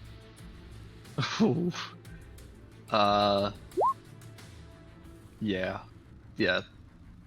that'll do it. Good. I didn't want to be next to two things. In a blur of goblin teeth and blades, you carve into these two things, leaving them lifeless. And that brings us to Luminous. Okay. Let's hope this works now. Better. That hits. Okay. Does that okay from the Swiftly. macro? Does that well, I guess it doesn't even have to include sneak attack. Nope. Yeah. Oh, it that- does. It does. That's where the 4 came from. No, that actually doesn't include sneak. 4 is your damage, 3 is your dex, 1 is the weapon. Oh, Technically, it Okay. would be another d6 on that. sure. Let's just kill the shit out of this thing. Yeah, let's see if you can turn it to literally just a blood smear. Yeah, you got very close to leaving it as just a blood smear.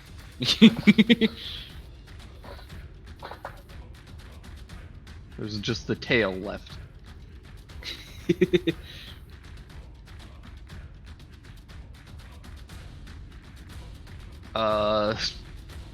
Dreamlane is dead. Giant rats are dead. Frederick. Are we still considered in combat? Technically. All right. Well, not looking to waste my spell. I will charge headward. Let's see. That's about all I can get to right there.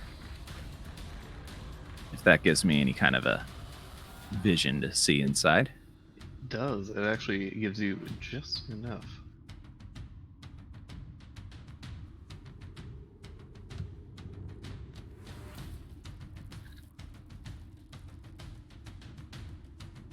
And I believe that was my third turn after casting Bless.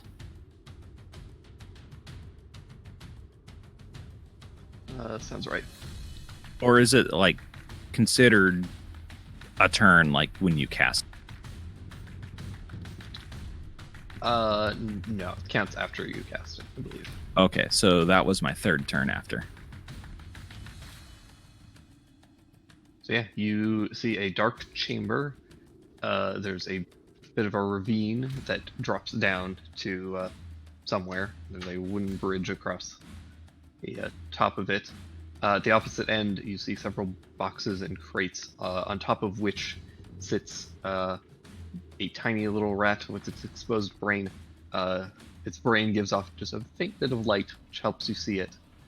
And it reaches at you telepathically. You'll pay for this!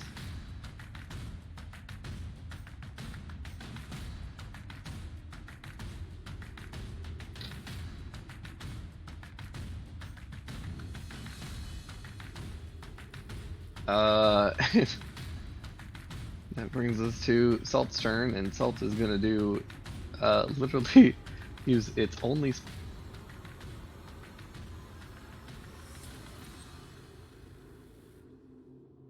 Actually, before it does that, I should make sure that this actually has range.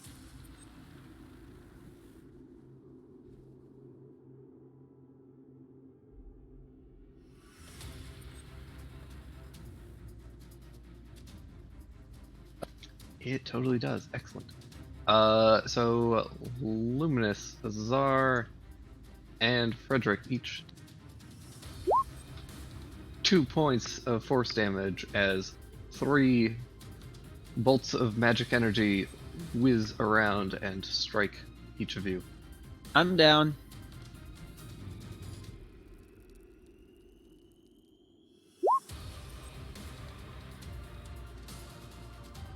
Oh wait, do my Constitution save first? No, that was for my concentration. Okay. Yeah, that brings us to Gastronomist. Okay, so who passed out? Me. Luminous. Cat friend. Ah, okay.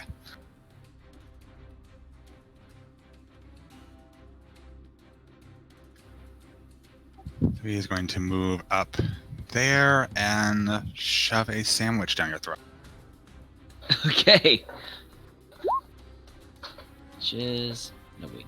Ooh. Very nice, thank you. God damn. It's a real good heal. And that'll be it for the At turn. this rate, I'm not going to be hungry for dinner.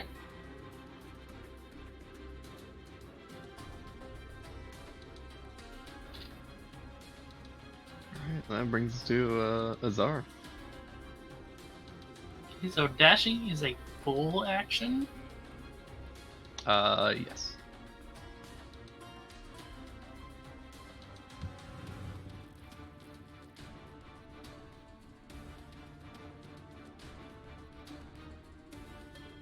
I believe there's a way to make them move after you do this somehow. Anyways. And then I'm just gonna heal myself as a bonus action. Nice.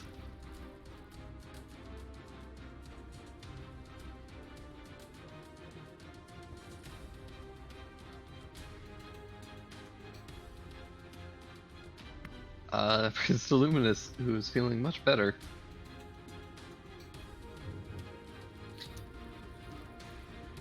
Yeah, so 1, 2, 3, 5, 6, then okay, so I would be able to dash and get all the way up in there. Yeah. Could also use your Tabaxi. Wait, is that not the dash? Tabaxi is a free action that lets you double your movement once. Yeah, that's what I thought I just did. So you can still attack. Because a normal dash means that you have to Oh, take your action. okay. Ooh, That hits. There's this. So you rush up, and as you're coming, this little cranium rat can see blade in air, and it just kind of curls up, and you hear screeched into your brain telepathically, just "Not my beautiful brain!" And it cowers, covering its face as you cut it down.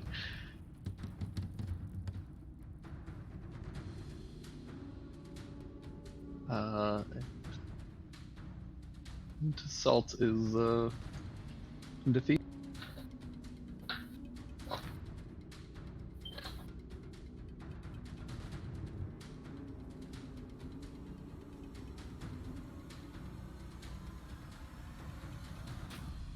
And that's combat.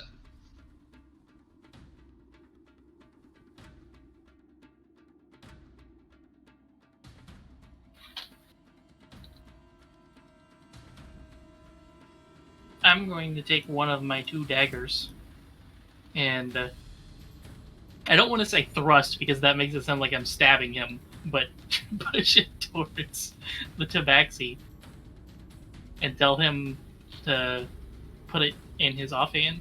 He can keep it.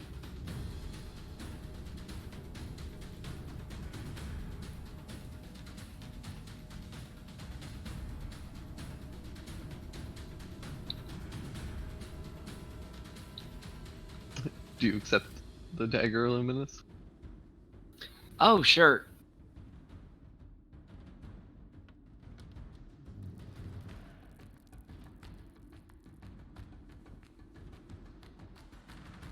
Okay, you guys enter here and Does you that see that there's does that replace my regular dagger? Oh, did you already have one? Oh yeah. Like that's part of my equipment. I have 2. Well, in that case, I guess I wouldn't give it to you. The whole reason was that you could use the short sword with the dagger in the offhand. Oh, could I have used my +1 short sword and my dagger at the same time then? yeah. Good to know for the future. Yeah, if you have 2 light weapons, you can use your main hand to do your regular weapon attack, and then the offhand can do a another light weapon. The offhand just doesn't add your modifier to the damage. Okay. Unless you have the dual wielding fighting style. Yeah. You don't get to sneak more than once, but you can also sneak on the offhand if your main hand misses. Hmm. So it kind of gives you 2 chances to get sneak attack in, which is nice. You can't do that with the rapier though, because the rapier is too heavy. But with this fancy new short sword, absolutely can.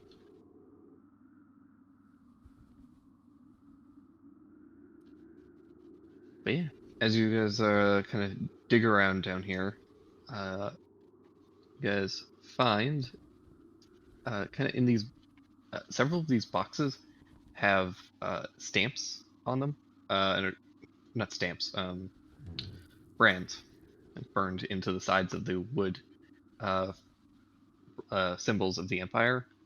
So you imagine that these were shipments, possibly at some point, and you can see that several holes have been chewed through some of the wood, and a bunch of straw has been pulled out of some of them.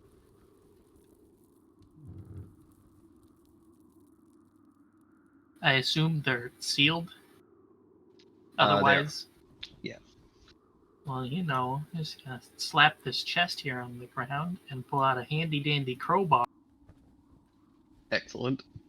With a crowbar, it's easy enough to just pry these open.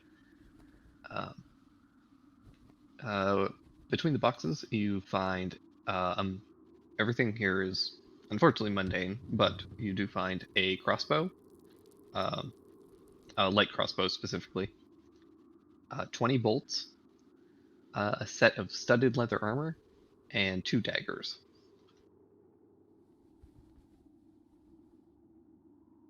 No more books then.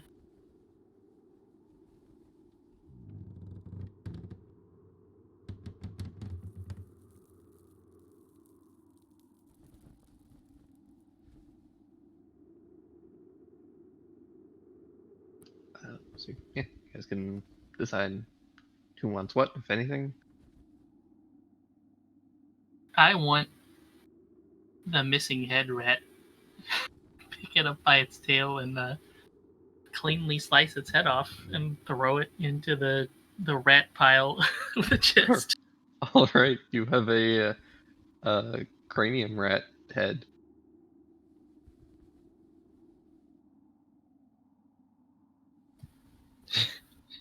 I'll take crossbow bolts necessary to refill what I've used. How what class armor is this? Like, Okay. Like, I think. Do I have light armor? yeah. yeah, you should. Okay, I know I have the proficiency, but Just making sure. This one is 12 plus dex, I'm pretty sure. Yeah. Whereas the normal leather would be 11 plus dex.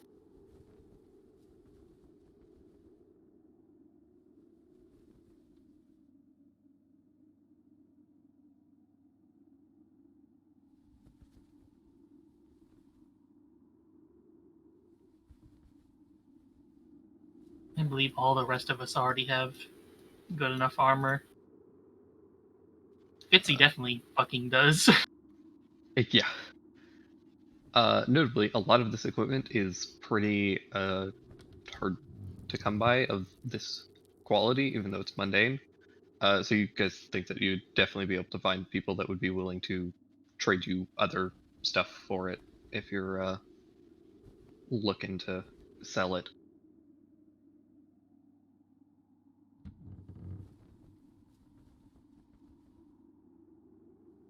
My chest heavy enough already. That would be you all, pretty much. I'm fine without any of it.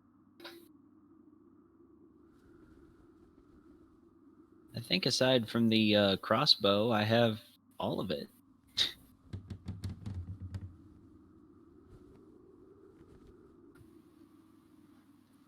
Bosch doesn't have any real use for this stuff.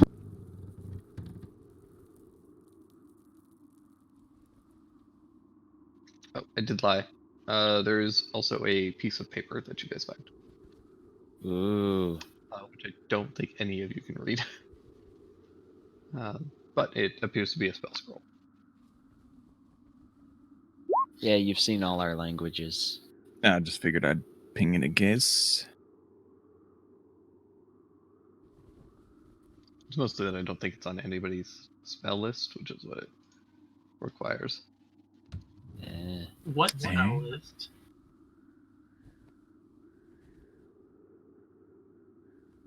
Actually, for warlocks, does it count your entire spell list or only the ones you have picked?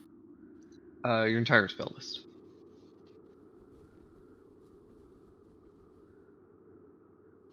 Unfortunately, this is not on that, surprisingly.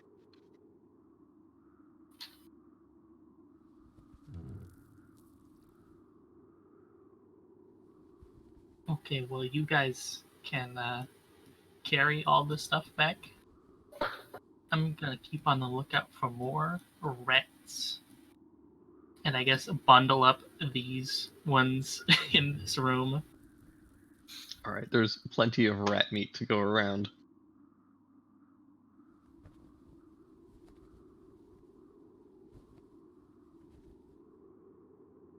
How convenient that we have a chef. Notably, a couple of these rats do look a little less than edible.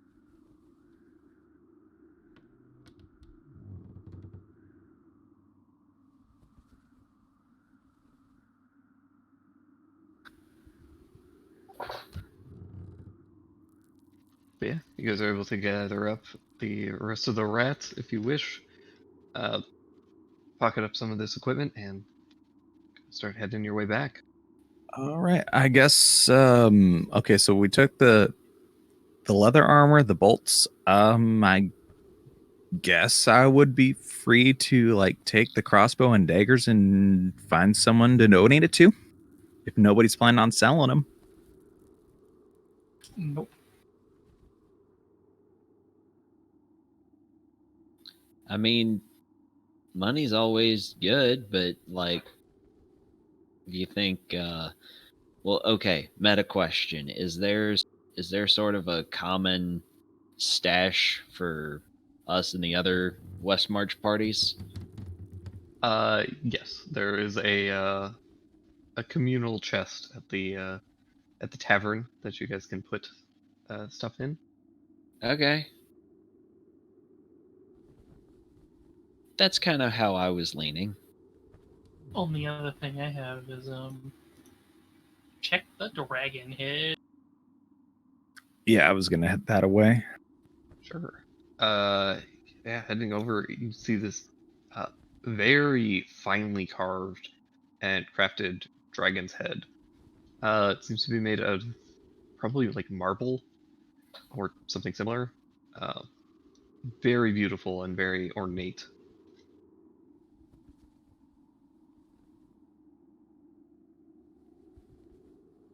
I will check it with my holy symbol, see how closely it is to.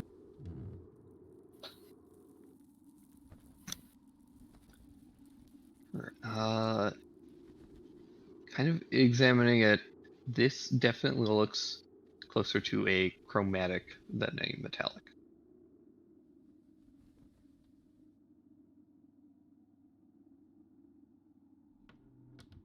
Yeah, so definitely a different church than what I would follow.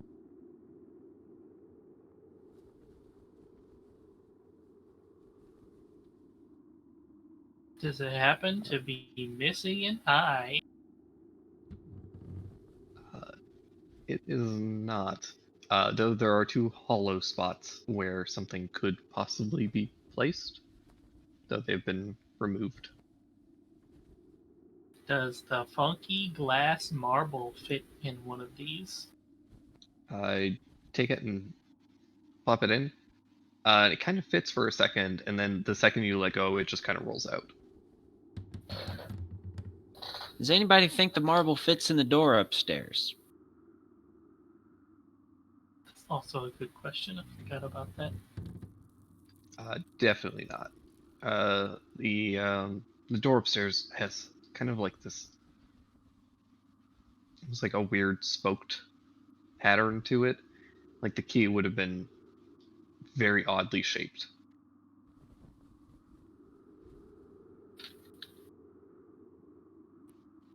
Also, Frederick, you would just judging from the way that this dragon head is kind of arranged in this place, you almost imagine like this seems to be more of a trophy than an actual like a worshipping idol. Okay.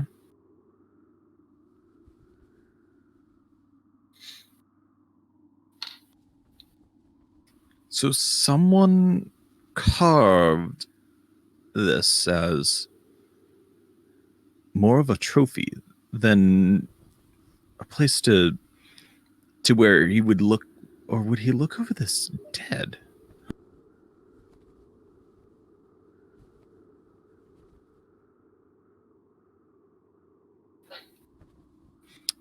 Well, I don't believe I have, well, anything to mess around with this with.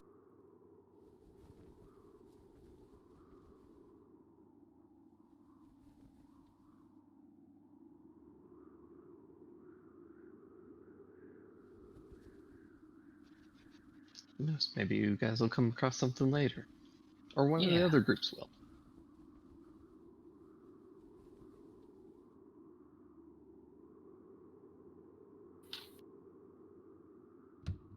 Right. Well, well, somebody grabbed up all the items, correct? I suppose upwards we go. All right. Yeah, I have Yes. rats to cook. Guys are able to gather up everything and head back upstairs. Pass through Crawler's workspace where he's got just books and papers littered everywhere. You can hear him snoring again. To kind of work your way back up.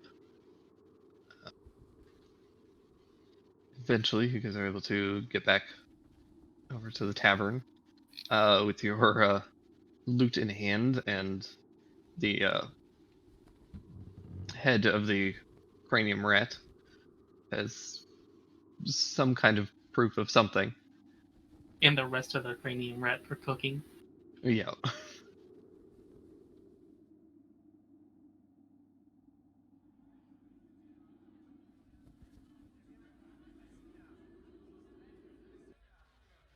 And as you guys arrive, Morty thanks you for your service. You guys were able to do all that in a fairly timely manner. And he gives you all a round of drinks.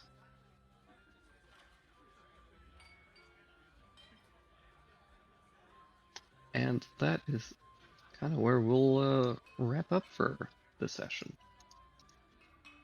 All right. So yeah, congratulations, you guys. You survived. Earned yourselves some healthy amount of experience. All of you get 300 experience points and are able to level up to level 2. Nice. Okay, where is Excellent. the XP on the? Hit the Very cog next top, to yeah. your top right. It'll be right next to your level.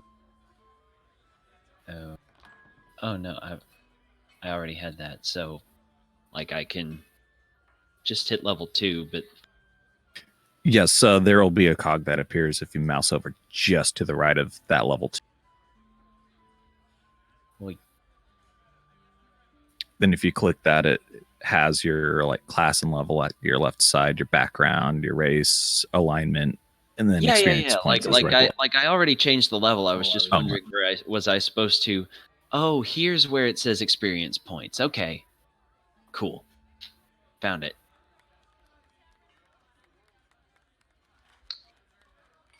Oh, what direction did we go from for Gessenberg? So you guys were essentially still in Fergusoneburg. It's just like right on the outskirts. Oh, okay. I'm always going to say that wrong. I have no idea how to properly pronounce it. It's German. I Google translated stuff. It's so I don't know. It's just I don't. There's a way to say it properly. I have no idea if I'm saying it correctly. So Gotcha. I just wasn't too sure about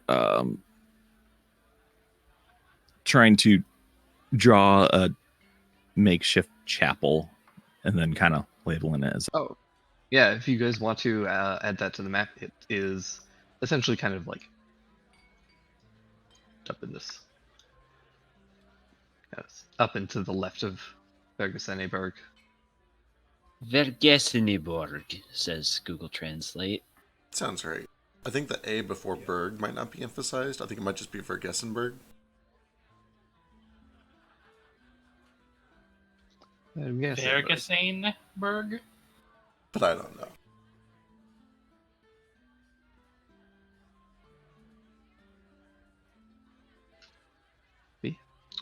You guys get back to the tavern, and you guys can are welcome to carve any notes onto the table if you wish. I am going to set up a community chest notepad. So one of you guys can add any of the loot that you guys are not keeping to the community chest.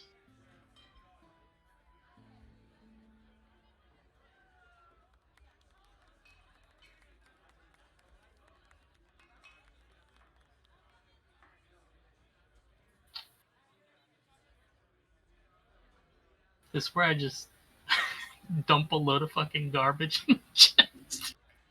Oh God! Put the rats in it. Here's 12 a are at it. marble, here's a fork, here's a knife, here's a spoon. Yes, the please. next people come through and they're like, they didn't even watch this one. Like, what the hell is a spoon in here for? All of it's Okay. covered in blood. All right, where's? So where on the table do we? Is there a? Is the map the table? Would I draw something on it? Yeah, this whole map is this whole map is the table space. So if you guys want to essentially if you guys want to like carve a word of warning into it or something, bear in mind that there's limited space. So just take it with a grain of salt. I may add another journal thing for people to leave more like elaborate messages to other Yeah, players. second journal would be great. But Oh yeah. That's. Yeah, like we could have a like an adventure notes like notepad, like sort of in the community chest to, function as that. How do I erase what I had? I was about to start. Oh, you have Select it to- with the yeah. mouse and then press delete on your keyboard. There is no deleting. You are carving into a table. Yeah, there's Everything is permanent. no take backs in table carving. Damn it. Oh no. I would not have started. Okay, here's Or what I going do. to the I crunch table. up some ramen, and then I put it on. Well, I sand it down, and then I just paint it like porcelain. Can this campaign be the carved table or like the notch table or something like that? I'm okay with that. That's actually a good name. I like it. You're better at this than I am. I don't know about that. But yes, All right. Well, we all lived. you all lived, and you have also made the town a little bit more prosperous by fixing the rat problem. But yeah, I have set up a adventurer's journal and a community chest, so you guys can add stuff from your adventures there. Very pleased and a little surprised that you guys opened up that coffin. With the ghoul? I was not one to. Like I was really not one to. I actually every so often I actually had the stream up, and I just glance like once or twice throughout, and yeah, somebody went and called me out for grave robbing. I mean, it was right there. I mean, is it grave robbing if It's- the person was alive? Yeah, I and it's also mean- not. Well, okay, there was the shiny thing in there, so we did seal People that have stuff in their graves that aren't dead yet, it's still grave rob. I mean, it wasn't like I went in there for the intention of, oh, there's gonna be stuff in here. I want to grab it all. Yeah, totally. You're just like, there's somebody trapped in this coffin. Yeah, and I pretty much can just imagine like all of them were just chanting like, "Open it, open." I was just peer pressuring you by shoving the the hammer and stake towards you at all times.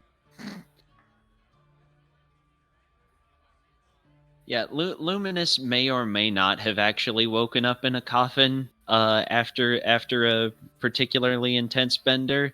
The thing about Luminous is that if you believe half the things he says, you believe the other half of whatever he says. So take him with a grain of salt. I loved everything about this party. You guys were all wonderful players. Thank you. Thank for playing. you. Thank you for having us. Yes, thank you. Yeah, I feel so honored to have gotten to play a Drake session and met Crawler and I'm his really- library of erotic fan fiction. Yeah. Yeah, I was wondering if you guys were going to start digging through those books or not. I already got one. Literally all I can carry. Yeah, that is a huge book. Which is based on growing up, I had a collection of like Edgar Allan Poe stories, and it was the biggest book I've ever seen. It was like huge. Oh, okay. Here's the. So this is in the inn, correct? So the innkeeper would be able to see, like the table and all the stuff. Oh yeah. Does somebody mention the people in cages in the cellar? Nope. Oh no. The way you get away with being criminal lowlife, which you should know if you're on this island, is that you don't go sticking your nose where it oughtn't to be unless there is good money to be made.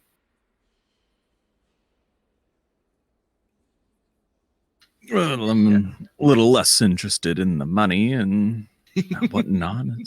It's all for making us all prosper. also wasn't expecting you guys to find that. Oh But god. you know, when somebody rolls like a 20,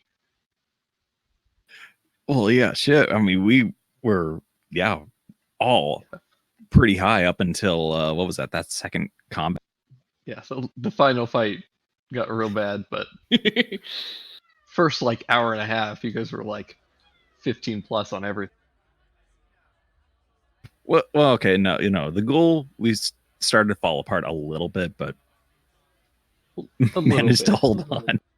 Fortunately for you, the ghoul was also not doing great, Oh god, yeah.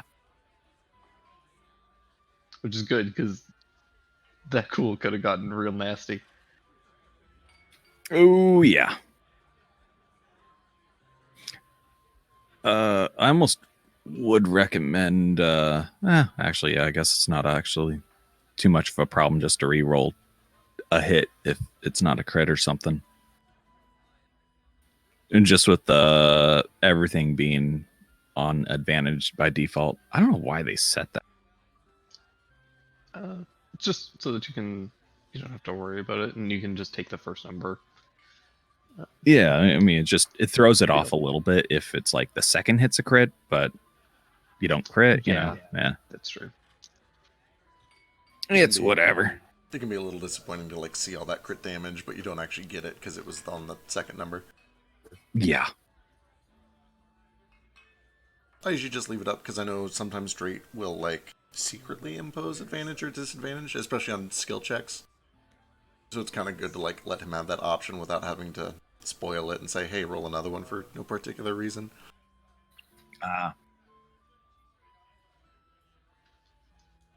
Yeah, the advantage thing works a little better on the other sheet. It gets a little fucky with this one just because of how they roll damage. It's kind of clever and cute, but you know me, I would preach that other sheet till the end of time. Yeah, like personally, I like the other sheet a little better, but because we're getting like, first of all, I think that this sheet is just visually a little nicer, even if it's less efficient. Oh, for sure. But also because this is based on the standard sheets, and we have Right. like a lot of new players, and I want to bring in new players. I wanted something that was a bit more like Yeah, there's a lot familiar more and didn't have support for this one. here's 50 tabs to scroll through and Yeah. super intimidating with like big inventories and other stuff. Yeah.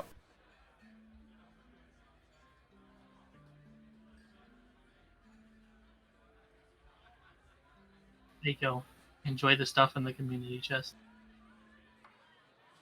I can't wait. Excellent. What about that note that we found in a language we don't know? Yeah, let's put that in the chest too. Scroll. Put Or spell yeah, scroll. scroll. And put a spell scroll, and then put in brackets salt.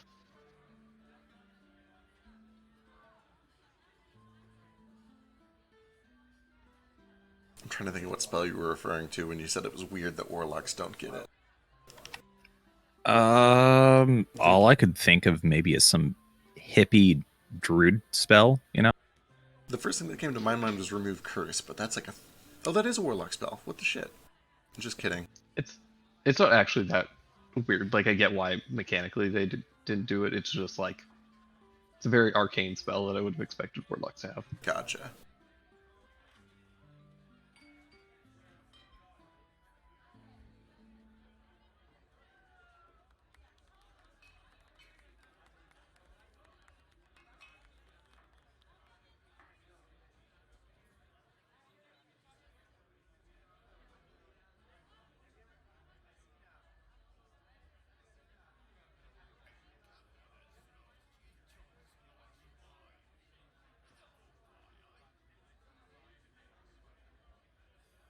Who's the baddie disguised as civilian gets away scot-free?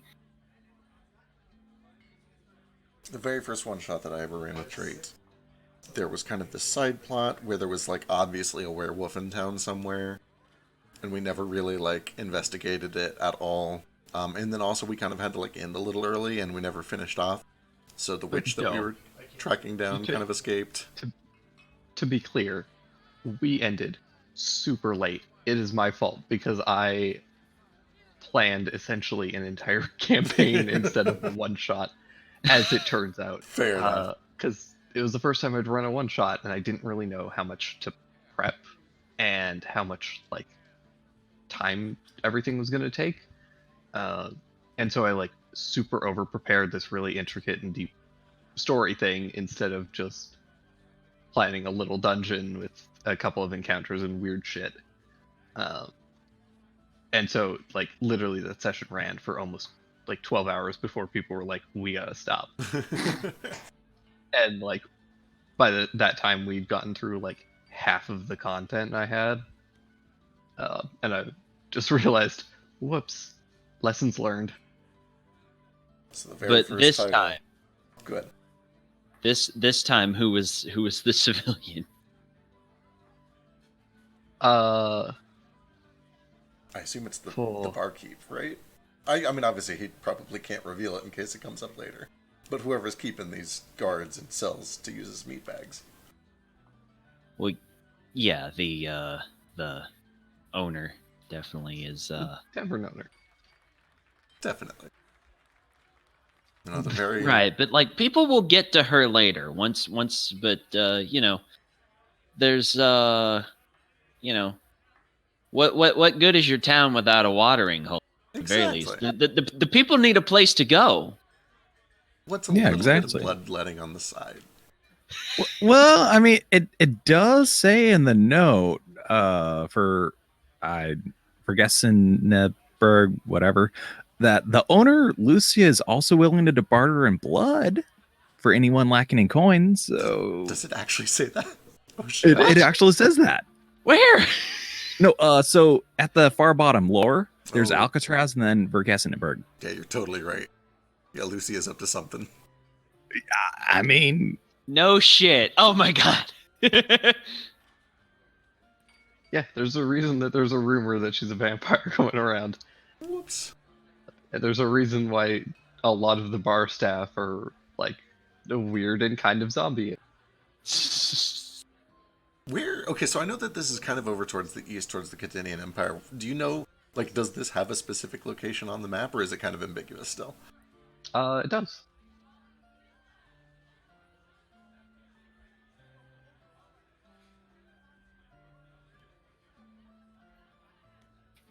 how are we dealing with hit dice level ups? Are we rolling for those, or is it? Oh, that's a good point. Yeah. Roll for it. But I do let people re-roll ones because rolling a one sucks, and I like fun. However, if you roll one twice in a row, sucks to be you.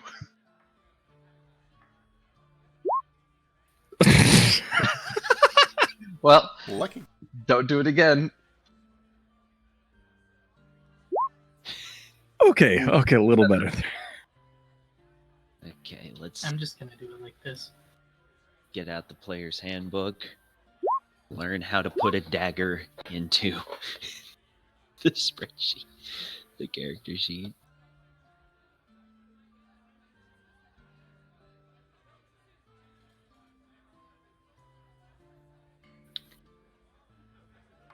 All right, I'll be right back. I gotta feed my cat. Sure thing. I'm gonna go and drop stream. I'll catch up with you guys in a bit. Oh man, I'm gonna have to find another spell